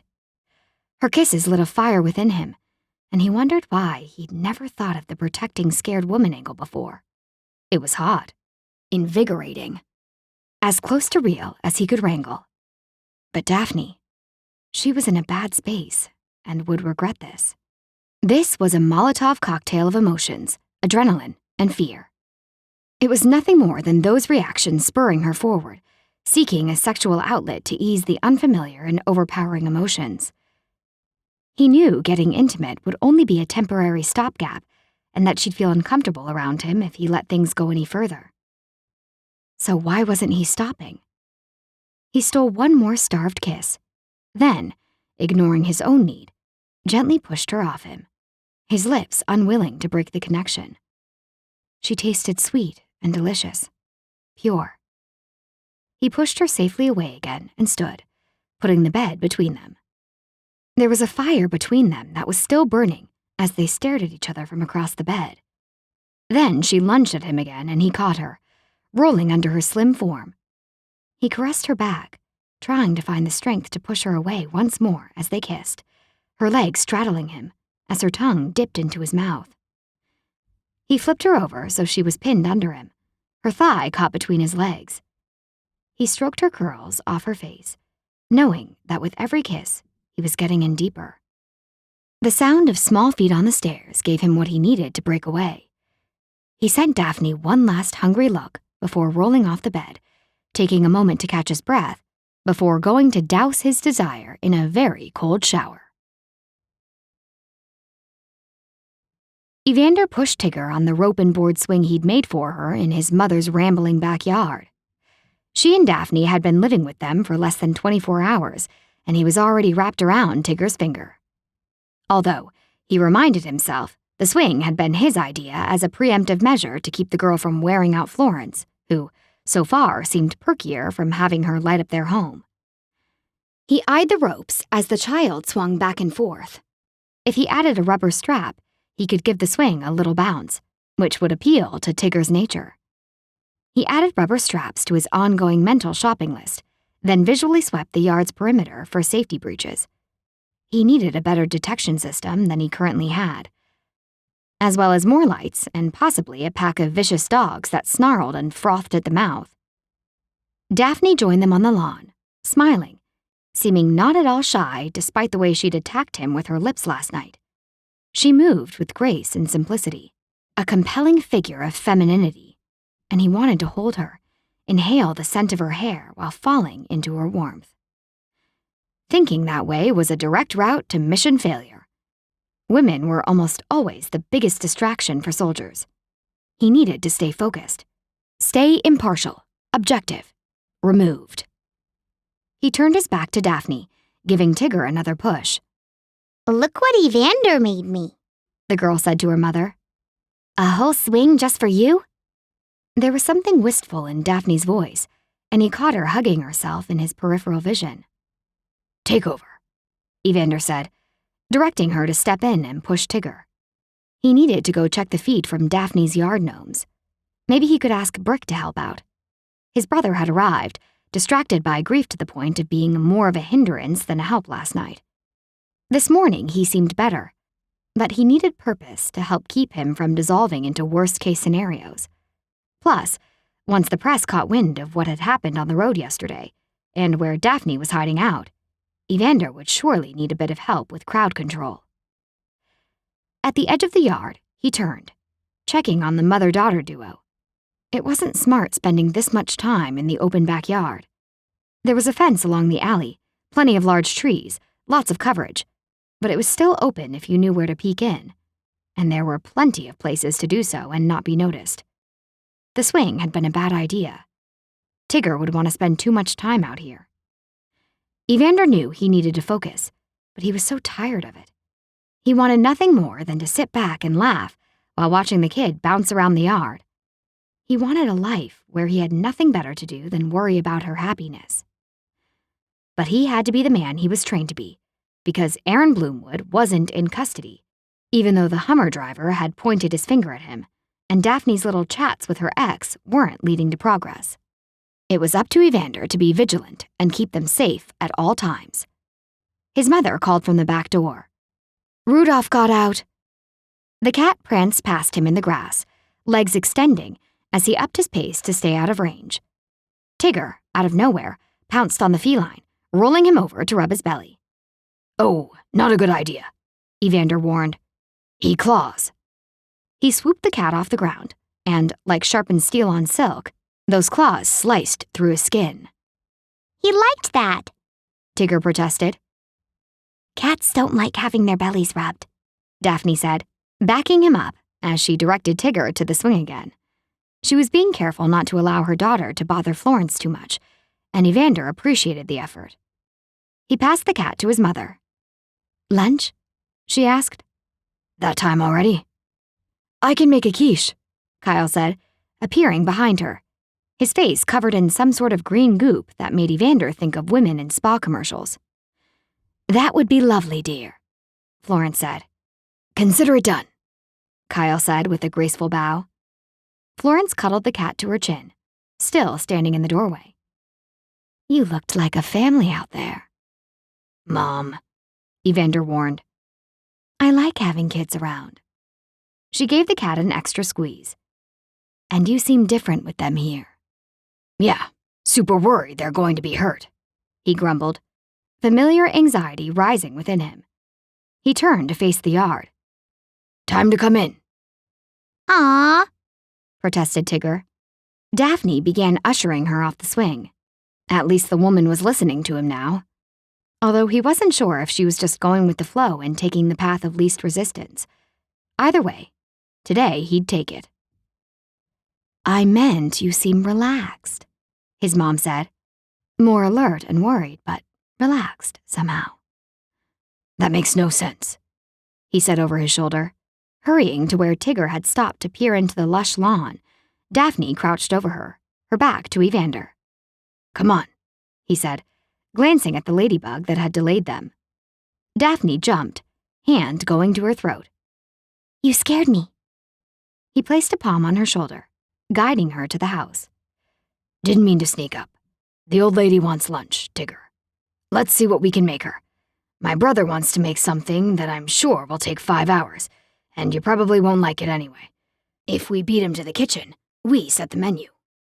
Tigger skipped to the house, then, seeming to catch herself, slowed her pace to a walk. Florence isn't old, She said. Old people have candy. Oh, she has candy, and I know where she keeps it. No sugar before lunch, Daphne said, frowning. Yeah. That's what all the moms say. Evander shot Daphne a wink, and she shook her head in warning. Mom says it makes me bouncy. Tigger added an extra bounce to her step, landing on the back step. Even more than usual, huh? I'd pay to see that. Oh, you'll pay all right, Daphne muttered as he held the door for them. He paused to reset the alarm and throw the deadbolt behind them, trying to be subtle about it. Tigger, Florence called from the front room. I made something for you. Goody! The girl bounced off, disappearing around the corner, her party dress swinging. Your mom's going to spoil her, Daphne said with a sad smile. I can talk to her. He moved to the kitchen, Daphne following. No, it's fine. Tigger loves her. She's going to miss her, that's all. She's not dying. He cleared his throat, hoping it wasn't a lie. He braced himself against the open fridge door, pushing back the insistent hollow ache that threatened to turn the bright day gray. He slapped a brick of cheddar on the counter, then added a pound of butter and a carton of milk beside it. I'm sorry, Daphne said carefully. I didn't mean to imply that she was. It's not terminal, he said, swallowing over a lump in his throat. And I'm sure she'd love it if you and Tigger stayed in touch. After. She used to be a kindergarten teacher, and she misses kids. He pulled a package of whole wheat elbow noodles from the cupboard, then handed Daphne a large pot. Can you fill this with water? Without a word, she filled it, then set it on the stove, lighting the burner beneath it. How long before you think it'll be safe for us to return home? I don't know. We're in your way, Evander. No, not really. Cramping your style, at least? He let out a sigh and gave her a dry look. I have no style to cramp. She glanced at his iron shirt and raised an eyebrow. Army habits. Yeah, so a t-shirt might not need heat to flatten, but the action was soothing. A hot blade running across wrinkles, making everything smooth and perfect in one stroke. It was easy to get lost in the meditative rhythm of ironing. If we're making it difficult for you to parent your daughter, he said, tell us. It's fine, really. He gave her a stern look and she laughed, tossing up her hands in what may have been delight. This is the best thing to happen to her all summer. Daphne's smile fell, and she wouldn't meet his gaze as she busied herself grating cheese with too much vigor. They worked in steady silence, but finally he had to ask, how come? Family is good for her. Family? Was that what she thought this was? He tried to argue, but found his mind stuck on the word, his throat seized, as though in the solid grip of an enemy commander. Hey, Kyle said, entering the kitchen, his face washed from the earlier green mask. I said I'd make lunch. Evander pushed the jug of milk into his hands. Take over. Mac and cheese. But I was going to make quiche. Plans change. Chapter 10. Daphne clammed her mouth shut so she wouldn't argue with Evander. Tigger was happily learning to knit in the other room, completely enraptured by Florence and her ability to create gorgeous fairy blankets. Kyle, who'd barely left his mother's side since his arrival, was helping by untangling the balls of yarn. He was so unlike Evander, with his slender build and feminine gentleness, that Daphne could barely believe that they had the same parents. Outside the large kitchen window, chickadees were eating at a bird feeder, their black caps bobbing as they pecked at the seed. Another movement caught her eye, a streak of faded orange fur. Rudolph. She stood to try and warn off the birds, but they were already gone, and Rudolph moodily stalking away at the missed opportunity. Are you listening?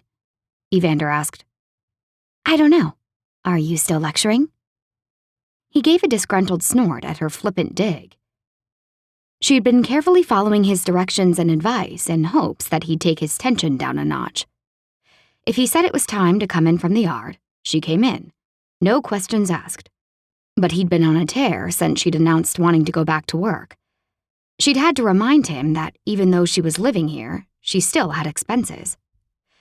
She took a seat at the kitchen table, cupping a mug of coffee in her hands. While she'd seen a new side of Evander by sharing his home for the past day and a half, his being on edge was getting to her.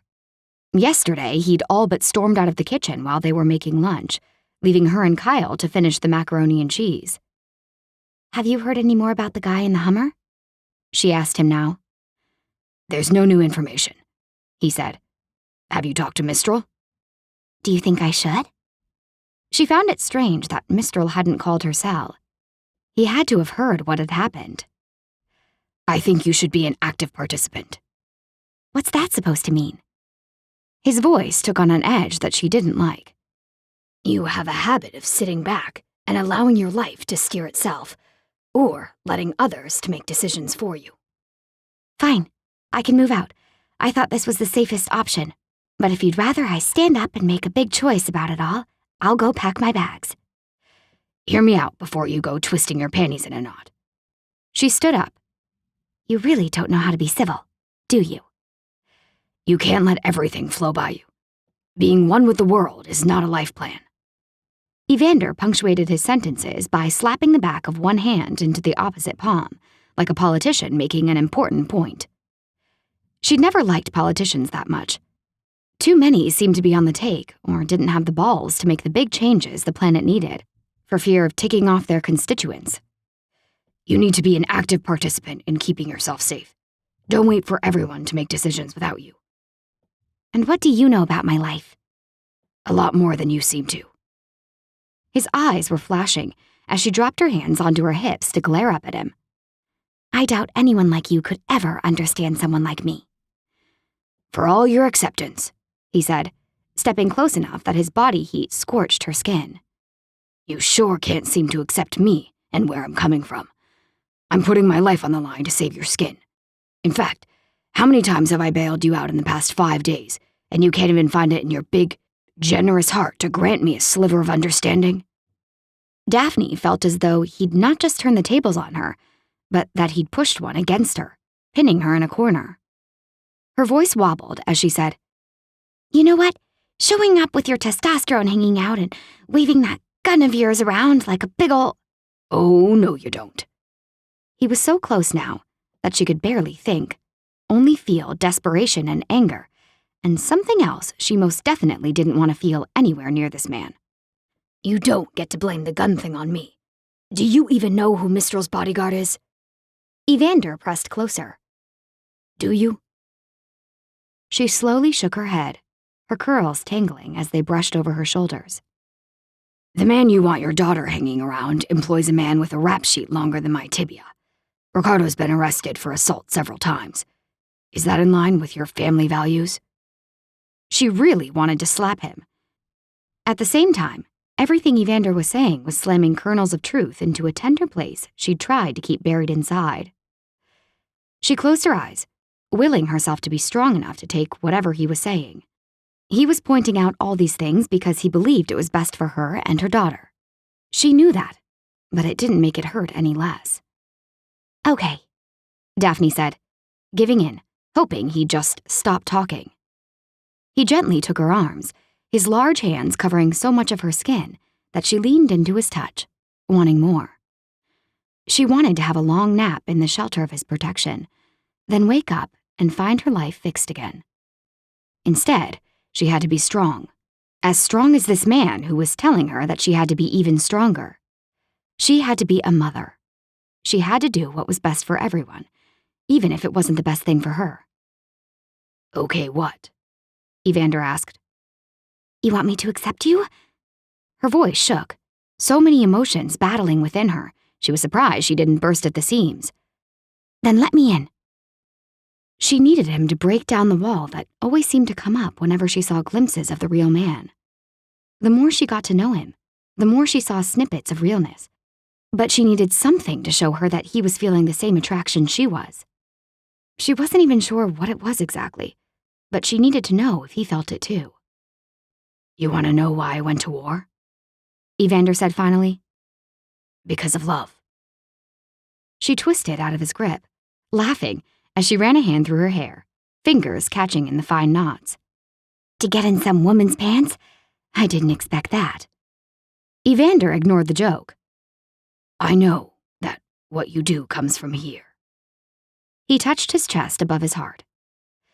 Everything in your life is guided by love. But what if someone or something was threatening that? Daphne blinked hard. Someone was threatening it. Sometimes, in order to protect love so it can grow and spread throughout the world, you have to crush those who are trying to destroy it. Those who are so ruined, they can no longer see the beauty in this world and only want to break it. You can't talk to people who have gone that far into the pain. They only understand fighting and weapons. She didn't want to believe him, didn't want to grasp his rationale, but his argument made perfect sense. She didn't want there to be people who understood only fighting and weapons and not love. She didn't know how the world had become so broken, but war never fixed things. Nothing seemed to. Not even love. Evander swallowed hard, fighting some emotion she wasn't familiar with. He'd seen things she never could, and he was closing up before her.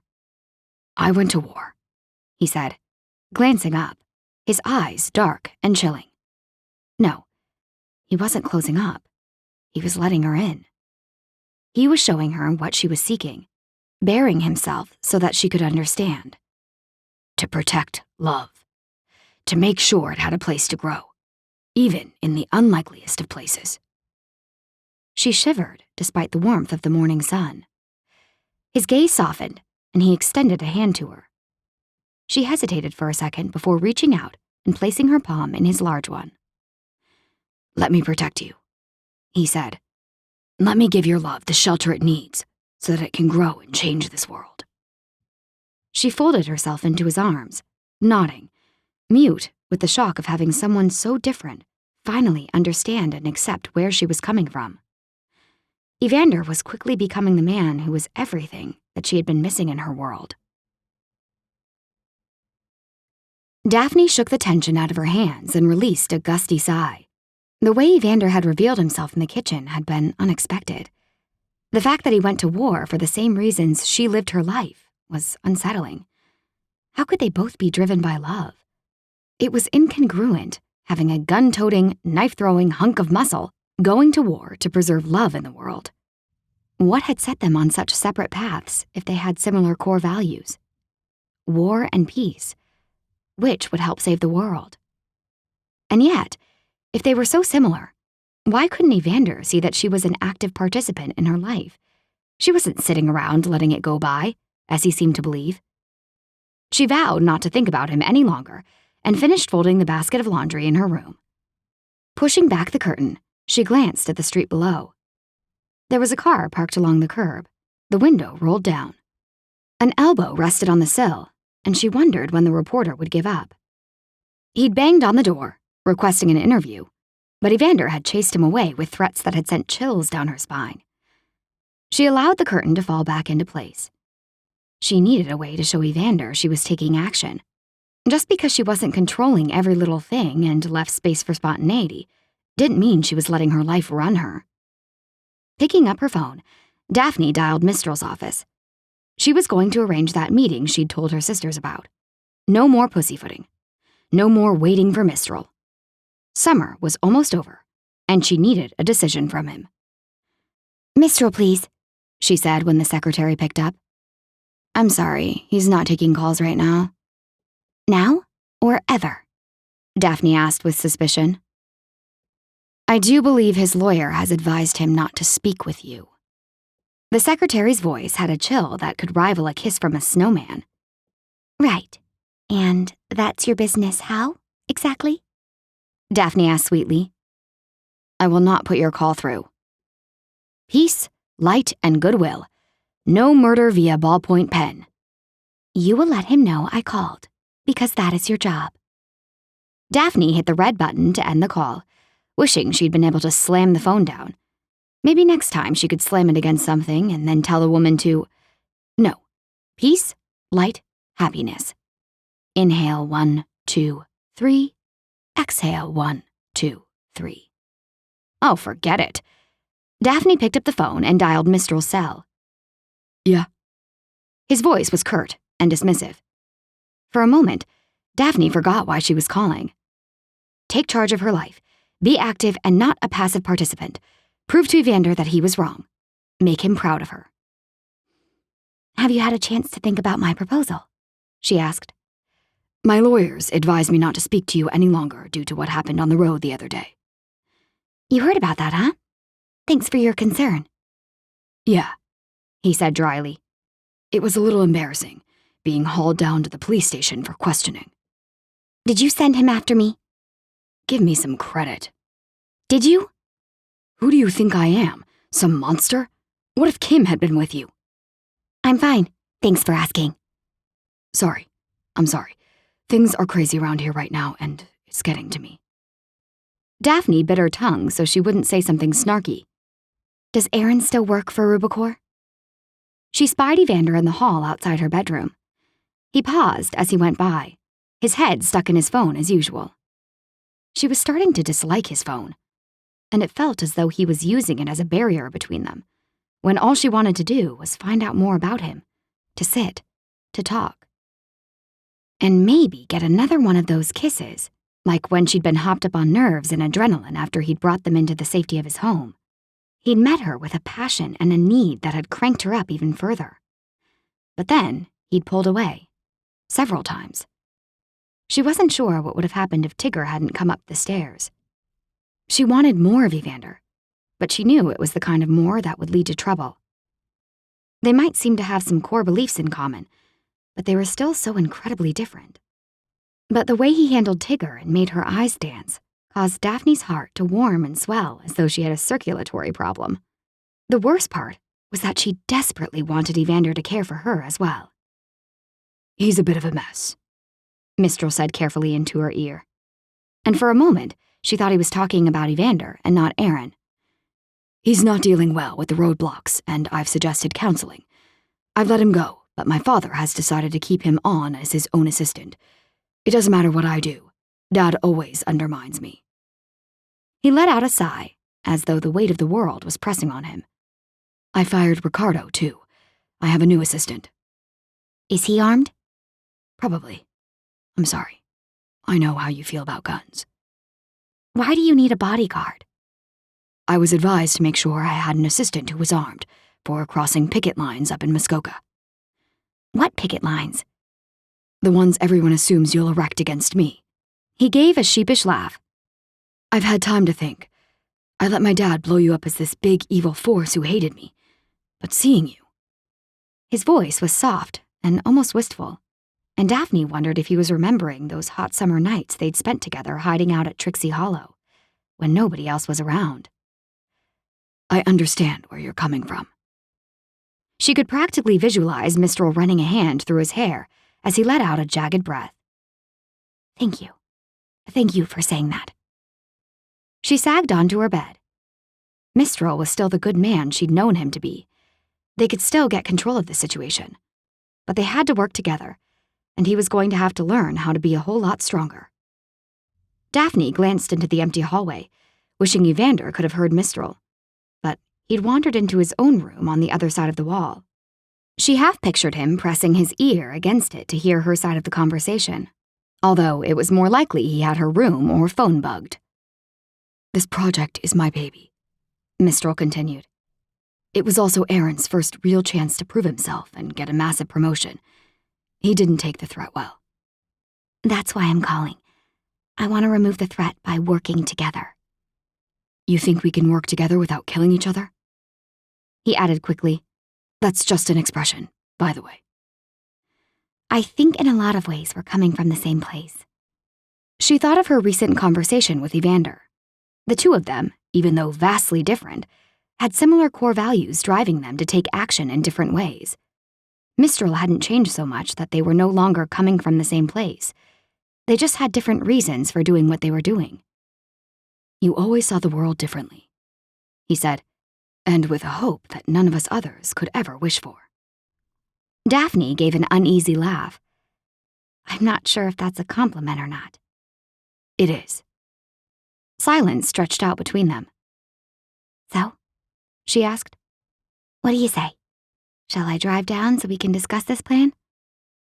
You are the most persistent woman I've ever met, and I've met plenty. She could hear papers rustling in the background. Then a sigh. Fine. You win. How can I say no to someone who's always been open and friendly? Even when I've been a complete you-know-what, and my colleagues have broken into her home and tried to run her off the road. Man, I really need to start listening to my lawyers, don't I? He gave an uneasy chuckle. Lesson number 1.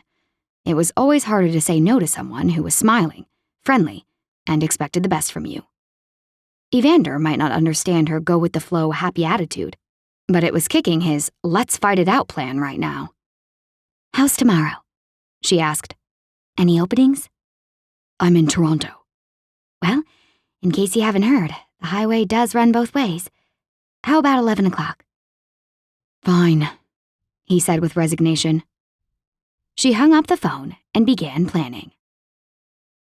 Chapter 11. What do you mean you want to go to Toronto and talk to Mistral?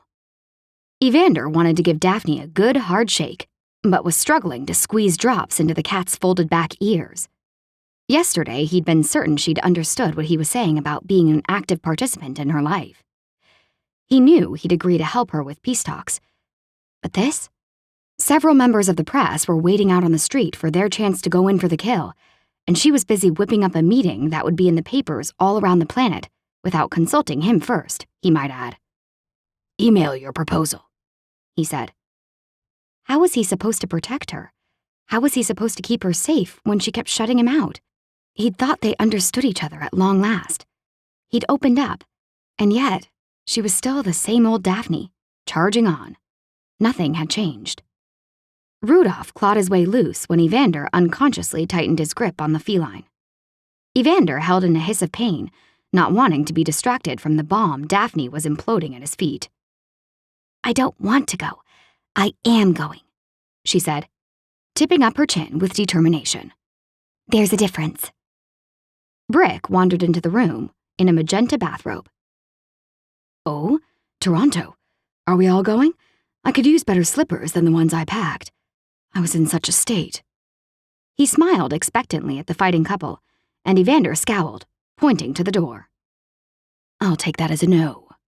Kyle backed out of the kitchen, hands raised in surrender.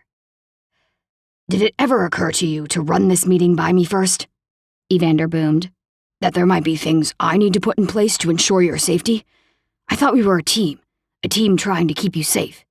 Meeting with Mistral is not safe. He should have bugged her cell phone. He should have captured their conversation so he could hear Mistral's side of it. She was too trusting. Evander, you're being really... Daphne wouldn't meet his eyes as she backed away. Threatening? Yeah. He took one massive step, eating the space between them. She bumped against the table, sending Tigger's half-empty glass of milk sloshing. He rested his hands over Daphne's ears and pushed his lips against hers, determined to show that he wasn't a threat, and that he only wanted what was best for her. He gave her a hard kiss, then stepped back. When I said to be active in your life, he said softly, I didn't mean to go running into the open mouth of the roaring lion. Her cheeks were bright red as she said, I resent the way you paint me with the stupidity stick. She placed her tiny hands on her hips and glared at him, her attention focused solely on his lips. He almost laughed, she looked so indignant. But there was a fire in her eyes that he didn't dare mess with. If he didn't handle this right, she would take off without him, and that would be a disaster for sure. And, she added, you need to learn to kiss better. She turned on her heel, trying to beat a hasty escape into the sitting room, where Florence and Tigger were knitting once again. Evander hooked her around the waist, spinning her into his arms. With one hand on the back of her head, the other wrapped around her slender form, he pulled her warmth against him. With a deliberate slowness, he gently brushed her lips with his. The caress was sweet, and he licked her lower lip before giving her a long, slow kiss. Heat sizzled between them, and it was all he could do to pull back, to be a gentleman, to not lift her t-shirt dress and lay her flat out on the breakfast table. He let her go and put his hands on his hips, as she had only moments ago, enjoying the way she looked dazed, her chest expanding, but not quite fully able to inhale properly. For the record, I can kiss, And I understand that you are used to making your own decisions without having to consult with anyone. But in order to do my job, and keep you safe, no matter what sweet things that ex of yours whispers into your ear, I need you to consult with me. I can't do my job if you're making plans without talking to me. Okay. Okay, that was it? Had his kiss blown her difficult side out of commission? If so, he'd have to remember that trick. What time do you have to be there? He asked grudgingly. Today was going to be endless. After that kiss and her softly giving in, he was going to be thinking with the wrong head all day long. Daphne checked the slender watch on her wrist. About 3.5 hours. And you're just telling me now? The anger was back. It's almost a 3-hour drive. I know, but I thought... You did this so... No, he wasn't going to argue with her. He was also not going to lock her in a room for her own safety, as appealing as that was. Tigger came bounding into the kitchen, all lace and flounces in her party dress. Is she coming with us? He snapped, tipping his head toward the small girl. Daphne was never going to think about safety first, was she? I'm right here, Tigger said. She gave him a dark look. Sorry, kiddo. Well, if I can't go, then she can't go, Kyle said, joining them in the kitchen. He pointed to Tigger. So I say we stay here and have a TV party with Florence, while the poopy adults fight their way to the city and back. What do you say, Tigger? Does your mother approve of nail polish? I think Granny needs her nails freshened, and I bet she's got some colors that would look splendid on those tapered fingers of yours. Is it okay if she stays here? Daphne asked, looking from Brick to Evander. I was going to take her to hang out with Melanie, since she's still off work, but I'd feel better leaving her here with all the security stuff.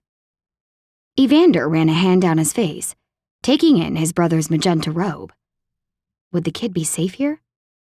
It wouldn't be as safe if he was gone, but she sure wasn't coming with them. You had time to line up a babysitter, but still didn't think to tell me you were going to Toronto? He asked, an edge to his voice. You were eavesdropping. How did you not know? I was not. I think this is our cue to go raid Granny's nail polish, Kyle whispered to Tigger, and they hustled out of the room. You're always around, looking over my shoulder, Daphne said. You're like... Her hands were fluttering, and her cheeks were flushed. They needed to go to bed. Together. That would settle this. No, he couldn't think that way. He needed to remain focused, not think about what she'd feel like with her legs wrapped around his hips. I only heard you ask if Aaron still works for Mistral, Evander admitted. His jaw clenched. He doesn't, and neither does Ricardo. Evander suddenly felt lighter, with tension draining away, as though someone had pulled the plug.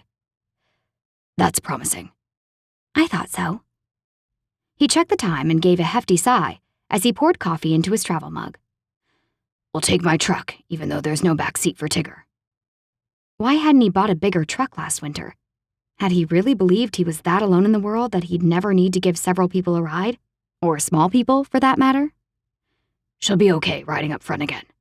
The airbag turns off, plus the tires on your van suck, and the bumper's still smashed.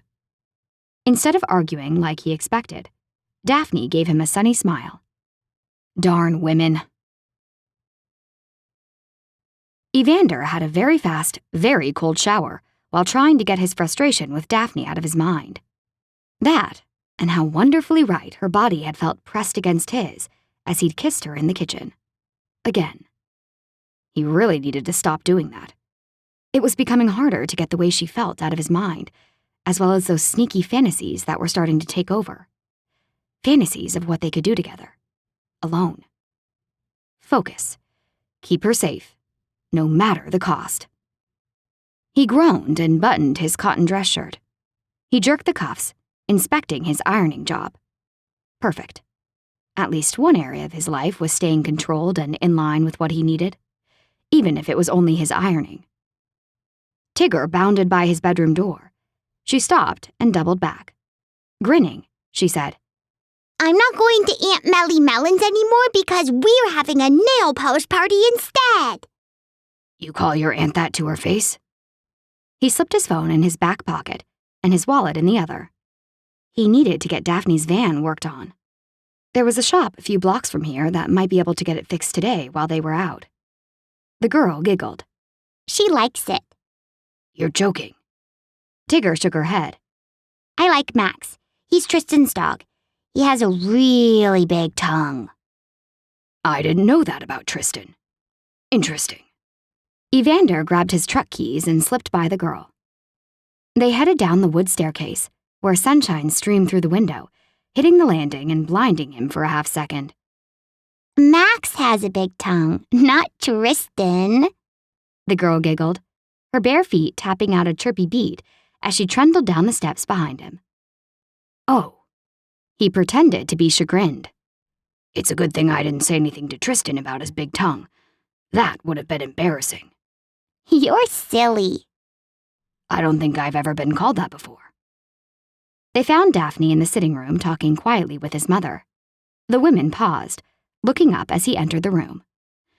Saying good things about me, I hope, Evander said with a grin. Always, Florence replied.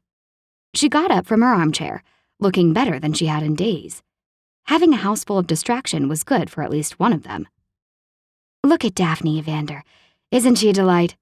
How could a man ever say no to her? You'd be surprised, Daphne replied out of the side of her mouth. Could you say no to this lovely face, Evander? Florence waved a hand over Daphne as though showcasing the woman. Evander placed a kiss on the top of his mother's head, hoping she didn't know the full truth of that. The longer he spent with Daphne, the more difficult it was for him to be a solid, stubborn wall of no. Daphne lightly touched his arm, and goosebumps rose along his skin like flames spreading through dry grass. Ready? She pressed her fingers to the base of her throat, a sure sign she was worrying. You okay? We don't have to go. Your van is heading into the shop, but we could use picking it up as an excuse to stay. That's a horrible excuse, Daphne said, with a laugh that didn't have her usual house-shaking Richter scale level of energy. Tigger will be okay here, he said. Brick is tougher than he looks, and there's no way he'll let anyone near her. He's just as protective as I am, even though he likes to wear odd colors. Evander gave her a wink. I taught him how to defend himself. He's good. And the house is well secured. His mother nodded. I haven't nicknamed the place Fort Knox for nothing. Would you feel more secure knowing where Tigger was and being able to check up on her location? He asked, not waiting for more than a flicker of agreement from Daphne. He turned his head and called, Tigger, come show your mom your new trinket. The girl bounded out from between the couch and curtains. Little eavesdropper. She danced over to her mother, showing off the lacy ponytail clip he'd given her as soon as he'd heard she'd be separated from him for the day. Evander gave it to me. Isn't it pretty? Daphne sent him a surprised look. Mom and I made it. It connects. He waved his phone, trying to keep the girl in the dark that her hair clip had a tracking chip in it that connected to his phone so he could keep track of her. Loose lips had sunk more ships than torpedoes, and he didn't want the girl giving away the one thing that might keep her safe if things went south. Daphne frowned thoughtfully as she studied her daughter, and Evander rushed through goodbyes, hoping Daphne wouldn't ask about radio signals and brain tumors. Wishing he had an attached garage or a secret escape tunnel from the house, he locked the front door behind them and headed to the truck. He gave a reporter, who looked as though he was about to step onto the property, the finger, and opened the door for Daphne, helping her into the truck. With one last glance at the house, he pulled away down the tree-lined, sun-dappled street. In his rearview mirror, he saw 3 cars fallen behind him. Reporters. If he'd had any time to prepare, he'd have had Tyrone come over to create a diversion. Instead, Evander began going through a few basic maneuvers, such as timing traffic lights in order to run them and lose his followers, and using traffic to create buffers between him and those trying to follow him. You're going the wrong way, Daphne said. Oh, I'm sorry. I didn't realize you wanted to tip off the reporters that were going to Toronto. And here I thought it would be smarter to have them think we were heading in the direction of Port Carling. Sorry, Daphne muttered. Do your thing. By the time they were near the next highway exit, he'd lost the reporters. He circled around Bracebridge, heading out to the highway he really wanted, and crossing his fingers that none of the reporters picked up their trail again. I hope this is worth it, Daphne. Me too. Daphne needed a distraction. Lots of them. And the familiar divided highway wasn't providing any. Having Evander ticked off at her for not telling him about Toronto was draining. His unhappy energy was filling the truck, and she discovered she didn't like him being upset with her. Not at all. I'm sorry I didn't tell you about Toronto, she said. I thought you were listening, and sometimes it feels as though you know what's going on more than I do, and I just... Her excuses sounded lame. She'd messed up, plain and simple. You need to tell me things. I promise I will from now on. I'm sorry. He gave a sharp nod, and she could tell he was already moving past it, but didn't want her to think it was that easy to be forgiven for something of this magnitude. And I don't think of your house as a bunker either. His lips flickered, almost as though he was amused. The truth was, she felt safer and more at home with Evander than she would have expected. Living with the De La Fosses was good, and the idea of returning to their quiet little house in Port Carling held surprisingly little appeal. But how much longer could Florence take the rambunctious Tigger? How much longer until having her daughter following Evander everywhere wore on him? There were still a lot of kilometers to go, and too much time to think.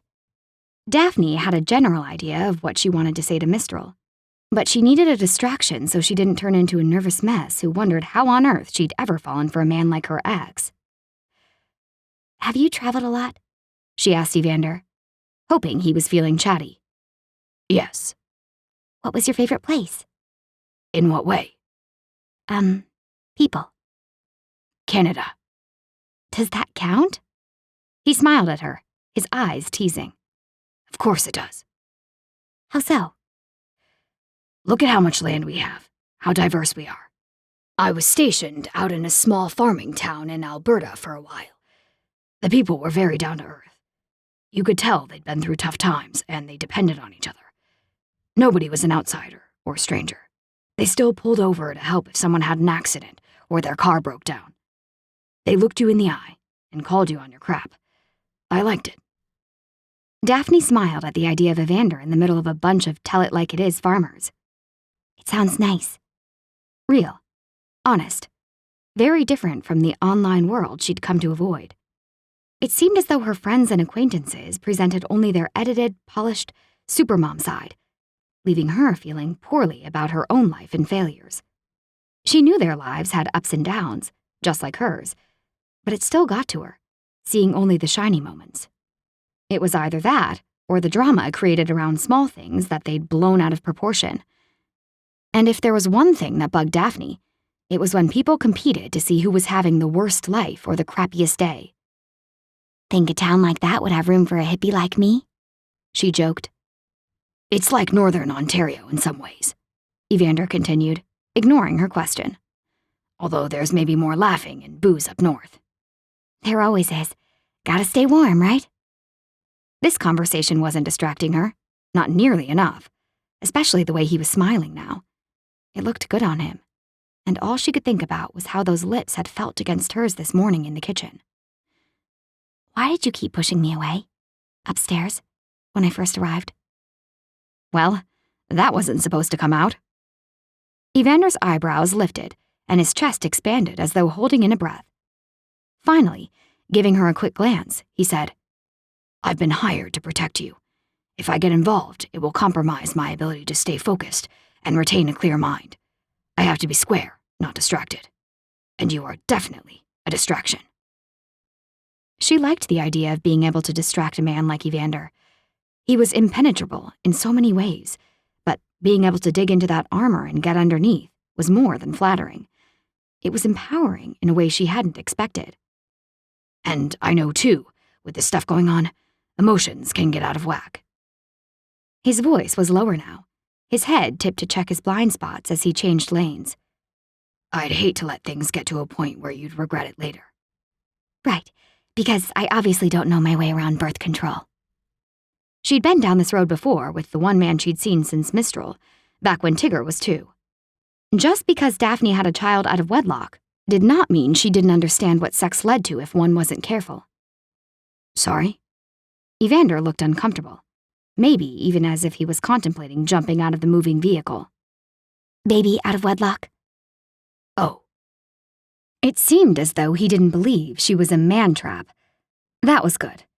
However, that begged the question of what he did believe she was. I don't recommend condoms, She added. They aren't particularly reliable. He smiled at her tone. So your sisters all fell in love recently? He probed, his curiosity palpable. Yeah. She gave a wistful sigh. All 3 in the past 6 weeks.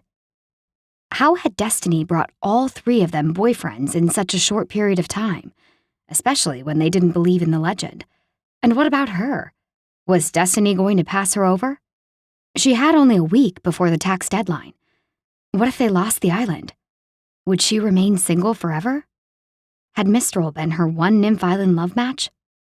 Are you hoping Mistral will ask you back? Evander's question popped out as though he'd been reading her mind, and she could tell he wanted to take it back. I would like him to take an interest in Tigger. That's all, she said honestly. He's only met her this summer? Everyone assumed she'd walked away, head held high, and never looked back. But in reality, she'd tried seeing him in Toronto once when Tigger was 6 months old. She'd been tired, broke, and desperate for child support. His father had turned her away, not recognizing her or Tigger as anything more than a bother on their front step. I send him photos of her, letters, drawings. Did he reply? Not until this summer.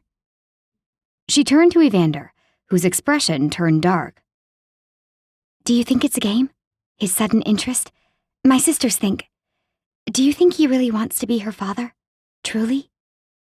Her heart squeezed, waiting for his reply. She felt as though she knew Mistral and the position he was trapped in, unable to lead his own life. But at the same time, she wasn't sure if her hopes and wishes were clouding her vision of what was really happening. She wanted to be positive and expect the best, but she knew she had to be realistic too.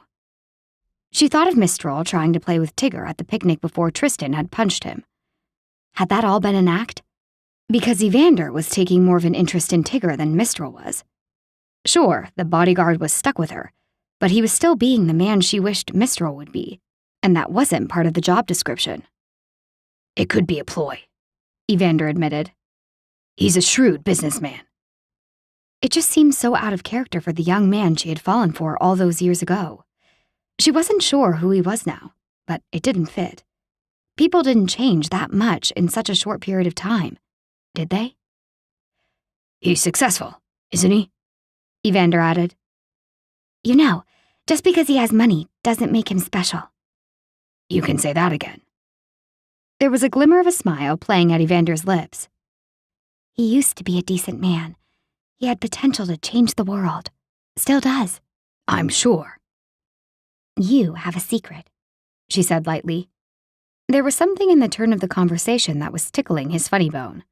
He was keeping something under his hat, something beyond him thinking Mistral wasn't special because of his money and success. If she didn't know any better, she'd think Evander had money or some sort of hidden success. We all have secrets. Are you carrying a gun today? He gave her a look of disbelief. That's not a secret. She let out a sigh. Well, don't bring them into the meeting. In fact, you can stay outside. I don't think... Yeah. She held up a hand. I meant outside the room with his latest trigger-happy buddy. You guys can see who has the fastest straw in central Canada while we get down to brass tacks. He gave her a grudging nod and took a sip of the massive coffee he'd picked up in Barrie when they'd stopped for gas. If she drank that much, she'd be peeing all day. That, and as hyper as Tigger on sugar. She supposed on the coffee cup to body size equivalent scale, his extra large was like her drinking her small. Big coffee for a big guy. Mistral is following in his father's footsteps because he doesn't know any better, she said, wanting to talk it out with someone who might understand, or at least be an impartial, analytical party. He doesn't know how to free himself. He thinks being like his father will win him love and pride, but it never will. His dad will never be able to provide what Mistral needs. Everyone deserves love, especially from their parents. It can be so heartbreaking not to have it, and its absence changes a person. She pressed her palm against Evander's warm forearm, thinking about her daughter and the lack of a father figure. It had to be affecting her, just as it had affected Daphne not having a father during her teen years. Don't you think so? He met her gaze, his eyes warm and safe. I do. Mistral needs a lot of love. Is that why you're giving him the benefit of the doubt? Why you're trying to talk sense into him? If you don't believe in the good of every person, what's there to believe in? You haven't been to war. His grip tightened on the wheel, and Daphne wondered what all he'd seen with those dark eyes of his, the way they shuddered over emotions, keeping his true self hidden away. As an experiment, she lightly kissed her fingertips, knowing he saw it in his peripheral vision, then gently placed them against his temple, stretching to do so. He flinched, jerked the wheel, then straightened the truck again. When he glanced at her, surprise was the dominant emotion on his face. He couldn't shudder everything away. Why'd you do that? He asked softly. The vehicle had slowed, he'd been so taken off guard, and he picked up speed again. She smiled. She could get to him. Love fixed everything. Maybe even Evander.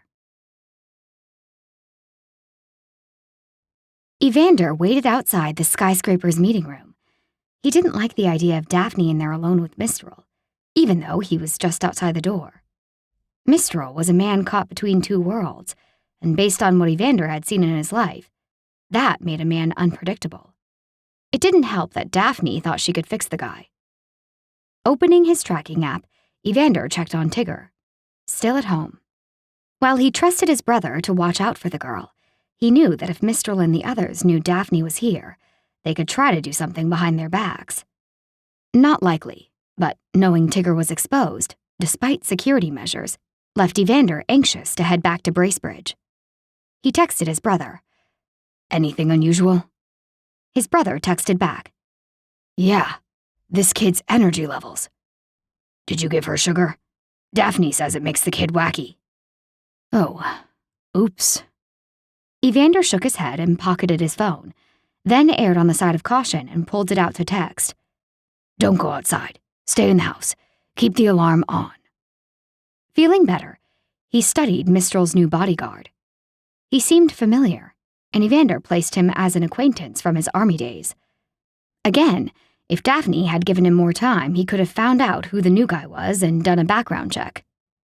Smiling, the new man extended his hand for a shake. Evander, right? Yeah, sorry.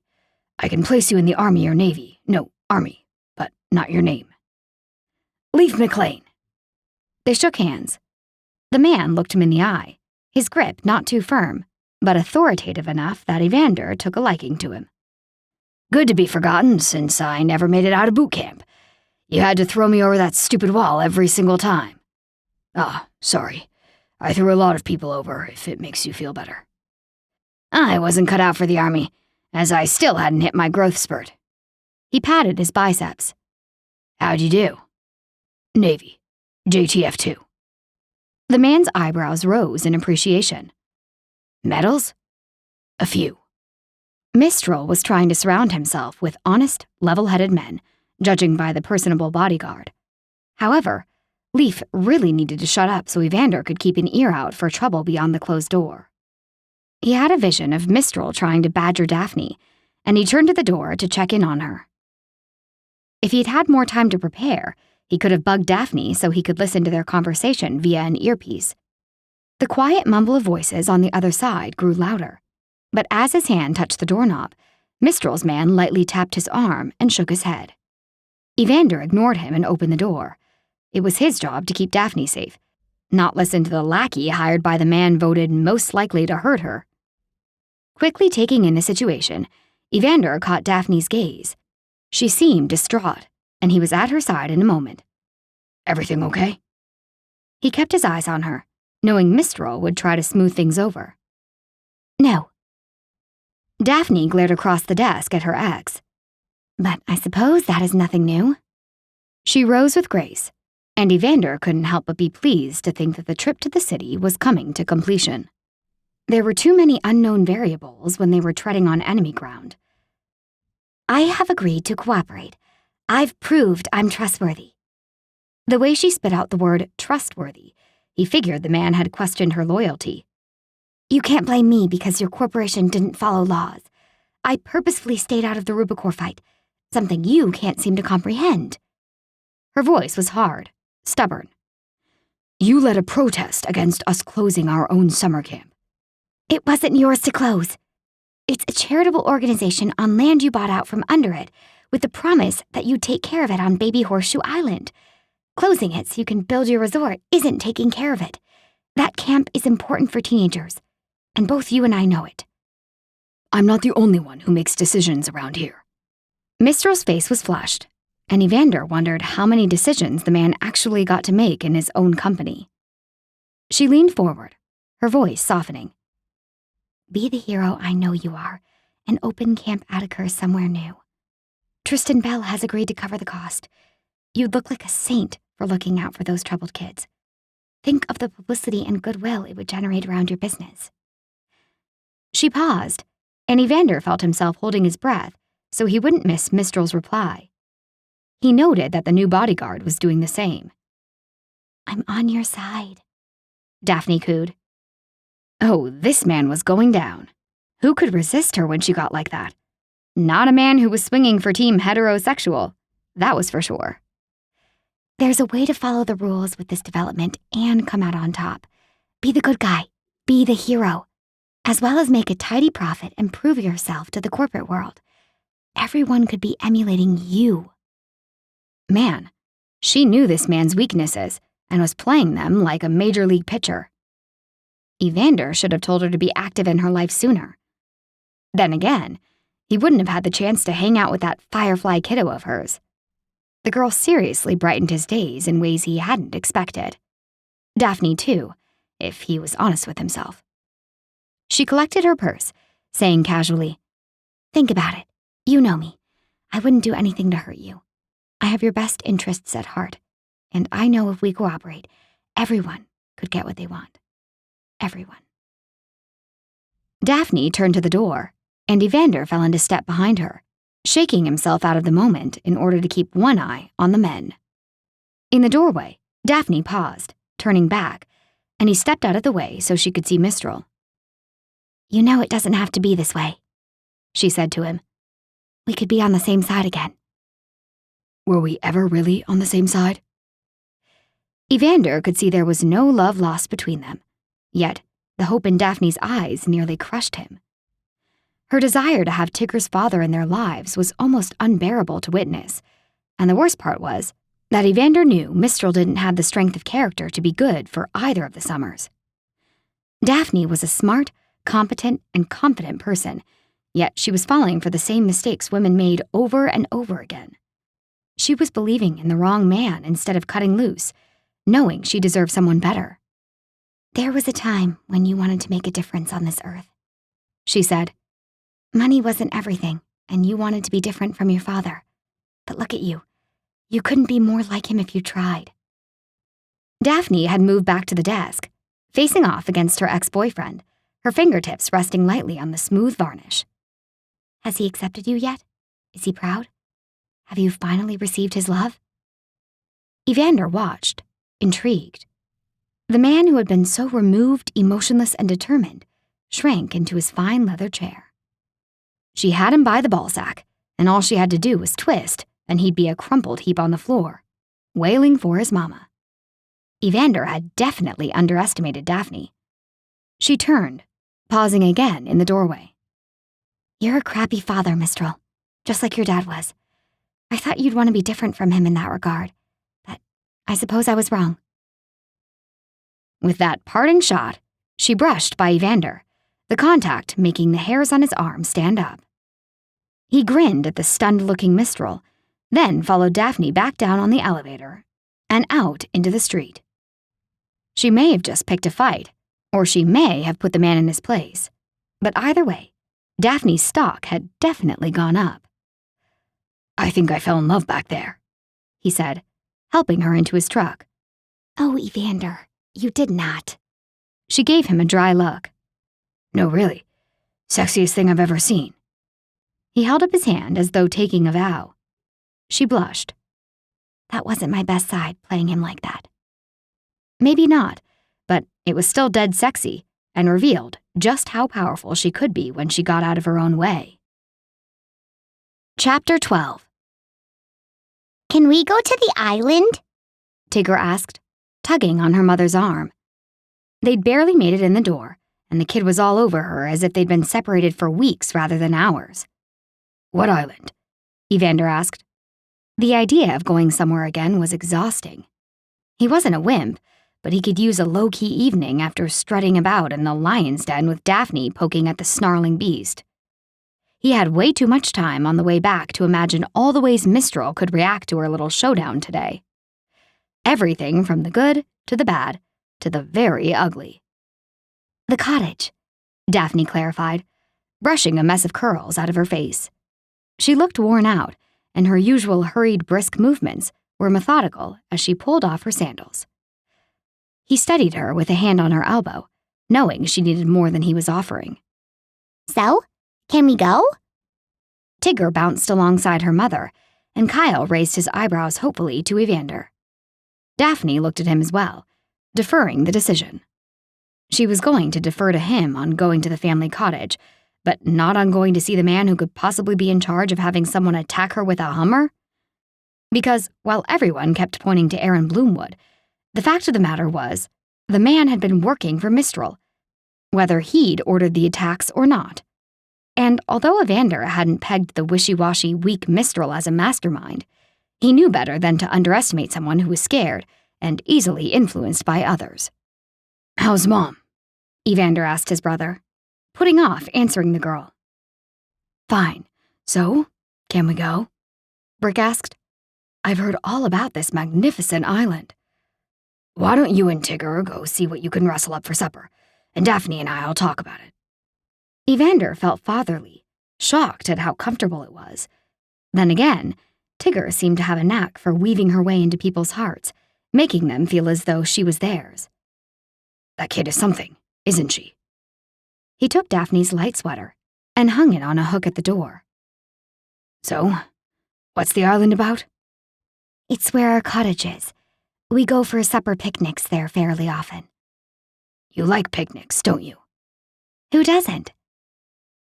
He could think of a few people, namely those who felt exposed dining out in the middle of nowhere when they had lives to protect. You want to go to the island? He asked, unsure whether Daphne wanted him to be the bad guy and say no to Tigger, or if she was leaving the final call to him due to safety concerns. She shrugged, a spark of something in her eyes. She wanted to go. Of course. Evander thought back to the short visit he'd had to Nymph Island when he'd been helping Daphne's sister Haley and her movie star boyfriend Finian escape the paparazzi last month. The island had been dark and remote, with crappy cell service. The building had been run down and nowhere near secure. And if memory served, it was right across the water from Rubicor's island. I don't think your cottage is a safe place to go right now, he said, aware he was crossing his arms. Daphne placed her hands on her hips, and he could tell by the set of her jaw and the way she was chewing her bottom lip that she was fighting the urge to argue with him. Her life had changed a lot since he'd come into it, and he was beginning to resent the way she held it against him, as if it was his own doing. It's a place where I can think, she said. They tried to run you off the road, and you practically launched grenades at Mistral today. Evander's temper started to rise. People like Daphne were their own worst enemies. They took control, but over the wrong things. Do you trust me or not? Trust has nothing to do with this. You're not trusting my advice, nor my authority. Authority? Her head took a dangerous tilt, and if he had been a smarter man, he would have shut up and run. But there was a reason why he was a hired gun and not working in a skyscraper like Mistral. He never shut up. He never ran. It made him good at what he did. He took a step closer, knowing he was encroaching in her personal space and that she found his size threatening. He would never hurt her, but his number one job was to keep her safe, not become her best friend or give her warm fuzzies. Authority? She repeated. Yeah, you have a problem with that? Oh, you are just too much. Knowing it was a mistake, he bent his head down so his lips were flush with hers. She tasted like raspberry lip gloss and something comforting. His eyes drifted shut, and when he moved away, breaking the kiss, he had a moment to revel in her unguarded, sweet, and innocently beautiful self. She was the epitome of everything the war had taken from him, and he stepped back, feeling as though he had been hit hard in the chest by a shockwave. She was life, and he was falling for her. Are you okay? Her voice was soft, her touch on his arm more firm. He was a man. He could get through this. It was just a kiss. But he needed distance, a distraction, something to keep him preoccupied. He opened his mouth and said, "Let's go to the island." Daphne stood in the front entry of Florence's home and blinked furiously, scrambling to get her bearings. That was some kiss. Again. He kept doing that. But this time it was him who looked completely off-kilter afterward. Head tucked down, Evander strode down the hall with his slight distinctive limp, disappearing into the kitchen, where Brick and Tigger were hooting with laughter as they worked up dinner plans. He'd kissed her, then said they were going to the island. Which was odd, seeing as she knew he didn't want to take her there for fear that without his million doodads, he couldn't keep them safe. While in Toronto, she'd seen a lighter side of Evander, one that smiled, and it looked good on him. Unfortunately, he'd seen and liked a side of her that was awful. Again, she'd failed in trying to take action. She'd been pushy and mean to Mistral in an attempt to coerce him into working with her and her sisters. She'd said unkind, hurtful things. She'd been the type of woman she hated, and Evander had loved it. She needed to go to Nymph Island and think, but Evander had made it clear he was willing to die in order to keep her and Tigger safe. That wasn't something she could take lightly, and she feared going to the island would put him in a dangerous position. In the sitting room, she ran the island plan by Florence, half hoping she'd say no. The woman caught Daphne's hands in her own, giving her a steady gaze that reminded her so much of Evander. "Are you okay, dear?" Fine. Where did Tigger take off to? "She's in the kitchen with Kyle. There's so much life and happiness in that child. You're doing a wonderful job." Daphne jolted, not expecting the compliment. It felt as though she spent her days trying to keep up with her daughter more than actually guiding and shaping her into someone or something specific. There was very little to take credit for, other than a bit of passed-down genetics. She sat heavily beside Florence, thinking, what kind of parents did Tigger have in her life? A father who destroyed the environment for money and essentially wanted nothing to do with her, and a mother who was cruel to him in hopes of getting him to do things her way. Maybe letting go of Nymph Island would be for the best. Rubicor and their developments were the future, not old cottages that were lucky to still be standing. Daphne was exhausting herself, trying to make people care about preserving Canada's heritage and environment. Tigger bounded into the room, and Daphne held in a sigh. She didn't have the energy to deal with the girl. Just listening to her natter away at Florence made her want to cry from exhaustion. Being a single mother was all she'd ever known, but the past several days of having support had been eye-opening in regards to how tiring it really was, especially while trying to keep from getting killed. She'd always envied how her friends were able to slip off to book club or dance lessons, or simply go for a walk on their own. She knew she was lucky that her sisters would step in and take her daughter here and there, so Daphne could get a small reprieve for a few hours. Sometimes all she needed was 30 minutes to herself. 30 minutes of uninterrupted thoughts, even though the small break often left her feeling guilty. She knew needing that time didn't make her less of a good mother, but it still made her feel that way. Evander stood over her, and she looked up, feeling impossibly small. "Let's go." Are you sure? "Yes." Really? Hope bubbled up within her. Really? We should pack a supper, she said, too exhausted to move. Already done. Coming, Mom? I'd love to. Evander packed everyone into Daphne's repaired van and took the keys. Mind if I drive? You look beat. Tears threatened to brim in Daphne's eyes, and she nodded, climbing into the back. She didn't know where he'd had her van fixed, how much it cost, or even how he'd arranged to get it back to the house.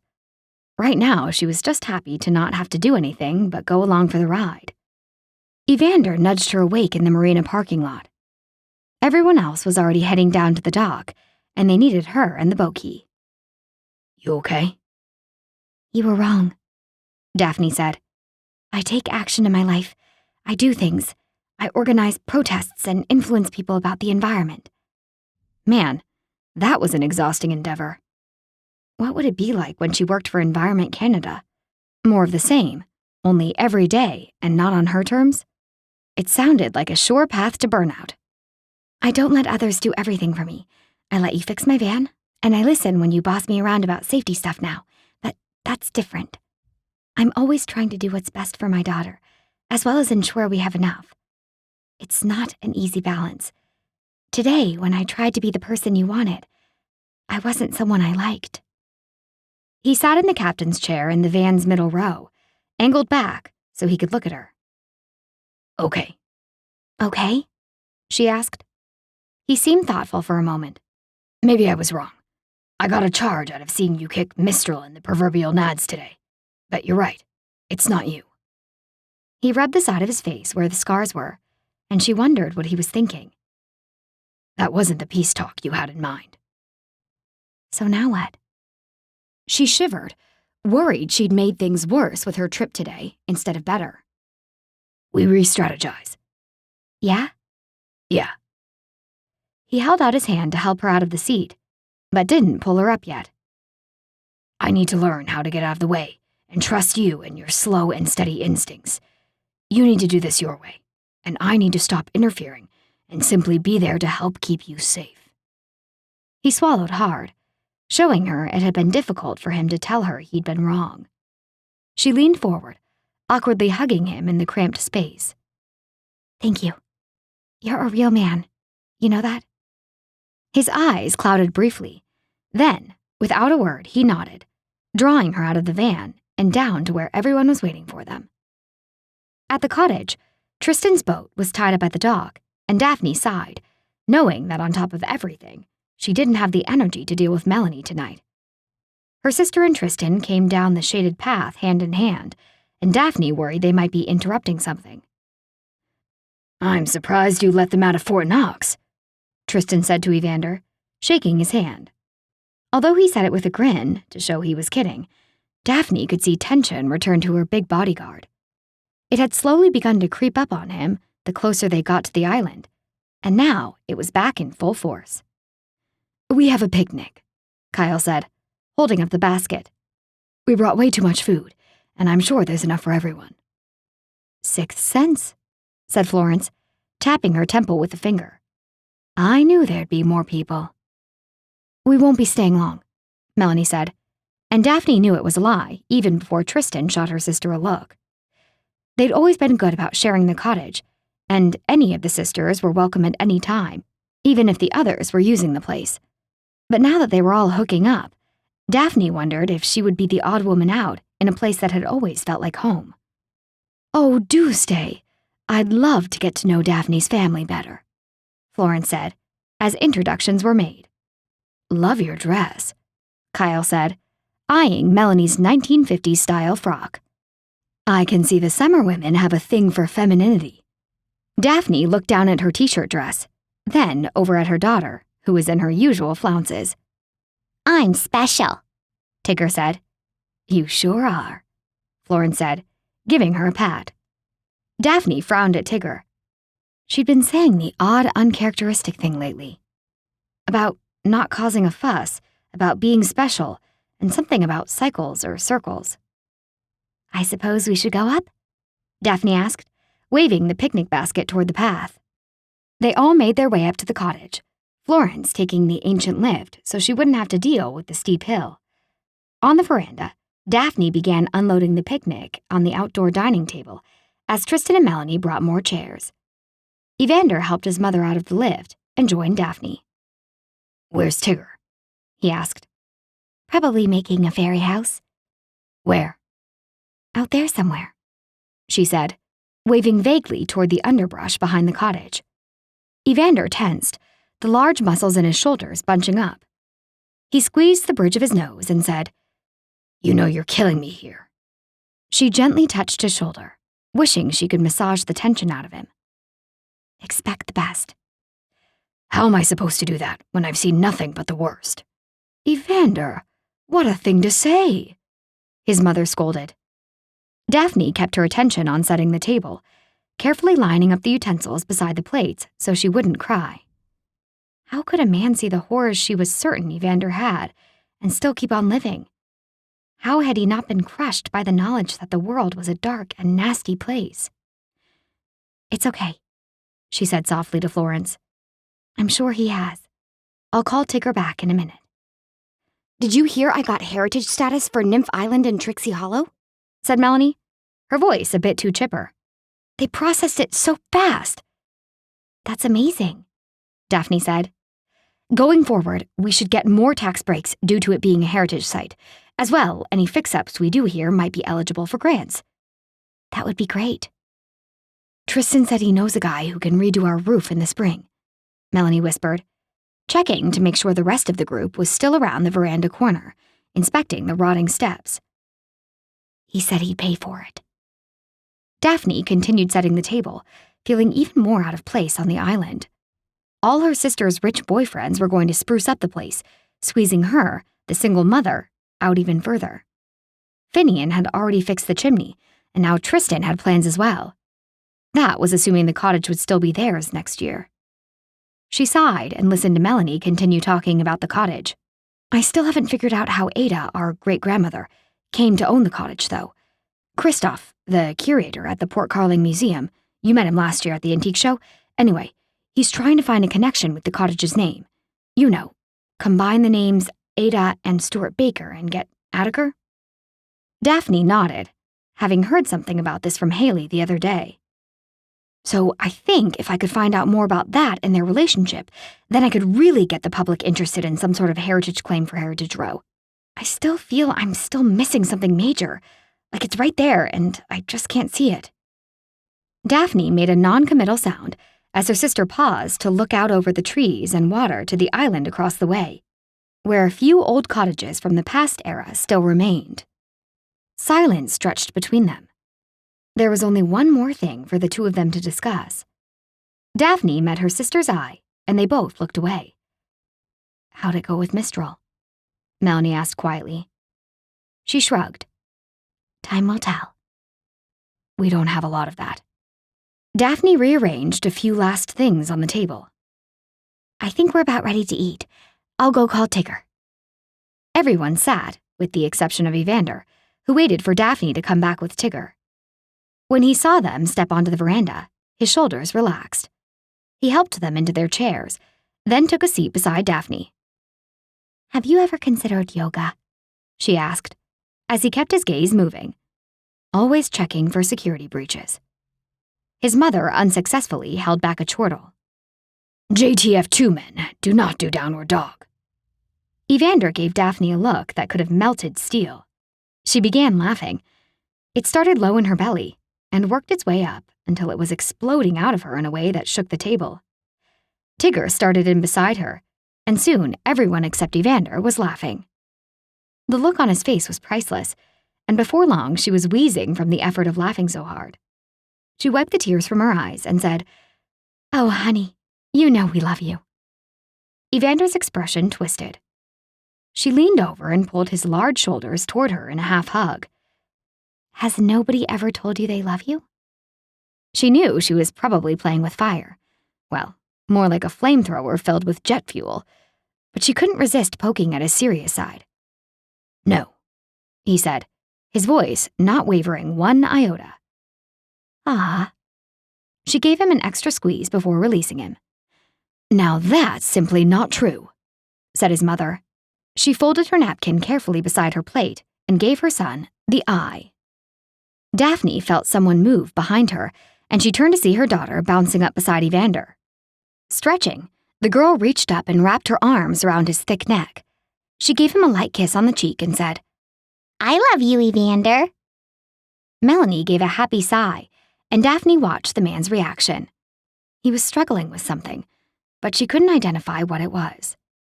All she knew was that he needed more hugs and kisses, as well as love in his life. As soon as the last fork rested on an empty plate to signal the meal was finished, Evander stood to clear the table. Daphne worried she'd pushed things too far with her joking. He wasn't a regular guy, and he'd been through things she couldn't possibly imagine, and had the scars as proof. She caught up with him in the kitchen, where he was shoving paper napkins into the small garbage can under the sink. His shoulders were bunched, his movements quick and jerky. Carefully, Daphne came up behind him and slid her hands around his waist, joining them at his belly button. He jumped, his body rigid. She rested her head against his back, listening to his heart race under the skin, through his ribcage and a pile of muscle. I'm sorry if I teased you too much. I hope you didn't think I was making light of what you've done. Evander didn't move, resembling an animal caught in the sights of a hunter. Not moving, not willing to be seen.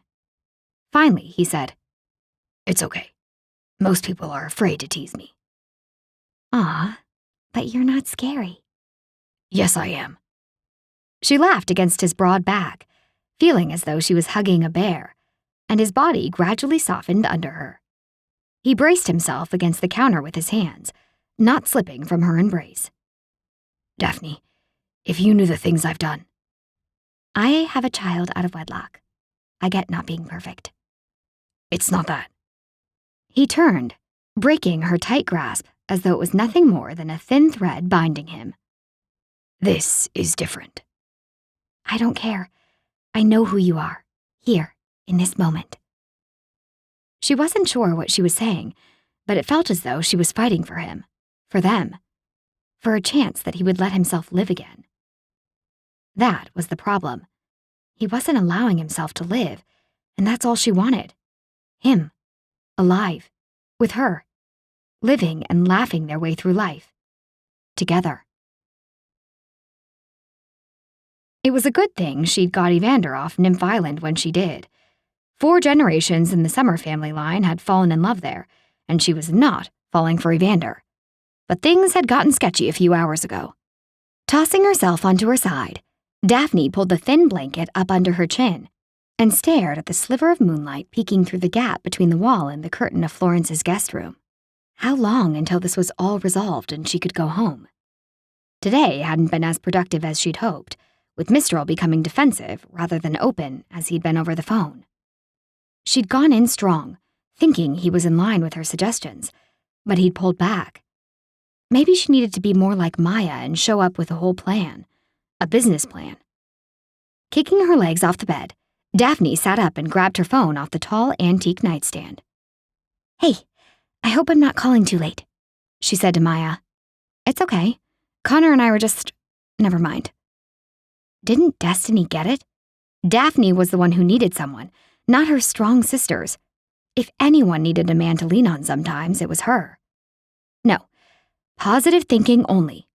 She would find someone, eventually. Evander. She laughed at herself. There was no way. She was tired and stressed, and he was a steady, comforting presence.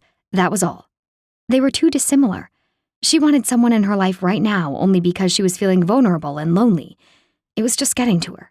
The hopes. The stress. The amazing way Evander was with Tigger. Another reason she shouldn't feel lonely. She had her daughter. But Daphne wanted a relationship with a man. She wanted family.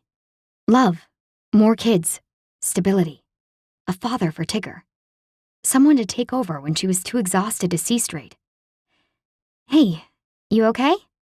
Maya asked, breaking into her thoughts. I'm just... She trailed off with a sigh, unsure what to say. Yeah. Her sister got it. Maybe not all of it, but she got it enough that Daphne felt a bit less lonely. Can I come over? Maya asked. I feel like I haven't seen you in forever. It was late, but she didn't think that Florence or Evander would mind her having company. Sure. Daphne made certain her sister had the address, then clicked off the phone. Pausing outside Evander's door, she considered knocking, but his light was off. The man needed his rest. He'd be okay with her sister coming over if Daphne was careful about the alarm. Besides, if she saw him sleeping in nothing but his boxers, she wasn't sure she'd be able to hold back. There was a side to him she wanted to learn more about. An intimate side. She had a feeling being Evander's woman would be a very sacred, safe place, and the temptation to try and see if she could fit into that role was all too strong.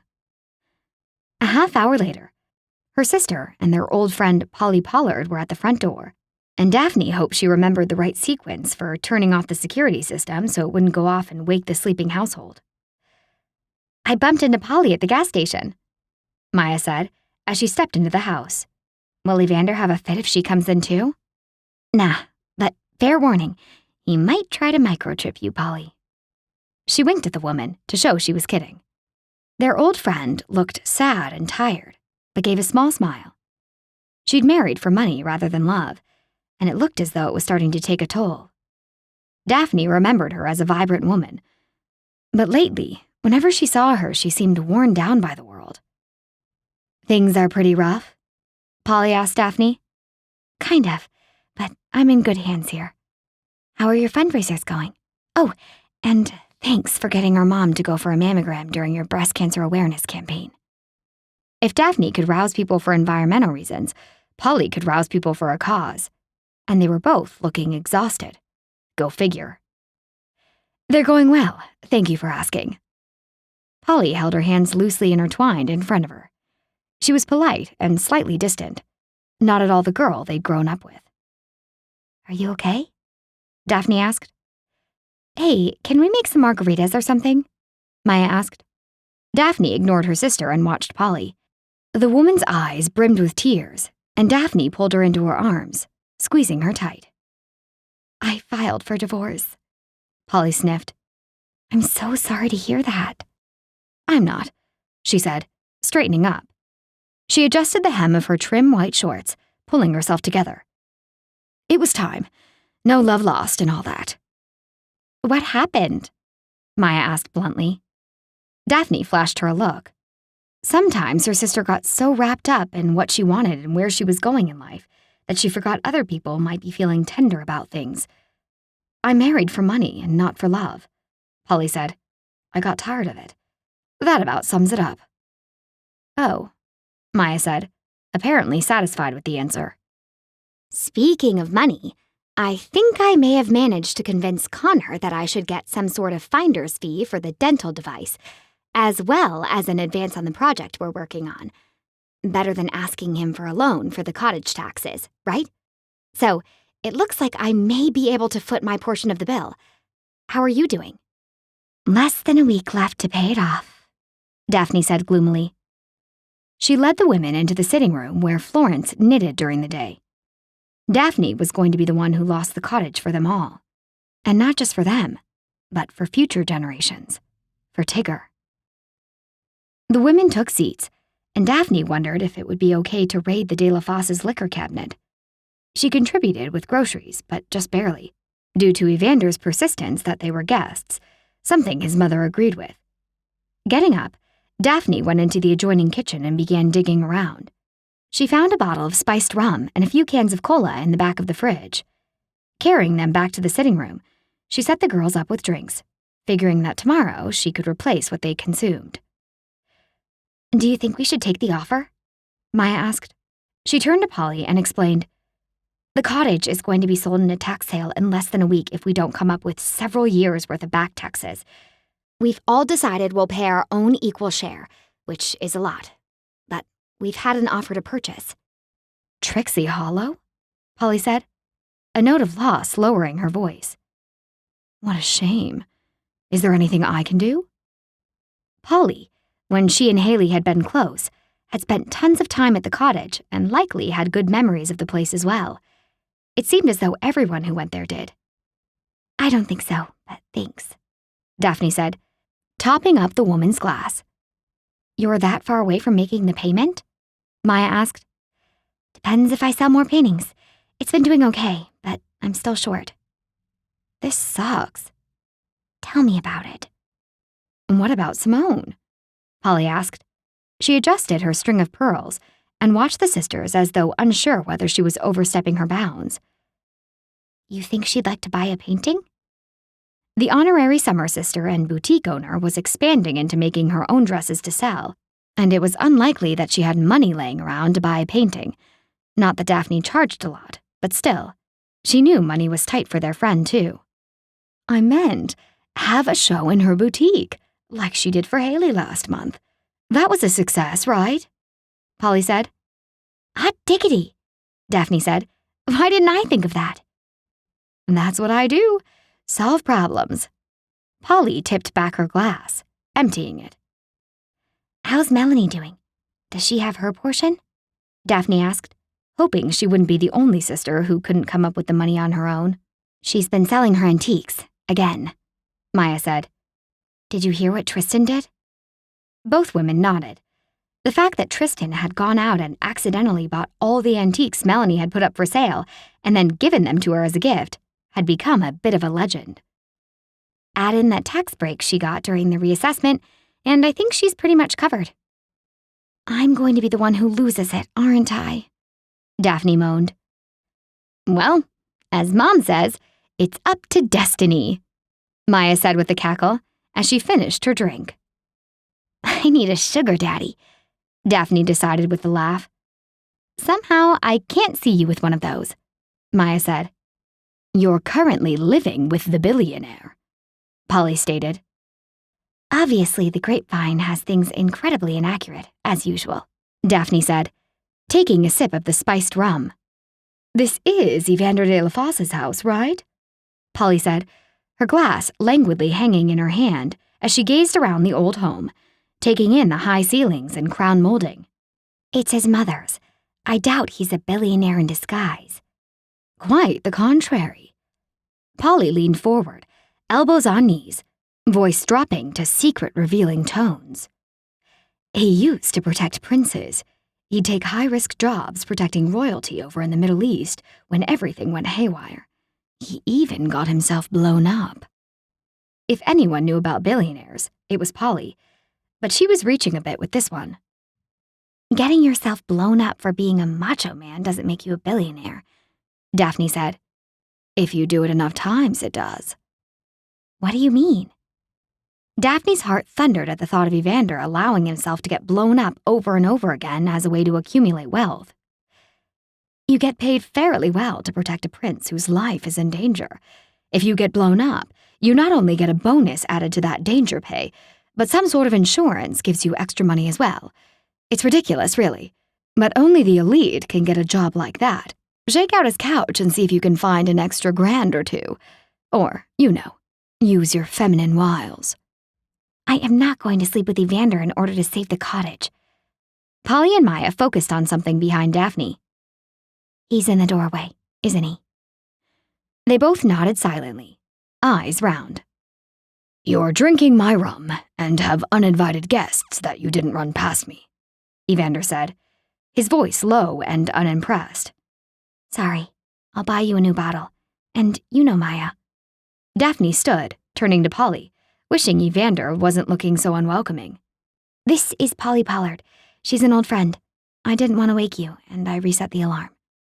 Nice to meet you, Evander said, stepping into the room to shake her hand before returning to his spot in the doorway. You as well, Polly said. I apologize for drinking your rum. She lifted her glass, looking demure, harmless, and a little bit on the prowl. Evander said nothing, just stared at Daphne. She felt as though she didn't know this man all of a sudden. Are you really a billionaire? She asked, cringing as the words came out of her mouth.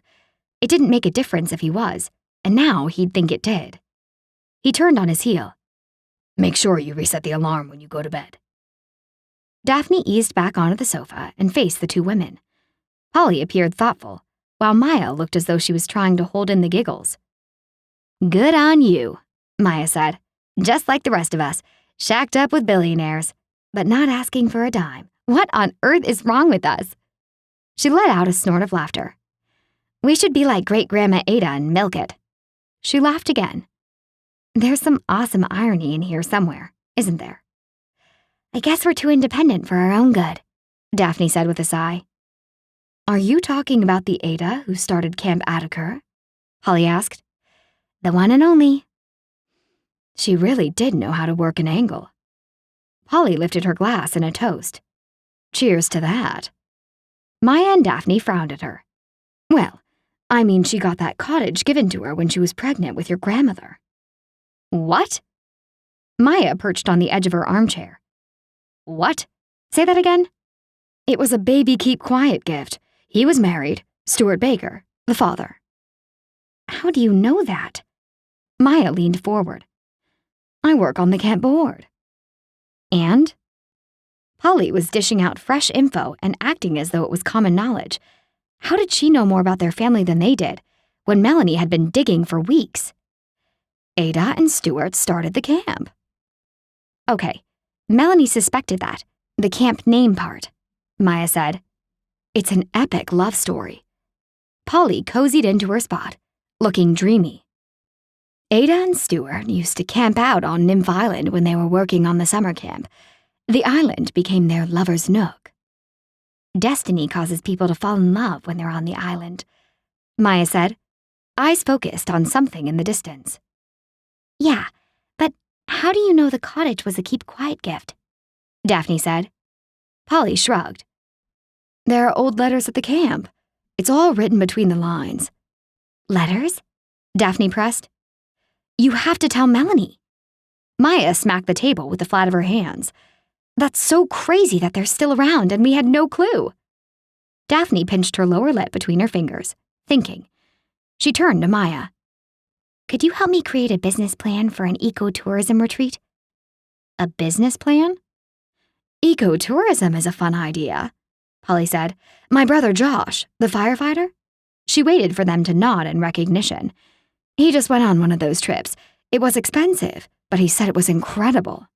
I think Mistral could turn Baby Horseshoe Island into a nature retreat instead of the resort he has planned, Daphne said. He could obey environmental laws and guidelines, as well as have his development. He would have to scale back some of the things he's planning to do, but it could be an eco-friendly retreat, a blending of tourism, development, and environmental awareness. But I need to be able to show him the bottom line. It's kind of late to make changes to his plans, isn't it? Maya asked. A feeling of defeat washed over Daphne. For some reason, she wanted to show Evander that she could do this, more than she wanted Mistral to make changes to his plans, as beneficial as that would be. She emptied her glass. I have to try. Chapter 13. Evander barely recognized Daphne as she sat in the meeting room wearing Maya's borrowed pantsuit. Her hair was swept up into what Tigger had informed him was a French twist. Even though the outfit was a bit big, she looked professional and businesslike, not at all like the woman he had come to know and feel comfortable with. When people began acting unlike themselves, it was time to worry. That was when the unexpected happened. He figured after their chat in the van the night before last that she would go back to being Miss Take It As It Comes instead of trying to be hard-edged. But here he was, on his toes again. At least, before calling this morning's meeting, she'd given him enough of a heads up that he'd been able to phone Austin Smith, the paparazzi, to create a diversion so they could leave the house in peace. The man, true to his word, had created a buzz that had all the lurking reporters sprinting away from the house, cameras waving so he, Daphne, and Tigger could sneak off to Port Carling to meet with Mistral. Again. Evander took his post at the door of the library's basement meeting room, as Daphne greeted Mistral by handing him a stapled bundle of papers. Maya sat beside Daphne, her lips white from the effort of keeping them pinned shut and not sharing all her business know-how. Outside the room, Tyrone was caring for Tigger, as Kyle had stayed behind to take their mother to a radiation appointment. Mistral's new hired gun, Leaf, leaned back in his chair. Daphne began outlining the business plan she'd been working on with Maya since the night of the cottage picnic. A plan for an eco-retreat on Baby Horseshoe Island, rather than the monstrosity Mistral had planned. Evander figured it was a case of being at least a year too late, but admired Daphne's determination, as most people would have given up, then always wondered if they could have made a difference. Mistral shifted, looking uncomfortable. I appreciate you going through the bother to put something together, but we're so far into the development plan that changing plans now could really set us back. Plus, the cost alone. Evander had to give it to him. The man at least looked apologetic. I understand that, Daphne said softly, as she pushed a sheet of paper across the table toward him. That is why Maya and I came up with this. Mistral held a finger over the graph, his attention on Daphne. What is this? Money. She slid a bullet point list toward him. And this is how to change direction without losing any. Basically, you're simplifying what you already have planned, so it will actually cut your construction costs. You can make these changes, do it under budget, and still open on the scheduled date a year and a half from now. You'll be offering fewer services to your clients, which will lessen your overhead. As well, you'll be offering things you don't have to build or maintain, such as birds and other wildlife, and the peace and quiet of nature. In essence, build less, charge the same. Mistral leaned back, leaving the graphs on the table. Ecotourism isn't a cheap vacation, Maya blurted out. Hands clasped, she glanced at Daphne, then added, We know you already have plans for the island, but the problem is that at the rate you're running into compliance issues, you're never going to get it built. Mistral opened his mouth to argue, his face red. Evander took a step closer to the table, arms loose at his side, ready to act. Maya continued. I know you've got several agencies hot on your tail, so let's be honest. Things haven't been going easy for you. You're losing money waiting for permits and plans to get pushed through. And the issue with the municipality not following permit protocols is not cool. Nobody's going to back down on that fight. She leveled the man with a steely look, and Daphne shifted uncomfortably. Evander didn't blame her. Maya was pretty darn direct, painfully so. You can either carry on with your original plan and hope you don't go belly up before you get through the delays, or you can give Daphne's idea a serious look. It has incredible merit, and I believe she is ahead of the game in terms of trends in tourism. Maya leaned back. I honestly don't see how you could fail with this.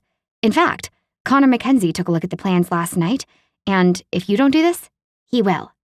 You're lucky Daphne's given you the first right of refusal. Mistral's head tilted to the side. They had him. The Summers had been underestimated again. Maya stood, and a panicked look flashed across Daphne's face. Evander awaited his cue from her. I still don't see how changing my plan is going to allow me to come out financially ahead, Mistral stated. He tried to emulate Maya's earlier posture by leaning back in his chair, as though he was the one in control. It was obvious the man wanted to learn more. Here on page 6, Daphne said, pushing papers toward him. Read at your leisure, Maya said. Daphne and I have another meeting to get to. She checked her watch. If you want to work with us, you'd better let us know soon, because we're pulling this off the table in 4 days. 4 days? Mistral began flipping pages, and Leaf scooted closer to the table to help him find whatever he might be looking for. I'll have to ask my dad. Pansy. The man didn't even run his own company? No wonder things were so messed up. Don't forget that we own the rights to this resort plan, Maya said. Don't try opening it elsewhere. I also made a list of the endangered species in the area, Daphne said. It's something that could... Both Maya and Evander reached for her. They had Mistral where they wanted him. It was time to shut up. Everything you need to know is in the package, Maya said, pushing Daphne out the door. They left Mistral and Leaf hunched over the papers. Maya shut the door and said, I think that went well. She gave them a bright smile that reminded Evander of Daphne. Do you think he's interested? Daphne asked, her hands twisted into a tangle. We'll hear from him soon enough, Maya said.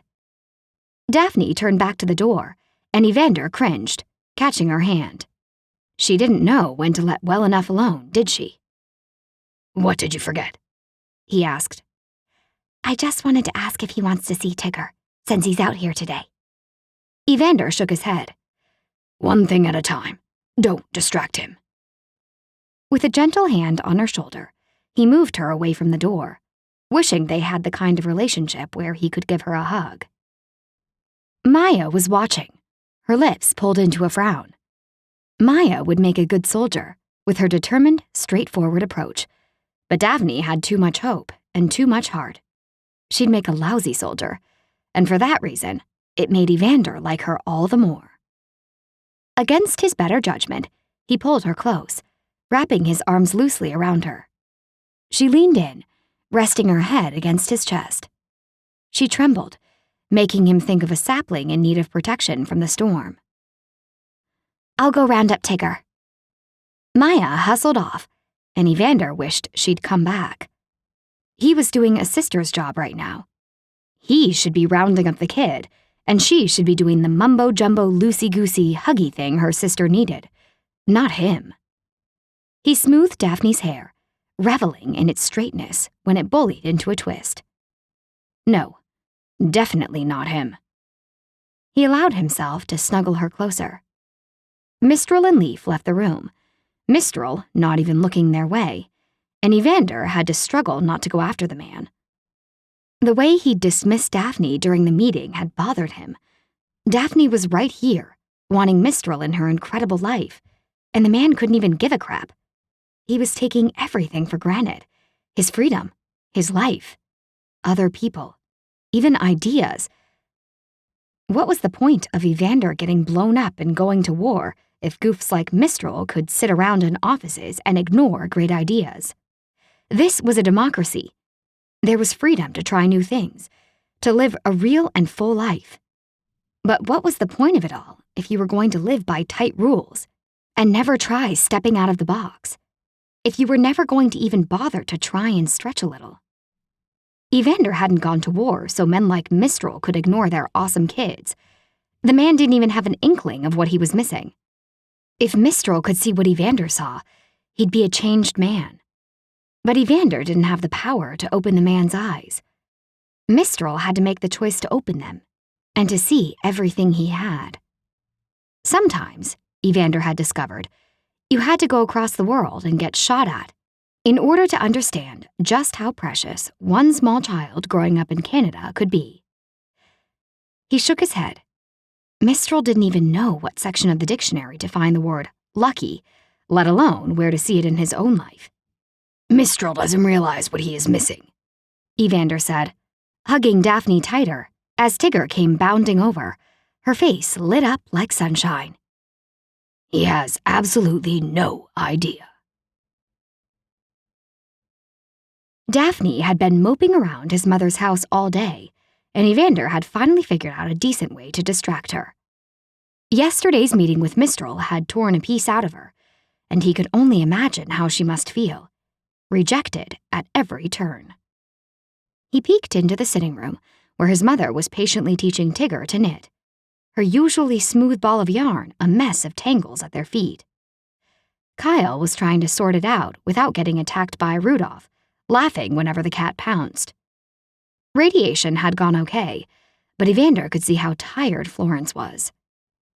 He climbed the stairs to the bedroom and found Daphne sitting cross-legged on her bed, her head in her hands, elbows on her knees.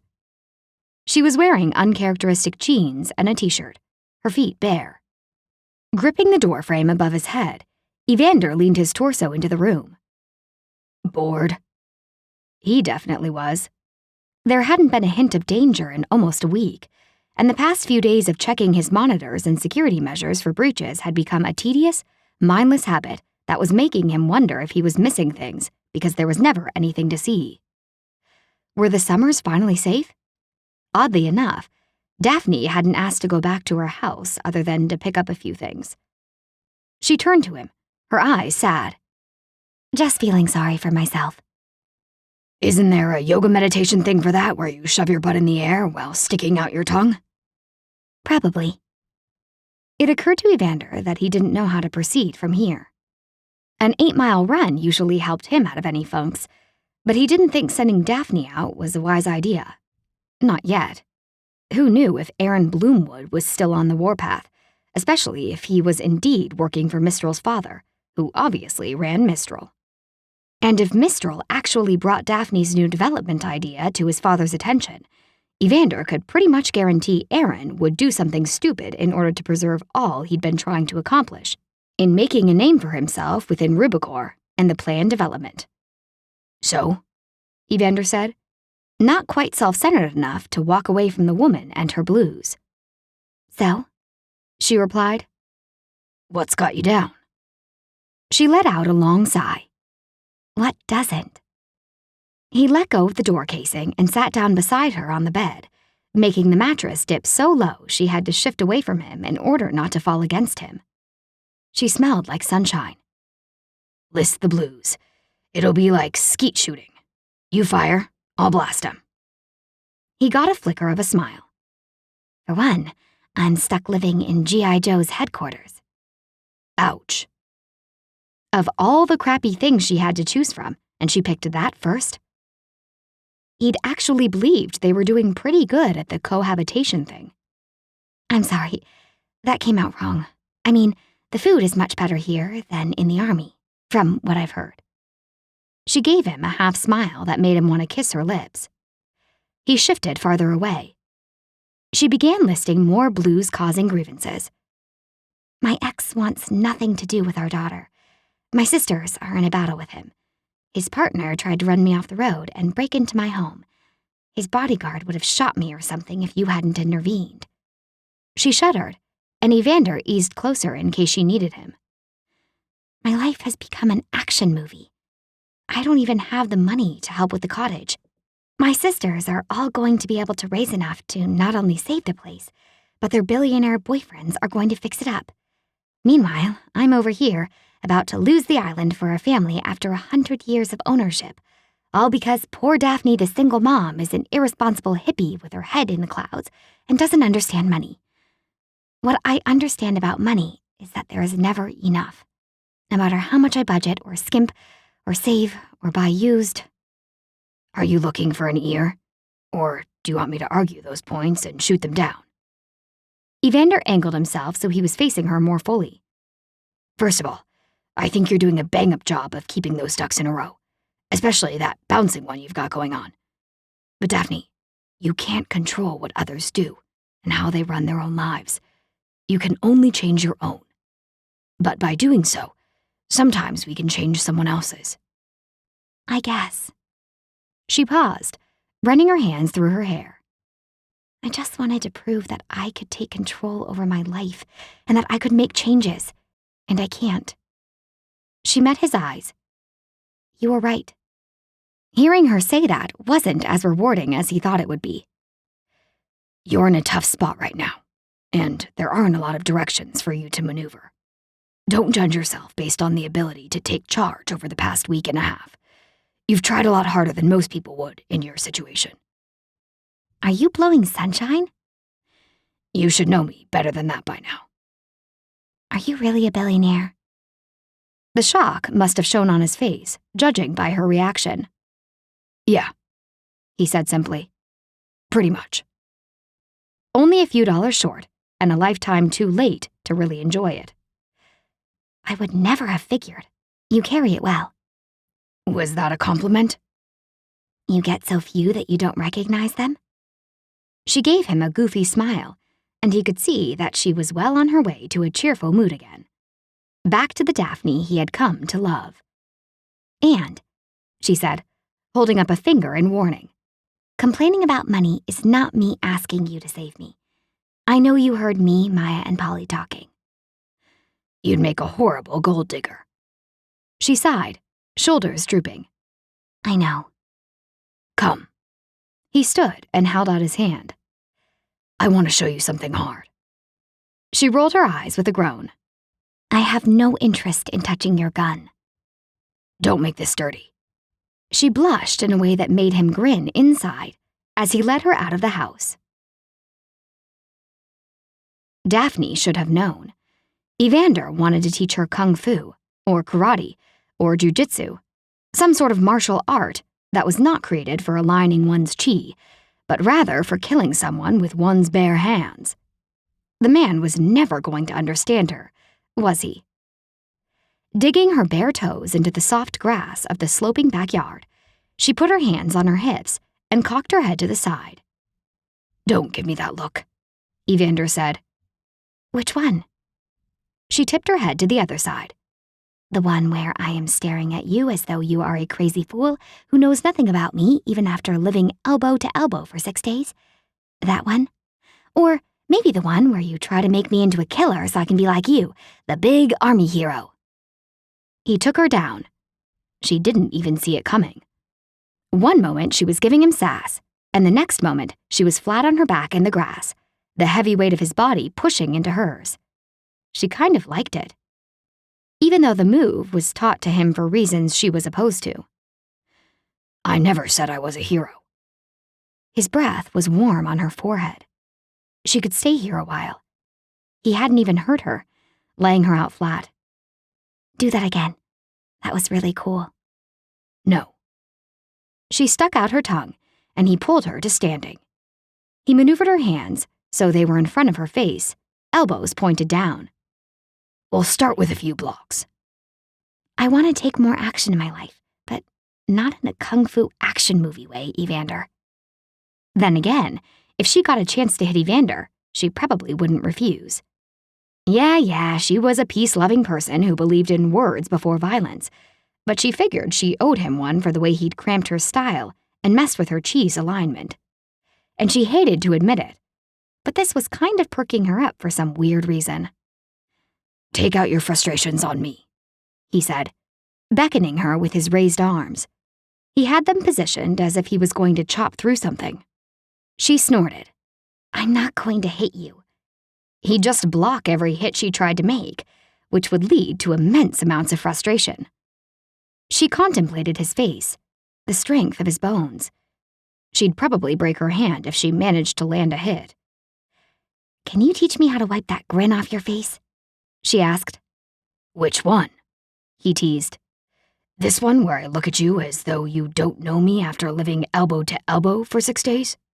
He gave her a wicked grin that stirred something fizzy deep in her belly. You liked that one? She lunged at him, and he caught her, spinning her around, pushing her up against the trunk of a nearby birch. His breath was tantalizing on her bare neck as she leaned her head to the side, needing to feel his lips graze the tender skin. Instead, he stepped back, releasing her. I was having a very nice feel sorry for myself session up there, you know. Beating something will fix you up. Daphne rolled her eyes. Typical man. Evander made dodging moves as though they were in a boxing ring, and she tried to hold her interest. The sunflowers along the back window were starting to open. Fall was coming. She was going to have to put Tigger into school soon. Would she have enough money to cover the requested back-to-school supplies? She hadn't registered Tigger in the local elementary, unsure why she'd dragged her feet. It was only kindergarten. She hadn't sent her daughter to optional junior kindergarten, figuring too much school would be hard on a bouncy girl like Tigger, even though it would have been cheaper than daycare. Evander's open hand whizzed by Daphne's ear as he faked a jab. Without thinking, she blocked him.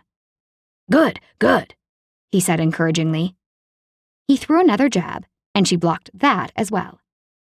She had that job interview with Environment Canada tomorrow morning. She'd never thought a 9-to-5 position would hold appeal, but with her daughter starting school, maybe it was a good answer. Financial stability, benefits, retirement package. She hadn't saved a nickel for retirement yet. She blocked another jab and yawned. She'd also need flexibility in her schedule. Would they be able to offer that? But could she make a difference working for the government? She needed that sense of fulfillment in a job if she was going to be there full-time. Let's mix things up a bit, Evander said, backing off. Good. He was getting annoying. Would Environment Canada allow her to take a grassroots approach? She supposed she could always quit if it didn't work out. Evander did some sort of crazy move, dropping low on the lawn, one leg whipping out to knock her feet out from under her. She landed hard on her butt. He paled and was over her in an instant. Are you okay? She blinked up at him. This close, she saw the flecks of gold in his eyes that she'd forgotten about. He had nice eyes. Daphne? His concern was so genuine, her throat closed up. She rolled onto her left hip and stood, giving herself distance.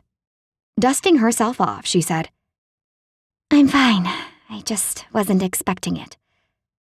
I'm sorry. You were just blocking everything and I was what?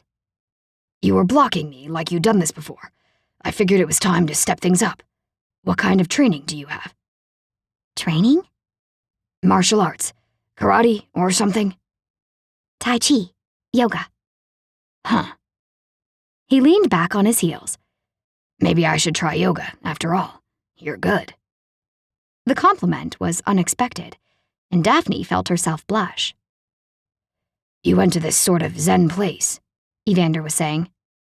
I was thinking, are we done? I'm going to get a sunburn. I didn't put lotion on. Evander repositioned himself, taking on his typical shoulders back, all business body language. I need to teach you self-defense. Why? It's something I can do for you. Aren't you already doing enough? What's that supposed to mean? Fine. She threw up her hands. Teach me how to kill someone. Put a dark hue on my aura. There's a positive energy associated with using your body to defend yourself. This is going to give you strength and power.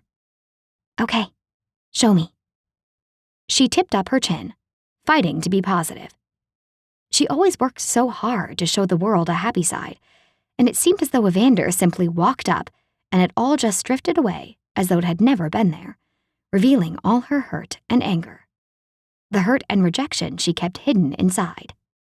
He always released it, and she hated feeling that way. It was out of control, and it wasn't happiness. Those emotions were so dark and strong, they could take over her life, destroy her. Her feet ate the ground between herself and Evander as she threw all her hurt and anger into her hands, thrusting them against his broad chest. He stumbled backward, his eyes wide. To her surprise, he shoved back.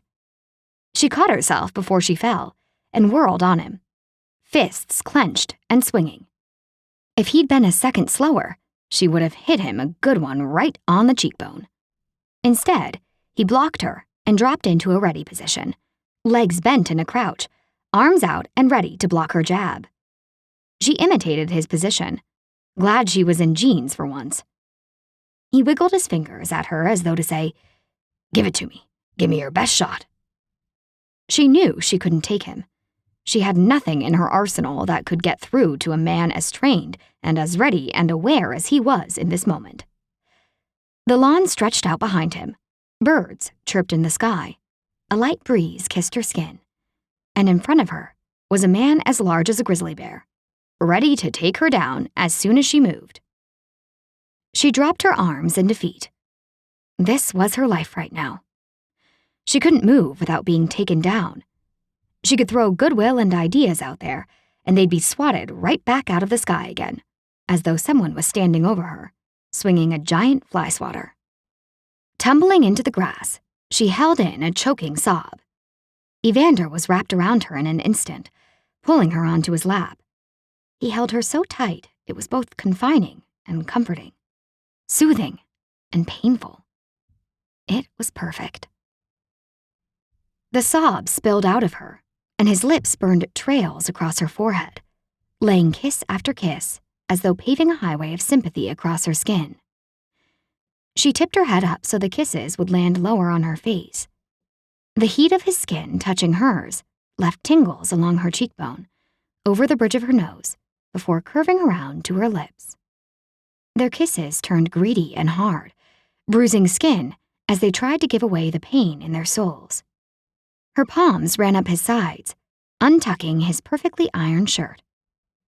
His skin was hot under her fingers, and she tracked over small ridges of scars as though they were a sandy lake bottom under her touch. His hand ran up over her t-shirt and she sighed. It had been so long since anyone had touched her, consumed her, loved her. Their kisses turned frantic as she straddled him, plucking at the buttons down his front. All thought left her mind for long, glorious seconds. Her body tingled with anticipation, and everywhere it touched Evander's, she felt as though she was caving into him. She wanted to be his, to be seen, to be felt. Evander whispered something, his voice raw. She smiled against his mouth, pushing his shirt off his shoulders. It was caught on something. Her fingers stumbled across something hard. His gun. She scrambled out of his lap, suddenly aware of what she was doing and with whom. He was her bodyguard. He was being paid to protect her.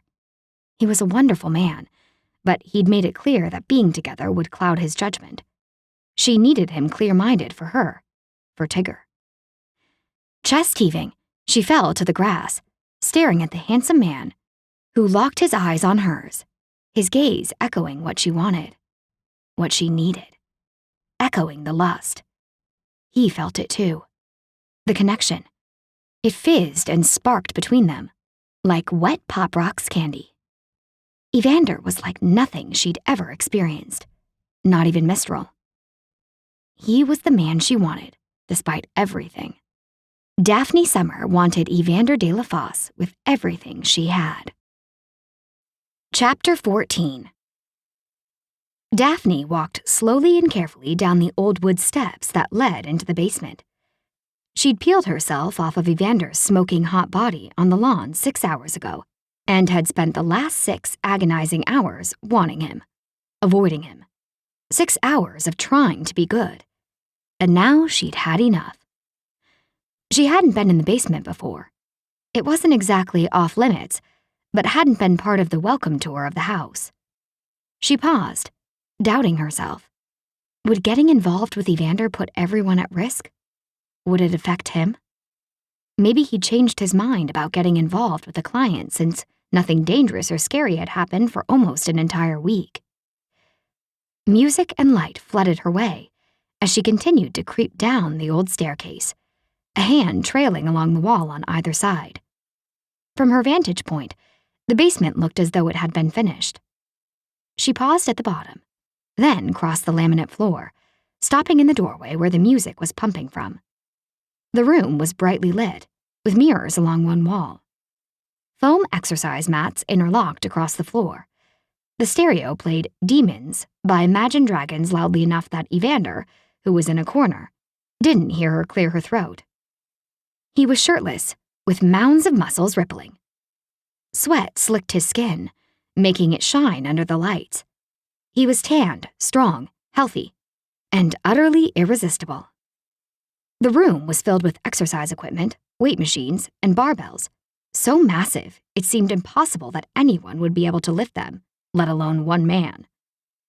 Evander was pumping iron, doing bicep curls with weights that looked large enough to weigh down a member of the mafia sent to go swim with the fishes. Watching Evander, Daphne wondered how he managed not to rip through shirts. He was compact and powerful. His intense focus on his movements made her breath catch. She stood in the doorway, uncertain whether to proceed. The song changed to something dark with a lot of electric guitars, and Evander switched exercises without apparent thought. Setting down the barbells, he stepped to a machine and began doing weighted squats. The machine's round weights were larger than the tires on her minivan, and she wondered if Evander ever worried about being crushed. When she figured his legs must be burning, he reached for a rope and began skipping. His arms crisscrossed in front of him over and over, picking up speed. She'd thought that Tigger was a good skipper, but Evander was light on his feet in a way that belied his size. The man was dangerous. She stepped back, preparing to sneak away, feeling as though her intrusion had led to her seeing a side of Evander she wasn't quite prepared for. Her movement caught his eye, and his intense focus was gone in a flash. He dropped the rope and came to her, a hint of primal aggression just below the surface, despite his concerned look. She stepped back, a hand at her shirt collar. "What's wrong?" he demanded. Nothing. Supper's ready. He stared at her for a moment, and she knew he'd seen through the lie. All week, his mother and brother had planned meals around his routine, and today was no different. He always said to go along without him if he wasn't ready in time. Daphne had intruded upon his space, crossed the line. Evander watched her with those dark, brooding, probing eyes of his, and she felt exposed. Around him, nothing ever stayed hidden. You're a crappy liar, he said, though his expression was kind, amused. She moved her mouth, but no words could come out. He was so masculine, large, his shoulders so broad, his waist so tapered, hips so narrow. He was so man. It made her hungry, and not for supper. Slowly, as though it was just dawning on Evander that his body was holding her under its spell, he gave a hint of a knowing smile. So few emotions ever made it to Evander's surface that Daphne felt similar to a blind woman seeking hints under her fingertips to find out what was going on with the man. She wished it was her body making him speechless, throwing him off, making him be the one wanting more than he could have. Without thinking, she reached out, placing her hands on either side of his sweaty face, bringing his lips down to hers. For all his strength, there wasn't a hint of resistance, and he made the move as easily and fluidly as though it was his idea. Daphne slid her tongue inside his mouth, the warm sweetness overpowering her. There was something about Evander that felt right, safe, hers. She pushed her body against his, and his arms slowly came around her, cupping her in a way that felt as though a piece of what had always been missing was coming home at last. It felt as though this was the only place she was ever supposed to be. Sighing against his mouth, she broke the kiss. Keeping her eyes closed, she savored the moment, tucking it away for later, when he would surely slip out of her life. The thundering of the music's bass echoed in her chest cavity, jumbling her irregular heartbeat in a way that felt like discord. Welcoming discord. What do you want, Daphne? You. You know I can't do real life, he whispered, his voice anguished. Relationships, family. I can't be the man you need, the man you deserve. Try going with the flow to see what happens. You might surprise yourself.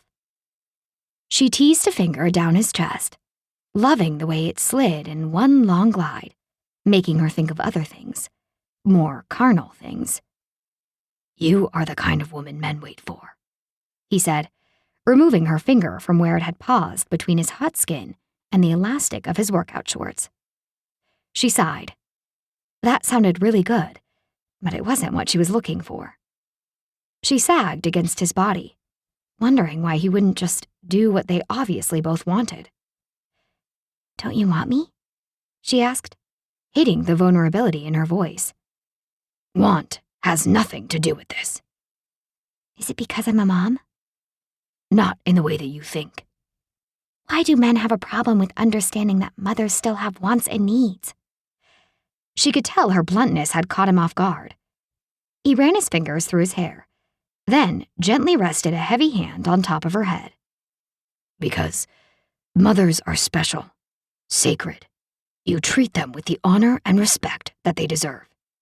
You only take them to your bed if you feel you can do their lives justice.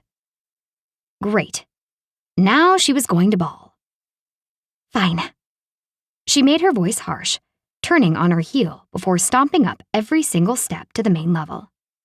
She hoped he realized that respect and honor were not what she was looking for with him. She needed someone to hold her tight and tell her it would be okay. She needed someone strong enough to make her forget her problems and responsibilities for a few moments. Not one more man rejecting her. Being together for a moment in time didn't have to be complicated, because when it came to love, it was the simplest thing in the world, and she wasn't even asking for that. Evander parked his truck outside the government office for Daphne's job interview. He came around to let her out, holding his umbrella over her head. He should have brought two, but his mind was elsewhere. Pushing Daphne away when she was offering herself, no strings attached, last night had been one of the hardest things he'd ever had to do. Ever since, she'd been giving him the cold shoulder, which told him that, somehow, whether Daphne realized it or not, there would have been strings attached to a night of lovemaking. And those strings most likely would have been feelings. Deep, honest, true feelings. Happy birthday! Tigger squealed to her mother before Evander closed the door. Good luck, he said to Daphne as she hustled into the building, ignoring the rain and leaving him standing under the umbrella. Not for the first time, he wished he had something more to offer her. A woman such as Daphne deserved more than a one-night stand, deserved a whole lot more than he could ever give her.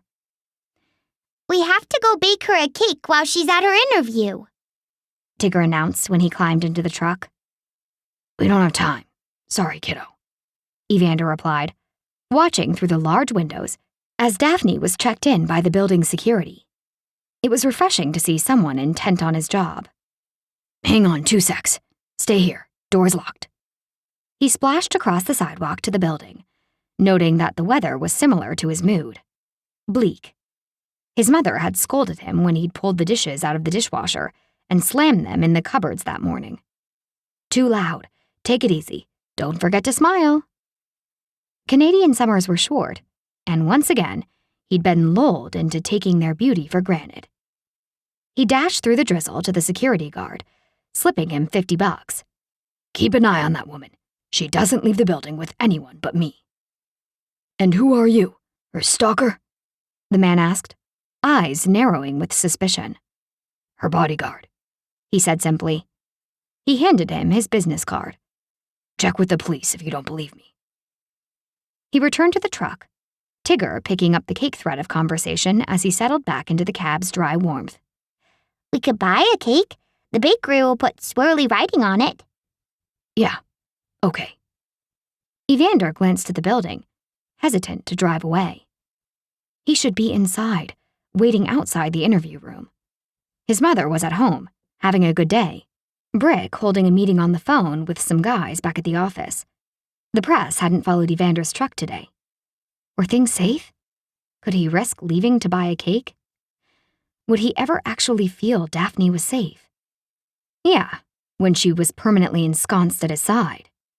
So probably never. We need to have a party, too. Tigger was bouncing in place beside him as he pulled away from the building. A surprise party. Mom's always wanted one. We don't have time to plan something like that. Hand me your phone. Tigger held out her palm. I can call everyone and tell them to meet us at the house after Mom's interview. The kid actually made it sound as though it was that simple. Buy a cake, invite people over. It was a party. What about decorations? He asked. The girl thought for approximately 1 nanosecond before saying, There's a dollar store near the bakery. You have a solution for everything, don't you? Yep. If only his life was as easy as this kid made hers out to be. But maybe that was the beauty of childhood. Things were simplified, black and white, no mazes full of shades of gray to get lost in. Tell you what, if you can convince my mother to hold a party at our house after the interview, then we will have a party. Celebrating Daphne's birthday would be an easy way to show her that there were no hard feelings and that he still liked her. In fact, he liked her quite a lot. Too much. But Daphne was a woman who could use someone caring for her, showing her she was loved. And while he couldn't show her in the way she wanted, he could show her in other ways, and his family could help. Can I have your phone? Tigger asked. Even better, Evander said, as he hit the button on his steering wheel to connect his phone to the car's Bluetooth and speaker system. He said to the truck, Call home. Tigger, hands clasped in her lap, leaned forward. The sound of dialing and a phone ringing worked its way through the truck speakers. His mother answered the phone, and Evander said, Hi, Mom. I have someone here who would like to ask you something. He raised his eyebrows at Tigger as he turned down the street to the bakery. Granny Flo, can we have a birthday party at your house for my mom after her interview? Evander said we could buy her a cake, and there is a dollar store where we can get decorations like balloons and streamers. She really wants a surprise party. So, is it okay if we invite people over? The girl paused to take a breath, and Evander let out a chuckle. Today? In an hour? Asked his mother in surprise. He really hoped his mom was up for a party. Yes, please. You have such lovely manners, Tigger. Yes, of course, you may have a party for your mother. That is a splendid idea. What do I need to do to help you out? Tigger looked at Evander thoughtfully, then froze, hands out as though someone was whispering something important in her ear. No, we have to have the party at the cottage. It's raining, dear, Florence said. I know, but my mom and my aunts are about to lose it. Shh, they don't want me to know, so pretend you don't know the secret. Trixie Hollow is a special place. The party has to be there. Well, I suppose that's settled then, his mother said, much to his surprise. We're all waterproof, right, Evander? We are, he admitted reluctantly. Are you sure you'll be okay, Mom? Having a few people over for cake was one thing, but trekking through the rain to an island was something else. Would you like me to make some punch? Florence asked. Yes, please. You know what? I bet I have some balloons and streamers in the basement. I'll send Brick down to look. We'll try and decorate the cottage before you get there. Thank you, Tigger said crisply, ever the in-charge kiddo. Evander reached over and ruffled her hair. So little and yet so sure of herself. She had a good mom. How much time do we have? Florence asked. Tigger and Evander looked at each other. About an hour, he said, plus travel time to get to the cottage. We'll send Haley or someone over to pick you up. Thanks, Evander. Thank you, Mom. He ended the call and parked the truck in front of the bakery. We're going to have to be very efficient, Tigger. That means getting things done really fast, right? Yep. They bought a cake, and while they waited for the baker to add swirly writing that said, Happy Birthday, Daphne, the girl used his phone to call Daphne's sisters and mother, as well as a few family friends. By the time the cake was ready, Evander figured Tigger had invited approximately a dozen people. This girl got the idea of efficiency, that was for sure. When it was safe for Daphne and Tigger to move back into their own home, he was certainly going to miss them and the ray of sunshine they brought to every challenge in their lives. It felt right having them around, and he only wished he could offer them something to make them stay. Evander relaxed as Daphne climbed into his truck, smiling. The warmth that had been there a few days ago had returned, and he hadn't realized how much it had bothered him, having her upset and feeling rejected. How did it go? He asked, pulling out onto the rainy street. The job sounds really interesting. She paused, biting her lower lip, her long lashes emphasizing the sparkle in her eyes. Really good, actually. Tigger was staring straight out the windshield, barely moving, barely blinking.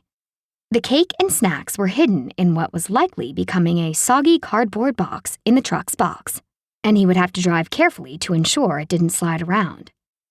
He nudged the girl who was sitting between him and Daphne and rolled his shoulders, trying to hint that she should loosen up so she didn't give away the surprise. When will you hear back? He asked Daphne. I have it, if I want it. She stopped worrying her lip with her teeth and gave him a grin so huge he felt as though a shockwave from an explosion had hit him in the chest. He was left momentarily breathless and focused on keeping the truck in its lane. Across the heated cab, he could catch waves of Daphne's gentle scent, could practically feel her touch, wild and electric, despite the space between them. He needed to get his head on straight. Having her this close for this many days was starting to get to him. Are you going to take the job? He asked. I think so. I told them I need to think about it for a day. They offered me a signing bonus, though. The grin was back. Environment Canada? Wow, they must really love you. Yeah. He thought he saw a flash of sadness, but if he had, it was long gone already. She looked like an entirely different person than she had only yesterday afternoon, when she'd collapsed in a fit of self-pity. The woman had some serious resiliency and was bouncing back already. She probably wouldn't need him in her life much longer. An ache started within him, spreading slowly like an acid burn, deep and vicious. So? Daphne asked Tigger. What did you do while you were waiting for me? The girl's eyes grew round. We went to the grocery store and grabbed a few snacks. Tigger wanted to have a birthday picnic on the island. Is that okay? It's kind of rainy, though. He glanced at Tigger, who was acting as though he'd just revealed the entire surprise. You actually left your post to get snacks? Daphne laughed, bracing her hands on her thighs, a truck rocking with a familiar happy sound. What on earth could ever pull you away from... She stopped short, and he covered for her so Tigger wouldn't know the full reason they were staying with him. We needed snacks, he said simply. Plus, I talked to the security guard. He felt the familiar worry creep up inside him. He had left her unprotected. A rookie mistake. This lull could very well be the quiet before the storm, and not the quiet before everything went back to normal and she no longer needed his services. Unable to help himself, he asked, Nothing suspicious happened while we were away? Phew, she said. I was wondering what happened to the real Evander, and whatever you said to that security guard must have worked. He really didn't want me to leave until I pointed out that you were waiting for me. It's my job, Evander said grumpily. I thought your job was saving the whales. Tigger gave him a confused pout. I was teasing your mom. When you find a man who cares about you, he's going to want to make sure you stay safe all the time. It's what men do. Evander focused on the road that led down to the marina where the Summers kept their boat, cursing himself for making it sound as though he cared about Daphne. Which he did. He wasn't supposed to get involved, and caring about her in the way he did was definitely involved.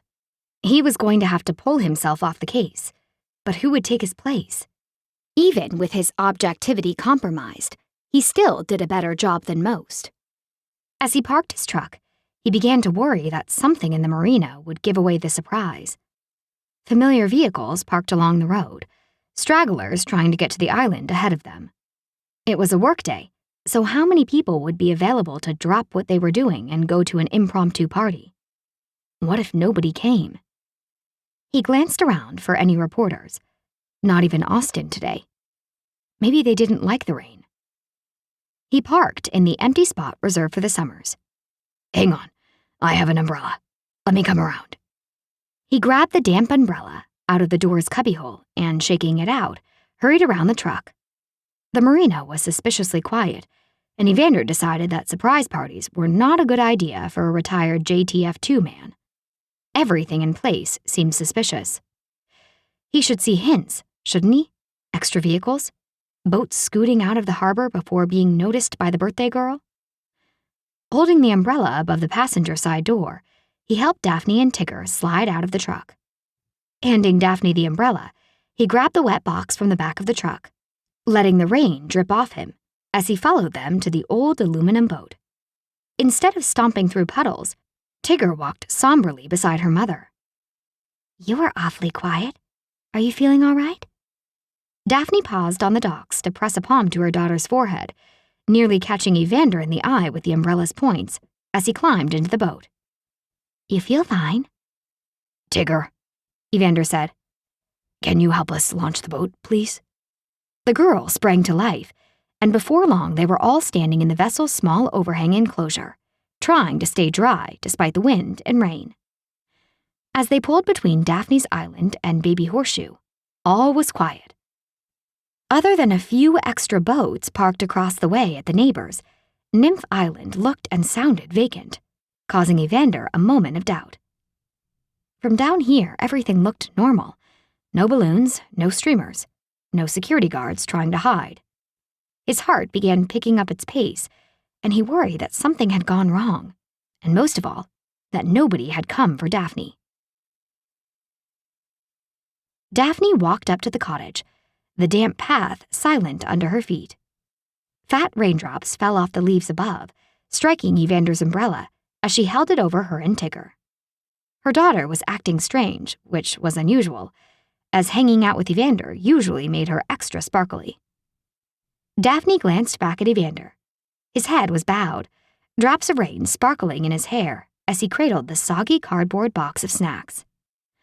She felt a tug of fondness for the man, as well as something she couldn't quite identify.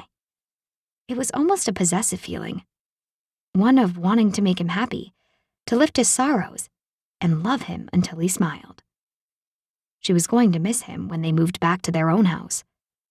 Who in her life would let her take the umbrella and carry the snacks through the rain to a dilapidated old cottage? Who else would take care of all the little things so she could worry about being a mother? Daphne swiped at her damp eyes. She really needed to stop thinking about Evander, or it was going to be even harder leaving him when this was all over. As it was, it would be difficult enough. She thought back to her job interview. She was definitely going to accept Environment Canada's offer if it got her closer to a life like this, with fewer worries. It was ironic that the stability she'd mocked for years was what she now craved via a steady job. It was her own version of Evander.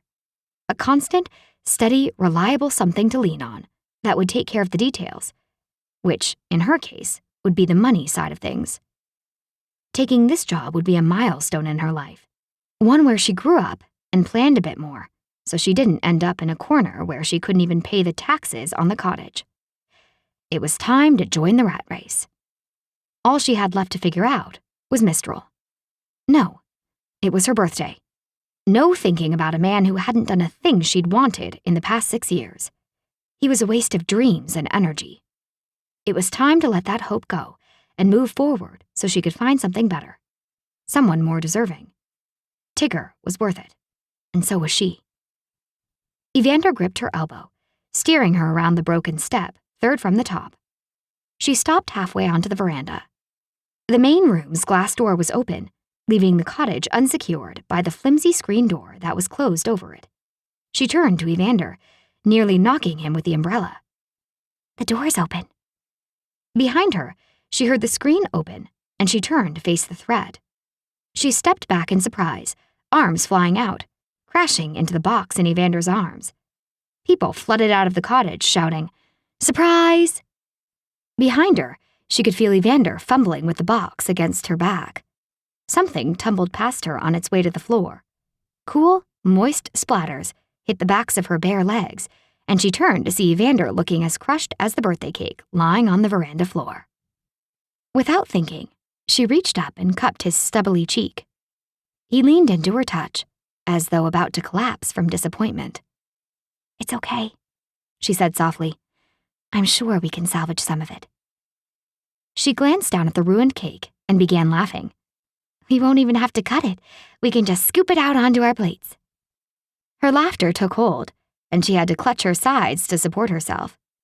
Leave it to her to smash her own cake. Haley bent to fuss over the mess, and Maya, with an arm around Daphne, began laughing as well. Tigger dipped her finger into the creamy icing, licking it clean before aiming her finger at a broken sugar rose covered in splatters of pink icing.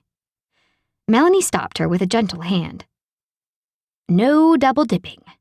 The sisters saved as much of the cake as they could, while Daphne greeted a veranda crowded with people she loved. Her environmental protest buddies, her sister's boyfriends, her mother and her friends. Even new friends such as Evander, Kyle, and Florence. She turned to Evander. Did you plan this?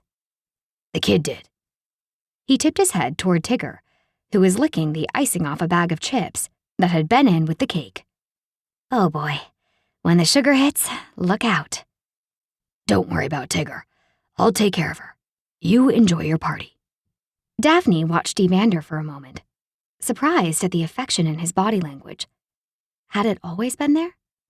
Had she just been so determined to make him into her enemy that she hadn't noticed the sweet man inside the warrior? Or was it something new? Thank you, Evander. He gave a small shrug, as if to say it was nothing. For everything. She held his gaze for a long moment to ensure he knew she meant more than just the party. More than just the offer to take care of a sugar-buzzed child. He gave a bashful half-smile before turning away. Her love was changing the man. Or maybe he was changing her. "Happy birthday, Daphne," said someone to her left. Mrs. Starr. Daphne gave the woman a cheek kiss and a hug. She hadn't seen her mother's old friend in ages. How have you been? "Like a snowflake in a sudden storm. Great!" She leaned closer to confide. "I've been winning several bets against my sister Elsie in Blueberry Springs lately. She owes me $20 now, although I may have to go to that little mountain town and collect it from her. You know how she is." I heard about your bet over Haley and Finian. Agnes Kowski, another friend of her mother's, joined them, pushing her walker up close to Daphne's toes. "I can't believe you ruined the cake." While her mother never complained about the food at the nursing home, Mrs. Kowski, her neighbor, certainly made up for it by complaining double. Now, Catherine said, from her position in a nearby wicker chair. at least it isn't red icing, and the girls managed to save most of it. I'll make sure you get a slice. "The cake they serve at the home is a disgrace," declared Agnes. Daphne took a seat beside her mother as Haley handed her a piece of smashed cake, ensuring that Mrs. Kowski got a slice as well. We opted not to sing happy birthday. Is that okay? Haley asked Daphne. "I tried to convince her you wouldn't mind blowing out candles on a broken cake," Finian said. Daphne assured them it was fine. Having a room full of people she loved meant so much more than a perfect cake. I told you so, Haley said to her boyfriend, as they went to serve more cake. Sean McNeil, an environmentalist friend, handed Daphne a small wrapped gift. Oh, Sean, you didn't have to get me anything. He looked bashful. "I've had it for a while. I heard your birthday was coming." Evander stood off to the side, watching, not eating. Do you want cake?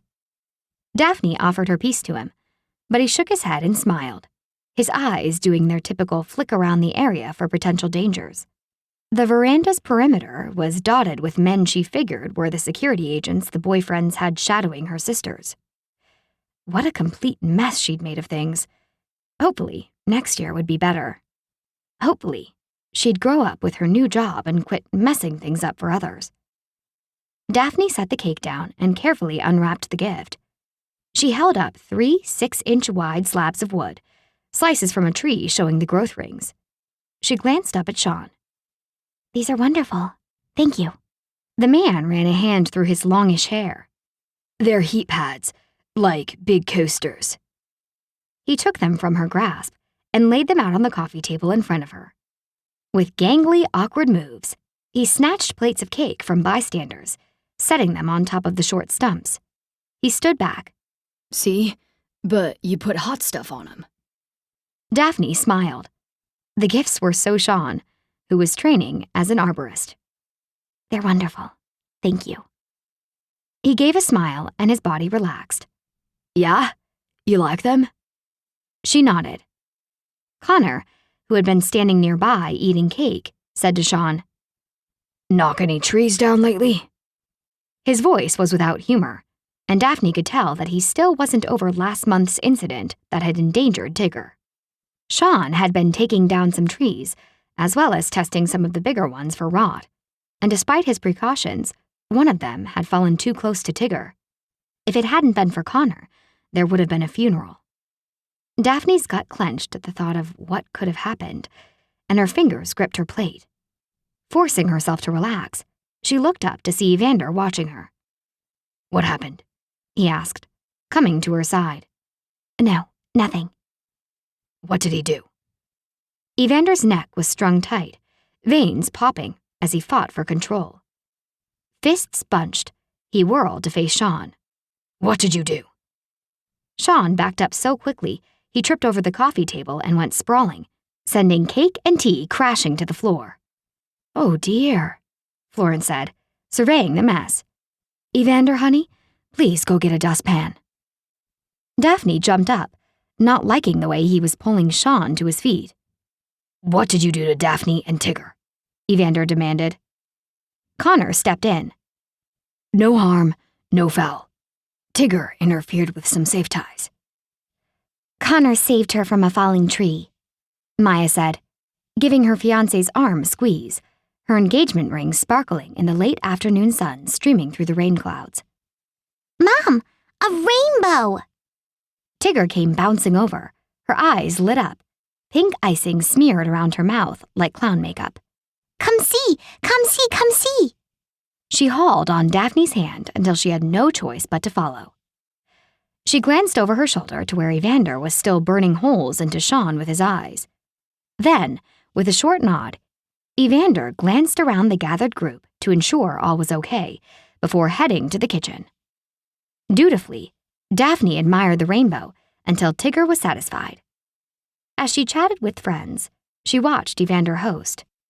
He ensured his mother had all she needed while he moved in and out of the kitchen with fresh pots of tea, juice boxes, and dirty dishes. All he needed was a frilly apron. Daphne smiled, loving to see the domestic side of the big burly man. He was constantly surprising her in ways that made her smile. "Someone has a crush," Simone said, sidling up beside Daphne as the group drifted away to talk to Melanie. On who? Daphne asked her old friend. "Your bodyguard. It's very Whitney Houston of you." Daphne let out a bark of laughter, and Evander glanced her way, his shoulders loosening when he realized all was okay.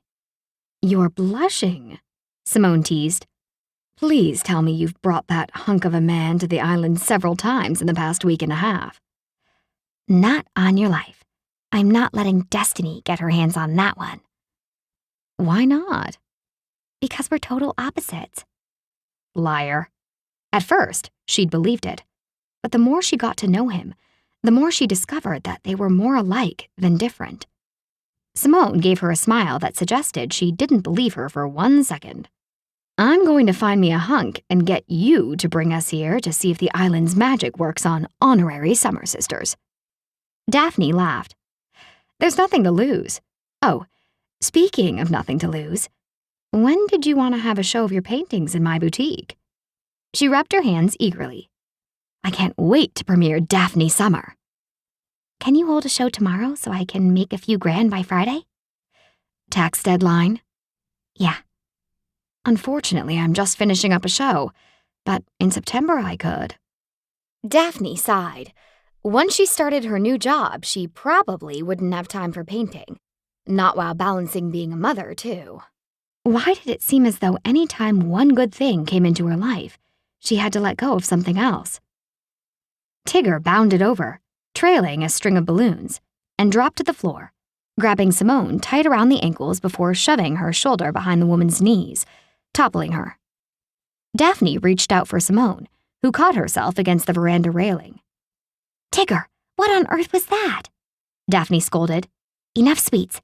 You know what sugar does to you. Evander taught me that, Tigger chirped loudly.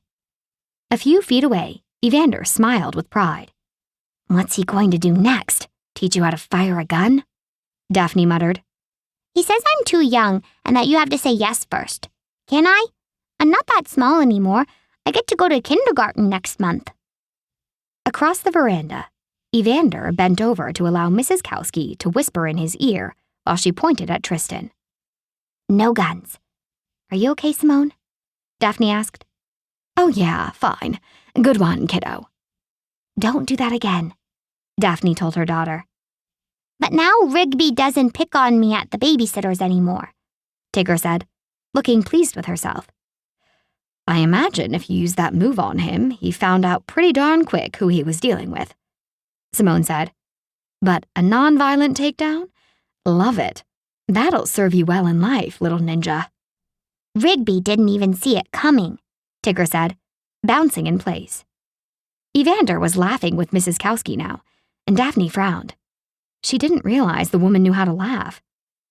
He was turning everything in Daphne's life upside down, and right now, she wasn't sure how that made her feel. You keep telling me to solve everything with love, light, and forgiveness, Tigger said. And sometimes understanding. but Evander taught me how to get even. She smacked her small fist into her waiting palm and narrowed her eyes before cruising the room for more goodies. Daphne shut her eyes, unsure whether to be mad at Evander or relieved that he'd helped her daughter in what had hopefully been a not-too-violent takedown. Drawing a deep breath, Daphne reeled herself in. It wasn't as though he'd taught her how to give the boy a knockout punch. It could have been worse.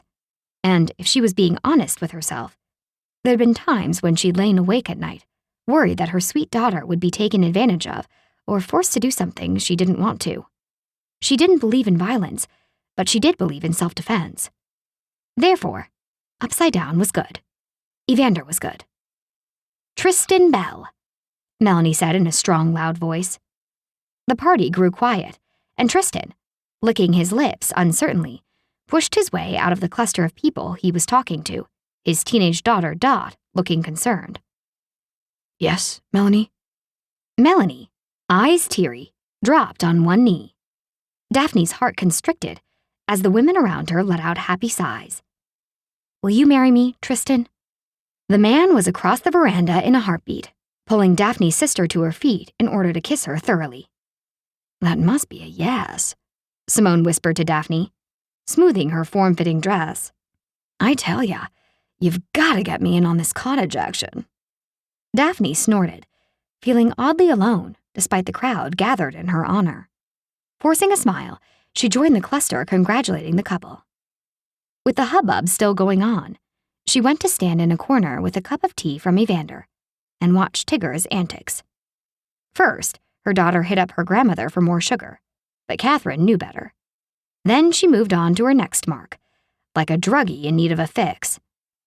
Daphne caught Evander eyeing the girl from the edge of the crowd. He had a slice of cake and was eating while he watched, not missing a thing. His wistful smile grew as Tigger worked the crowd, and Daphne found herself wondering what Evander was wishing for. Then, his back straightened, and the window she'd been peeking through shuttered closed, blocking off the real man behind the bodyguard persona. His attention flickered over his checkpoints with practiced precision, and she wondered if he ever truly relaxed, if he'd ever marry, if he'd ever know love like her sisters Melanie and Maya did with their fiancés, and Haley with her boyfriend. It was sad to think that a man who had become to mean so much to her couldn't enjoy the small things that most took for granted. Chapter 15.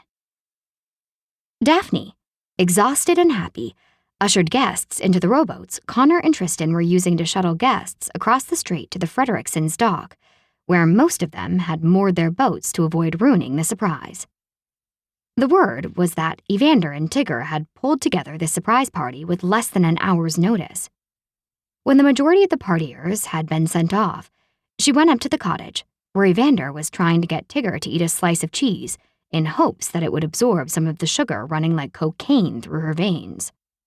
He looked exhausted, and Daphne couldn't help but feel pleased that he was the one dealing with the sugar rush that he'd all but poo-pooed the other day. Out on the veranda, Maya prepped the lift to take Florence down to the dock where Kyle was already waiting for her. Then it would take their mother.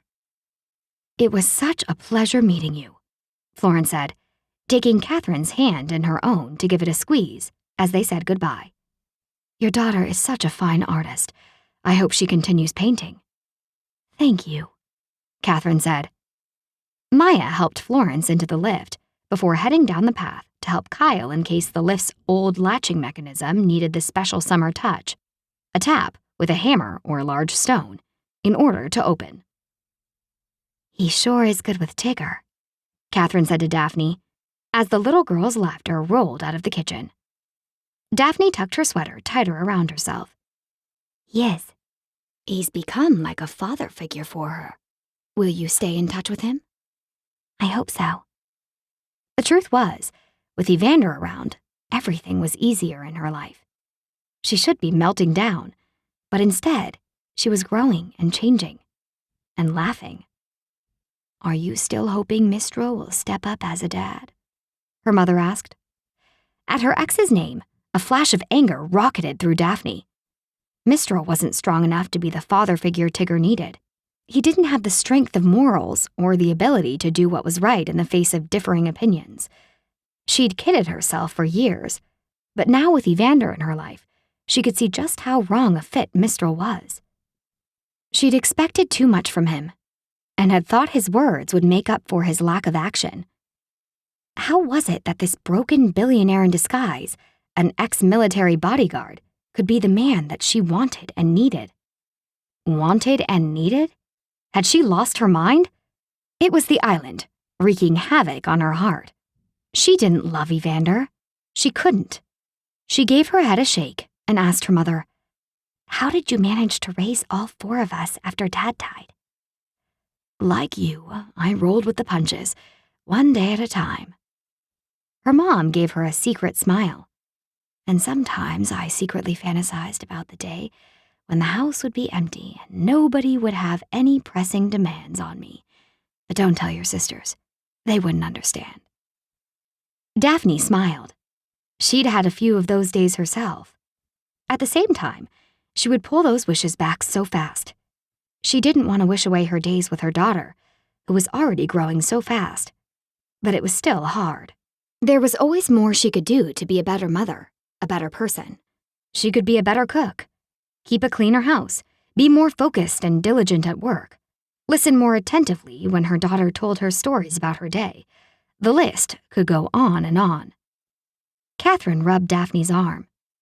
"You're doing a fine job." Thanks. The sound of Evander's laughter boomed across the veranda, and Daphne paused. Laughter. Evander. That may have been the first time she'd ever heard him laugh. A real, true laugh. And she'd missed it. "He's really good with her, isn't he?" Catherine said, smiling. Surprisingly, yes. "Why surprising?"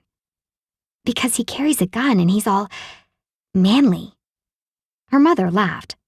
"That's the most ridiculous reason I've ever heard for a man not being good with kids." "I know. He just surprises me is all." "You know, you used to laugh all the time, and today you were laughing more again. If living with this man helps you with that, go with it." The laughing had felt good, really good. And she knew a big part of finding that joy again had to do with Evander. "Are you suggesting I should shack up with him?" Daphne asked. "It's obvious the two of you care for each other." "As friends, Mom." She was turning into such a liar when it came to Evander. She cared for him as more than a friend, but that didn't make it easier to accept, or any less scary. What if she got involved with him and he got hurt? What would that do to her? To Tigger? "Make sure you take those blinders off before it's too late." "I know, but it's scary. It's not just me in a relationship. Tigger is too." Catherine laid a warm hand over hers. "I completely understand." "Did you ever date after Dad?" Daphne asked, not remembering her ever going out on dates as a widow. "No. Sometimes the one you get on the first try is the one, and nobody else can compare. But in your case, I think destiny brought you even better seconds, if you know what I mean." Her mom gave her a wink as Maya came up the steps to help her into the lift. "Your taxi awaits," Maya said, bowing as she gestured to the now vacant device. "Good thing I didn't let Connor talk me into letting him ride this thing during his stay last month, or he'd have broken it, and where would we be today?" "Probably riding a new lift, knowing him," their mother laughed. "He so likes to help out, doesn't he? Oh, and remind me to thank him for fixing the screen door. I keep forgetting to mention it." "Okay," Maya replied. Evander joined them on the veranda. "It was lovely meeting you, Evander," said Catherine, "and thank you so much for all you're doing for my girls." She reached out and gave him a weak hug, her stroke-affected side hanging limp. He gave her a gentle, tender hug in return, and Daphne's eyes filled with tears. "It's truly my pleasure, Mrs. Summer," he said, his voice a quiet rumble. The affectionate note in his voice made Daphne itch. Her mother had to be wrong. She herself had to be wrong. She and Evander couldn't care for each other in that way. It was too scary, too big. too real. It was all just adrenaline, and the way he was so kind that made her think she wanted him sometimes. He was a sexy man, that was all. Not her type. He didn't want to be with her. They would never make it. You okay? Evander asked, lightly touching her elbow. Electricity shot up her arm and she flinched. Fine.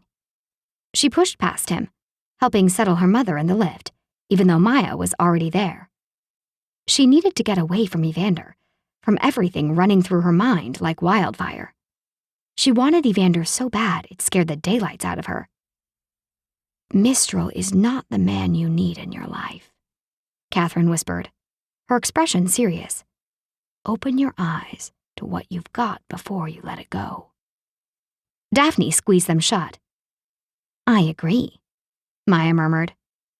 Daphne closed the lift's gate, allowing Maya to take over. She needed to climb to the top of the island, sit on a rock, and think. But when she turned back to the veranda, she saw that Evander had Tigger riding high on his shoulders. Her daughter was laughing down at him, patting the top of his head as he beamed up at her. They looked just like the family she'd always dreamed of having. But they were the family she could never have, because Evander had made it clear he was not cut out for real life.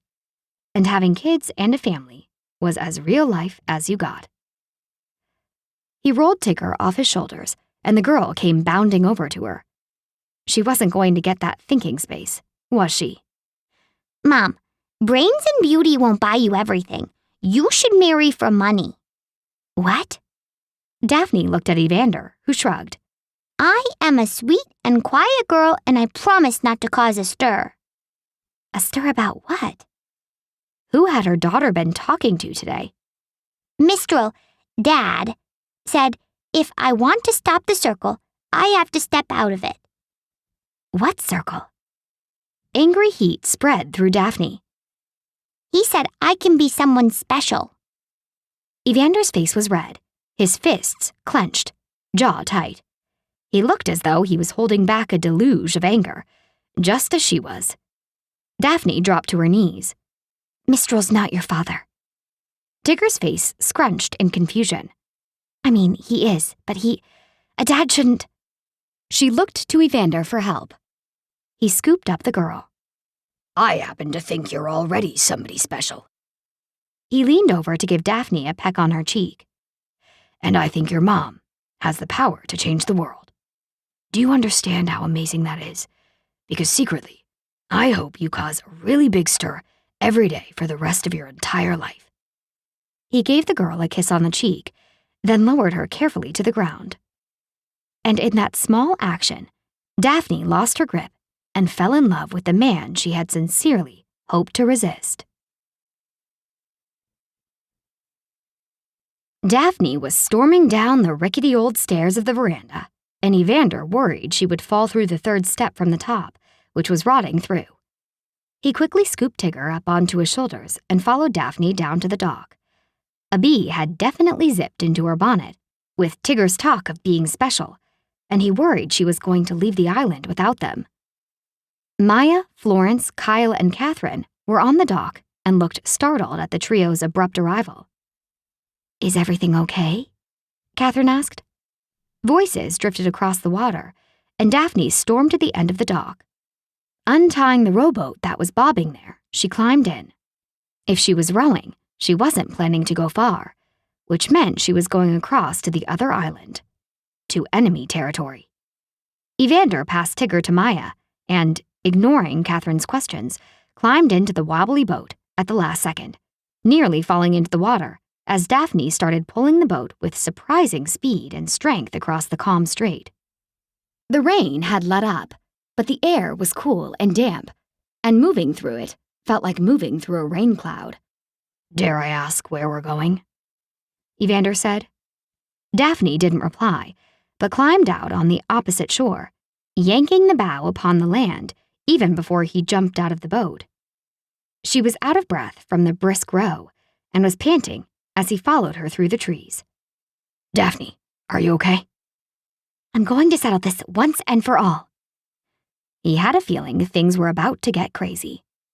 He patted his side, ensuring his concealed handgun was still with him, then flexed his calf to check on his knife. She was moving fast, and he had to jog lightly to keep up. She bounded up to an old cottage, where he could hear deep voices discussing something. Daphne flung open the door, heading inside. Evander followed, quickly taking in the room. It was an open-concept cottage like Trixie Hollow, with a main room that had several doors leading off it. A fireplace covered half the opposite wall. Screen doors and windows were at their backs. Were the doors ahead dead-end bedrooms? How many viable exits were there? The men in the room were recovering from the shock of having uninvited guests barge in.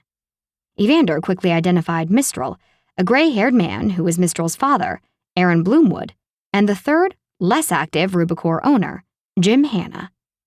The new bodyguard, Leaf, had drawn his weapon, as did Evander. As the screen door slammed shut behind him, a man who rivaled Evander's size came out of one of the side rooms. He looked dark and mean. Mario Latoya, Aaron's right-hand man, according to Tyrone's background checks. Interesting that he was finally showing up. Yet, no trigger-happy Ricardo. That alone was good, but that still didn't make this a friendly place to be, and especially with Daphne all fired up.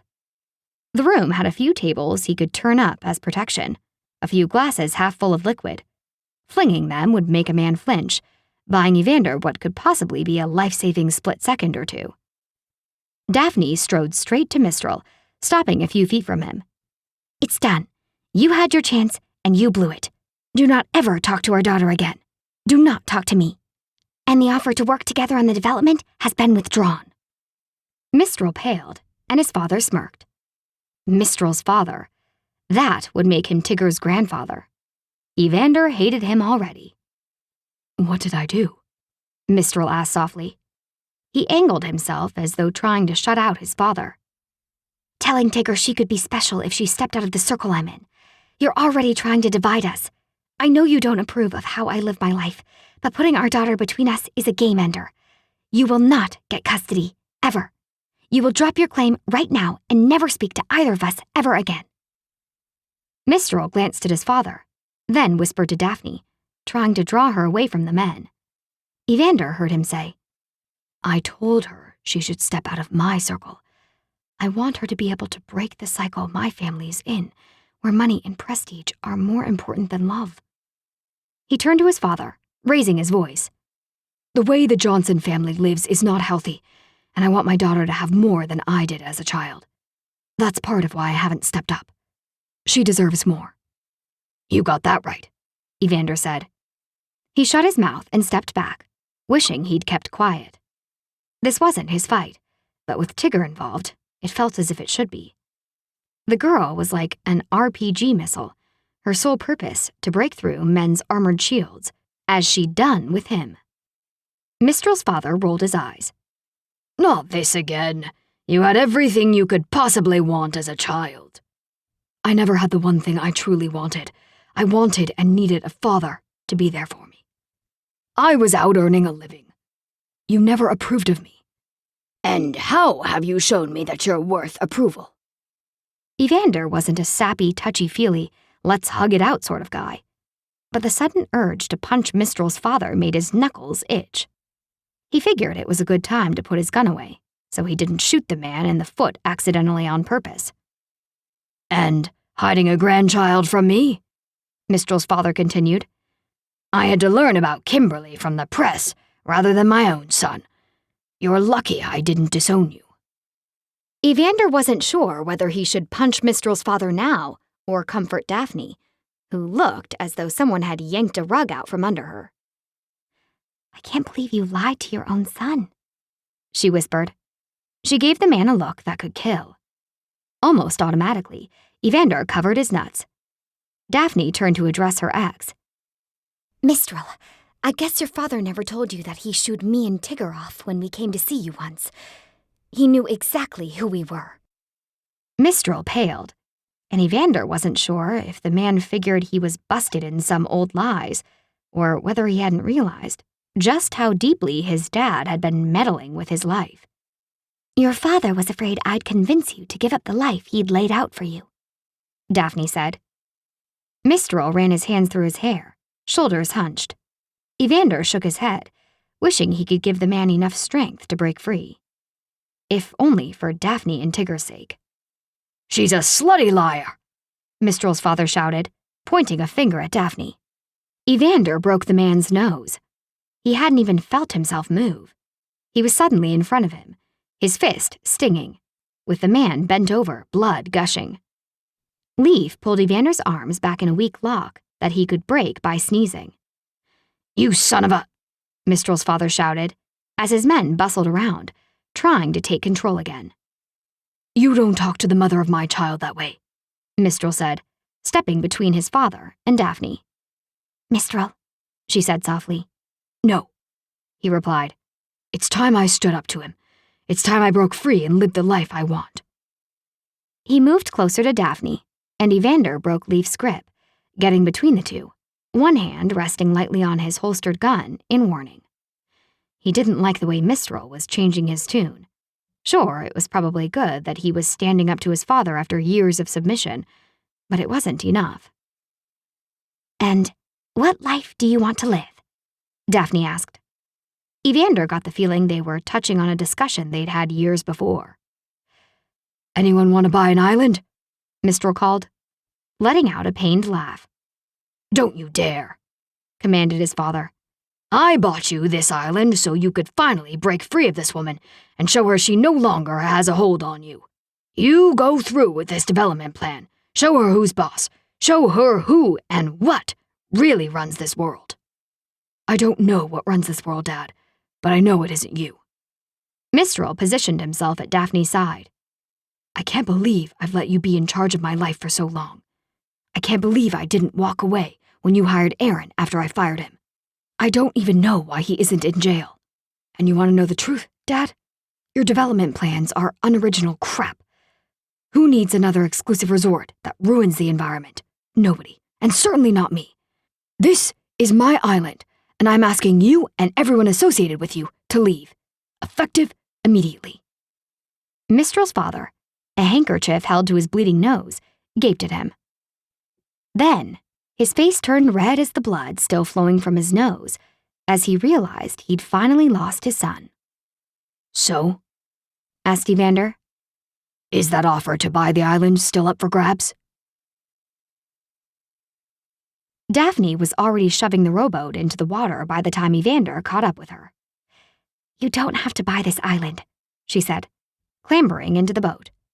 "I don't need another rich man trying to alter my life or trying to save me." You don't need anyone to save you, period. She looked at him in surprise. I've never met anyone as strong as you are, he said. She gave him a snort, then stiffened. Evander turned to see what was bothering her. It was Mistral, looking half scared and half triumphant. He came to a stop on the shore, several feet away. I understand that you don't want me to have anything to do with Tigger, but I really like the way you're raising her, Mistral said. She's an amazing person and is going to be a lot like you. "Yeah, well, that's too bad for her, because it means you will never love her," Daphne said, standing tall in the wobbling boat. Evander steadied its bow, partly so she wouldn't have an embarrassing incident where the boat tipped her into the lake, and partly so she wouldn't leave without him. I did love you, Mistral said. I still do. Evander thought he heard someone growl, but it didn't seem to be Daphne. I hope to find a way to be the father figure that Tigger so greatly needs, Mistral said. If she needs a father figure, I'll be that man, Evander said. That's a right you have to earn by putting in the time and love, and you have a long way to go. Just because she shares half your genetic code does not make you a father. "He's right," Daphne agreed. "Being a father is a right that has to be earned." You start at square one, Evander continued. You have to start by earning Daphne's trust, then Tigger's. You pay attention to that girl when Daphne goes out of her way to set up a meeting. He let go of the boat, stepping forward to poke the man's chest, furious at how he had overlooked his own child. You're right, Mistral said, and Evander tried to grant him the love and understanding Daphne was so good at, rather than hit him for being such a pushover. He knew that sometimes people got wounded bad enough it caused them to give up. For Mistral, it had likely been one drawn-out emotional blow as a child as he'd sought love and approval. The man had taken a crippling hit, and Evander recognized the hollowed-out result. The bravado might still be there, but there was little left but shell. Mistral might get his spirit back one day, but it would be a long, difficult journey, and he was kidding himself if he thought he could get there with a few smooth words to his ex-girlfriend. "Get some balls and grow up," Evander said. He turned to the boat, pushing it off with Daphne still inside. "We're done here." Daphne stumbled out of the rowboat, her legs weak from the waning adrenaline rush of the confrontation. She was shaky and less than exuberant. What box of Pandora's had she opened in the middle of the Johnson family? Evander steadied her with a hand at her elbow. He'd been a constant strength behind her for the past few days, the man she'd been seeking for years, but had always been looking in the wrong direction. And she couldn't have him. Maya, standing on the edge of the dock, already had the mothers, Kyle, and Tigger loaded into Connor's boat, along with their bodyguard. Maya shared a look with Connor. "We have Tigger for the night," she said. "Connor has lots of security." I think everything is over, Daphne said, considering the possible effects of her trip to Baby Horseshoe. Her sister tipped her head. "What do you mean?" Mistral told his father and his development plans to get off his island. I told Mistral he wasn't welcome in our life. She glanced at Tigger, her heart breaking, as the girl frowned, obviously trying to connect the pieces and figure out the implications. I know Mistral's words are often different than his actions, but I think this time... A warm hand caressed her shoulder, and she leaned into it, knowing it was Evander looking out for her. Is it okay if Tigger goes? She asked him. Daphne needed time to think, time to sort everything out. "Who've you got?" Evander asked Connor. "Tyrone's on. The other guy's sick, and Tyrone said something about you having his head if he sent in a newbie." "Good. You'll all be fine. But don't let your guard down, just in case." Evander nodded, and the boat pulled out, leaving them alone at the cottage. Daphne waved them out of sight, then collapsed into one of the Muskoka chairs. She picked at its flaking white paint. When she looked up, there was something in Evander's eyes that made her gut tug tight. A low hum of need and desire was sparkling in his eyes, a feeling that was echoed in her veins. She stood, her dress and sweater feeling like a barrier between them. She gently hooked her fingers in his, resting her head against his chest. Thank you. "You keep thanking me. But for what?" Everything. I couldn't have done any of this without you and your strength.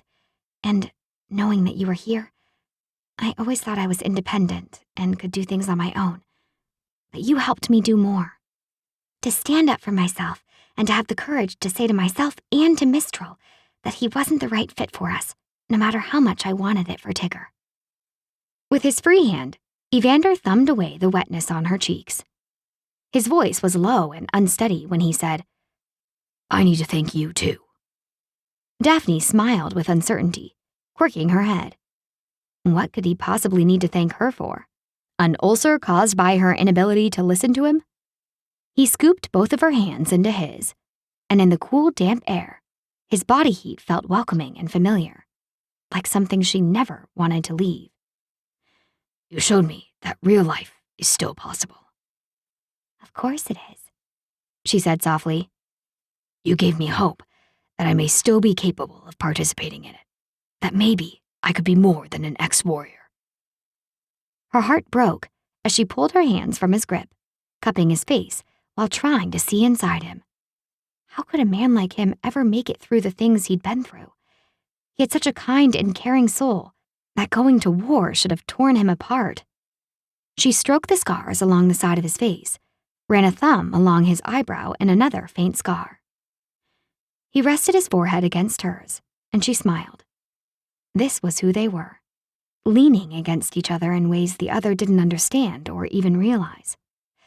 While she had thought he was saving her, she had possibly been saving him, fixing his broken spirit. So, ready for the real test to see if you're fixed? She asked with a playful smile. I don't know, He said. With such seriousness, she had to laugh. Is the glass half empty or half full? you tell me. He angled his lips over hers, drawing her in for a sweet kiss. He broke the kiss, watching her with heavy eyes, waiting for her to reply. It's always been half full in my books. She slid her arms up over his shoulders, toying with the short hairs on the nape of his neck. He was so tall and broad, it made her feel sexy and small and feminine. Wonderful. I'm starting to see it that way too. I knew I'd get to you. Who says it was you? Because love conquers all. Yeah? And do you love me? His voice was even, low. Yes, She said playfully, realizing it was true, and that it felt good to have it out in the open, to admit it, to claim it. He kissed her hard, nothing held back. His large hands, which had been covering her shoulders, slipped to her back, drawing her so close she could feel his anticipation through his cargo pants. Letting out a soft moan, Daphne went up on her tiptoes so their mouths could stop breaking apart because of their height difference. Evander cupped her buttocks, pulling her up to his body in a move so slow and sensual that by the time her legs were wrapped around his waist, she was ready to shed clothes and get down to business. Let's go somewhere more private, he said, and she'd never heard a man suggest anything better in all her life. Chapter 16. Daphne and Evander lay entwined in her cottage bedroom. Sighing against his bare chest, she smiled. Destiny had come through for her, just under the wire, with a man she'd never have expected, but who couldn't have been more perfect. And on her birthday, no less. He'd sneaked in like the trained man he was. Resting her chin on a fist, she stared into his dark eyes. He tried to hold back a smile as he pushed a heavy hand through her curly hair, giving her tangles the most delicious tugs. Being with Evander was like nothing she'd ever experienced. He was sweet and tender, yet insistent in all the ways a lover should be. He'd been almost bashful while undressing her in the small bedroom, yet reverent and sensual. He was the same man in the bedroom as outside of it. In control, caring and protective. You're beautiful, he said, his voice almost breaking. He pulled her head against his chest, breathing her in. He was struggling with something. let go, She said, tipping her head up to meet him eye to eye. I'll catch you. You already have. Then let it out. He took a deep breath, then whispered, eyes shut tight, arms wrapped around her, as though afraid she'd disappear with the words he spoke. I love you, Daphne Summer. I love you so much it scares me, more than being shot at. She laughed, her body rocking against his. Don't worry, I won't leave any holes. You'd better not. He pulled her closer so he could kiss her. The bedsheets tangled around them. I said I would protect you so you could change the world, Daphne. That's a promise I intend to keep. In fact, I plan to talk to Finian, Connor, and Tristan to see if they'd like to go partners in a new venture I have planned. What's that? She couldn't see the other men wanting to be bodyguards, but then Evander had given Mistral that focused look of his when he had an idea and was about to make it happen. This woman I know, Evander said. Hey, no mentioning other women in the bedroom. He caught her hands as she pretended to fight him. It's you, he laughed, and she'd never heard anything better in all her life. He settled her and continued. If the four of us can get the island, then maybe you would be interested in creating a place that is relaxing, teaches people about the environment, preserves our heritage, and maybe creates a new legacy within your family for a little girl who has snuck her way into my life and heart. Are you talking about Baby Horseshoe Island? Daphne sat up, not caring that her chest was exposed. Around him, it didn't matter what she wore. He would always see through it to the real Daphne. The one she hadn't felt strong enough to reveal to the world, to herself even. It's going to take a lot of time. She had to take the job with Environment Canada, and needed to arrange for a signing bonus ASAP. It was Tuesday, and by Friday, she had to have enough to pay taxes on this place, or it would be gone forever. Legacy ended. It will, he admitted. We both have jobs. True. I never really wanted to work behind a desk, though. She let out a sigh. She really wanted this, badly. As soon as she had started telling Mistral the small dream all those years ago, it had begun to feel real. And the hope was still there. The desire to make it happen. The timing was off, though. She couldn't have the cottage and build this island retreat. The men didn't even own the land yet. But it felt so right. She couldn't imagine saying no. If the cottage is meant to stay with us, destiny will find a way. Wasn't that what her mother always said? Evander took her left hand, his large and warm around hers. Will you be my partner? Although he was talking about the island, Daphne couldn't help but feel as though he was asking for more than that. And for the second time that day, she followed her heart. Yes, Evander, I will be your partner in anything that comes our way, and especially this. That is a promise. He smiled and swept her up into his arms. How did I ever become so lucky to have you walk into my life? You were special ordered by destiny, sweetheart. Now all she had to do was hope destiny could save the cottage too. Evander was afraid. Things were so good with Daphne. Unexpected and entirely frightening. In war, he'd had moments of fear, but was never afraid. He knew what his odds were. The other men were there of their own accord, had made their own peace with the fact that they might not come out alive.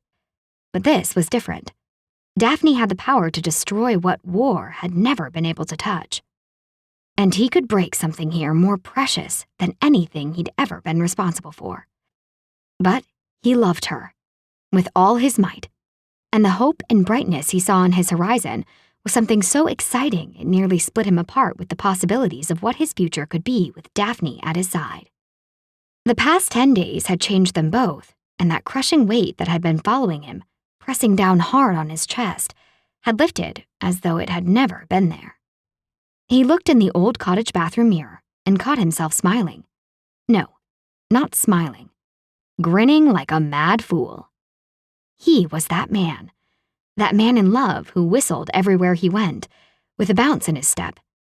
He let out a chuckle at his turn in fate. The Summer women said this place was enchanted, and for the first time, he believed. The force of love was something that could never be underestimated, and he'd do everything in his power to nurture and protect it. He lifted his face to the ceiling and whispered, Thank you. Thank you for Daphne, and a chance at living a real life. Chapter 17. Melanie burst onto the veranda, her fiancé, Tristan, in tow, the last couple to arrive as they said goodbye to the cottage before heading down to the tax office. Snacks and a pitcher of margaritas were set out, but nobody was diving into them. Mr. Valos from the municipality got arrested. The sisters and their men all whirled to gape at Melanie. He was taking money under the table. No, exclaimed Maya in disbelief. Of course he was, Tristan said, slipping an arm around Melanie's waist. Thank goodness, one less thing to worry about in your life, Evander said, cozying up behind Daphne to give her a kiss on the ear. You were worried about him? She asked. Of course, he was part of the Aaron Mistral mishap. And Aaron Bloomwood is up on charges too, Melanie said. Mistral? Daphne asked, and Evander's grip tightened around her waist. Nope. Melanie gave her a smile. Although I heard through the grapevine that he's officially no longer part of Rubicor. Connor raised his eyebrows at Evander, who slipped away from Daphne to stand with the other men. We have something to tell you all, Evander said. We bought Baby Horseshoe Island, Finian announced. What about your charity? Haley asked, her mouth hanging open. Finian had been supporting piles of charities back in his old neighborhood. How could he afford an island when he barely fed himself half the time in order to make sure others in need got enough? I'm going to fly kids out to the camp to spend time in nature. What better way to make a difference in their lives? Daphne was telling me that time spent in nature reduces blood pressure, anxiety, depression, ADHD, and all sorts of other stuff. The camp? Melanie interrupted, her hands clasped in front of her. I was talking to Polly Pollard, who's on the camp board, Tristan said, taking Melanie's hands in his. And she says they would be more than happy to reopen Camp Attica on the island again. I always liked Polly, Maya said, pouring herself a margarita. She took a big sip and, wincing, gripped her forehead. Ugh, brain freeze. The sisters laughed, turning to see who was coming up the steps to join them. Simone! They all got up to hug their friend, who had turned in her usual fashionista look for old cut-off jeans and a dinosaur t-shirt. What's with the new look? I was painting a few walls in my boutique. She waved her checkbook in the air, and the mood turned somber. I brought money to save Trixie Hollow. Daphne checked her watch. We have 3 hours until the tax office closes. She knew that she, for one, was short on the amount they needed to save the cottage from the tax sale. Turning down Environment Canada had felt like a relief, but it also meant she didn't have a signing bonus to bring her to the amount she needed to cover the tax bill. Your money is no good here, Haley said crisply. We made a deal among us. Melanie and Daphne shared a look. Do you have enough? Melanie whispered. Daphne gave a minute shake of her head, and Evander, at her side again, gave her shoulder a reassuring squeeze. He already knew she was short and wouldn't accept a loan. How could she? She was a single mother starting a new eco-retreat venture with 4 billionaires. It wouldn't be easy to pay him back. But it had felt right, choosing Baby Horseshoe Island, even though it meant she might have to say goodbye to the cottage if Destiny felt it was time to let the island go. Trading one for the other. Because the one thing she'd learned in her life was that you couldn't have it all, and sometimes you had to make sacrifices to keep what was truly important. Tears streaked down Daphne's cheeks, and with one arm, Evander effortlessly pivoted her into his hold, cradling her. Please, will you let me help? He asked. She shook her head. She wanted to nod, but he'd already done so much. Besides, she and her sisters had been clear when they made their pact last month.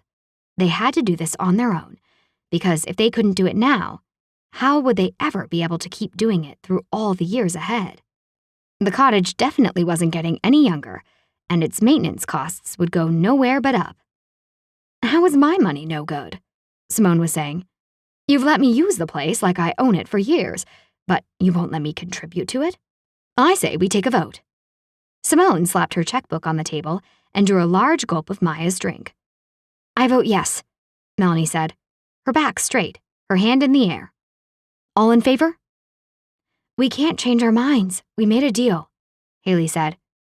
Is that heritage claim stuff going to get us a tax break, Melanie? Maya asked. We won't hear back for a bit yet, but even if they say yes, it won't be an immediate tax break. Maya took a careful sip of her drink. So, getting a heritage-related tax break this year is out of the question. Oh, Melanie turned to the men. You own Heritage Row now. She wildly pointed across the water to where the old cottages stood. Tristan nodded. Yes, all of it. Melanie froze. Are you going to save Heritage Row? Don't be ridiculous. Of course we are. My fiancé would have my head if I didn't. He grinned as she launched herself into his arms. Wait, back up a second, Daphne said. Rubicor really bought the Fredericksons' cottage? I told you they did, Maya said, arms crossed. I thought you were speculating. Maya smiled modestly and shrugged. I was. Connor explained. Rubicor had just taken possession of their cottage, and seeing as we bought every stitch of land from them, it's now ours. We own Heritage Row and Baby Horseshoe Island in its entirety, even Camp Attica. The island and everything on it has officially been saved. The sisters cheered, then slowly grew quiet. We're going to lose Nymph Island if we don't accept help from others, Daphne said quietly. Turning away from Evander's broad chest, and the aftershave she'd come to equate with love and security. I vote yes to help. Simone is one of us. She's a sister, and we said sisters. She whispered softly. Sorry, Evander. He gave her a squeeze in reply. Haley blinked twice at Daphne's response, then waited for Maya to vote. I don't care one way or the other, Maya stated. Tigger came bouncing through. I saw a chippy! She crooked her finger at Evander, who dutifully lowered his head questioningly. The girl placed a noisy kiss on his cheek and then scuttled down the veranda steps. Evander, looking bashful and pleased, called out a warning about the rotten step. I know, Evander Dander, Tigger called back. Help would be nice. Maya elbowed Connor in the ribs. My boss here just spent all of his money on an island and won't give me the size of advance I surely deserve for finding him wonderful new venture capital clients. So I'm in. I'd like to be able to eat between now and my next paycheck. I bought that island for you, and it wasn't all my money, Connor said darkly. Plus, if you'd let me help with the taxes, this could all be resolved in 5 seconds. No, Maya said. Haven't you been listening? We don't want to get behind again. It's do or die, not beg and borrow. So it's settled? Simone asked Haley. Haley froze for a moment before stepping forward and embracing their friend in a massive hug. It's settled, she said. Pay up. Laughing and wiping tears from her eyes, Haley said, her voice shaking. Okay, let's see if we have enough to save this place. The men looked solemn as the women counted what they had between them. Are you sure we can't help? Tristan asked quietly. Melanie held her breath for a long moment, then slowly shook her head. We're $4 short, Maya laughed, sitting back in an old wicker chair, hands on her knees. The men shared a look and dug into their pockets. No, the sisters said at once. I'm sure I have change in the ashtray in my car, Maya said. In the couch, Daphne said. I have $4, said a small voice. Daphne turned to see Tigger watching them quietly. Do you? Yeah, the fairies won't mind if I take their decorations. It's to save their island. She dashed off, and the sisters looked at each other. Destiny. You just never knew what she was going to pull out of her hat next. Daphne stood beside her sisters, Simone and Tigger, in front of the municipal tax office. Shall we? Maya asked. Daphne turned back to where Evander was waiting, leaning against his truck. He smiled and nodded. He was at ease, an entirely different man than he'd been only days ago. Love conquered the world, saved the day, and changed men. Everything was going to be okay. Everything was working out. For the first time, Daphne was really and truly happy.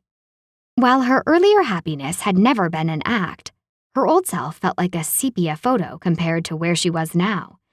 She was blessed to be a part of something bigger, a true, loving relationship with Evander. They were good for each other, not just today, but tomorrow, and in the coming months and years. He was a keeper. Evander made her want to try harder, to be a better person, and to make a bigger difference, and she knew she could with him by her side. Nate from Environment Canada had texted her on the drive over, asking her if she'd work as a consultant here and there. She'd said yes. She could still help change the world, but still have the freedom to be where she needed to be, for Tigger, for Evander, for herself. She blew her boyfriend a kiss, waited for him to catch it with a shy smile, then turned to go inside with her sisters, who were holding the door for her. They had the money. They'd done it with their talents and skills and a lot of good luck. Daphne looked up at the ceiling, silently thanking destiny for not only the island that kept the sisters together, but for the men who had come into their lives that summer. Love. Lots of love. She caught up with Tigger, who hadn't stopped smiling since Daphne had asked if she'd like to move in with Evander and Florence permanently. Tigger would be starting kindergarten after the long weekend, with a whole lot of love in her life, thanks to Evander and his mother. Tigger would finally have that father figure in her life, as well as someone to build a treehouse for her in the backyard. A man who loved her, doted on her, and taught her all the things Daphne was afraid to, such as how to defend herself physically. And as for Mistral, she agreed with Evander. He had to man up, a lot. She'd give him a chance when he was ready, but she wasn't going to pin her hopes on him as she had for the past 6 years. She had someone else in mind when it came to dreaming about her and Tigger's future. The sisters stepped up to the counter along with Simone and Tigger. The 5 adults put checks in front of the clerk as Tigger carefully laid out her coins, one by one, counting softly under her breath. This is for Nymph Island, Daphne said, speaking for all of them. It was time she stopped acting like the baby in the family, because in many ways, she was the most grown up, the only mother in the group. Well, as far as she knew. Her sisters had each spent a lot of time on the island over the summer, and, as Daphne knew, Destiny had a way of spreading her love by adding new members to the Summer family. The end. This has been Falling for the Bodyguard, Book 4 in the Summer Sisters series, written by Jean Oram and narrated by Vanessa Moyen. The story continues with honorary Summer Sister Simone Pascal in Book 5, Falling for the Firefighter. Catch up with the sisters and find out what happens next as Destiny works her magic with Simone on the magical Nymph Island. For more information about Jean Oram, that's me, check out my website and free newsletter at www.jeanoram.com. Thanks for listening.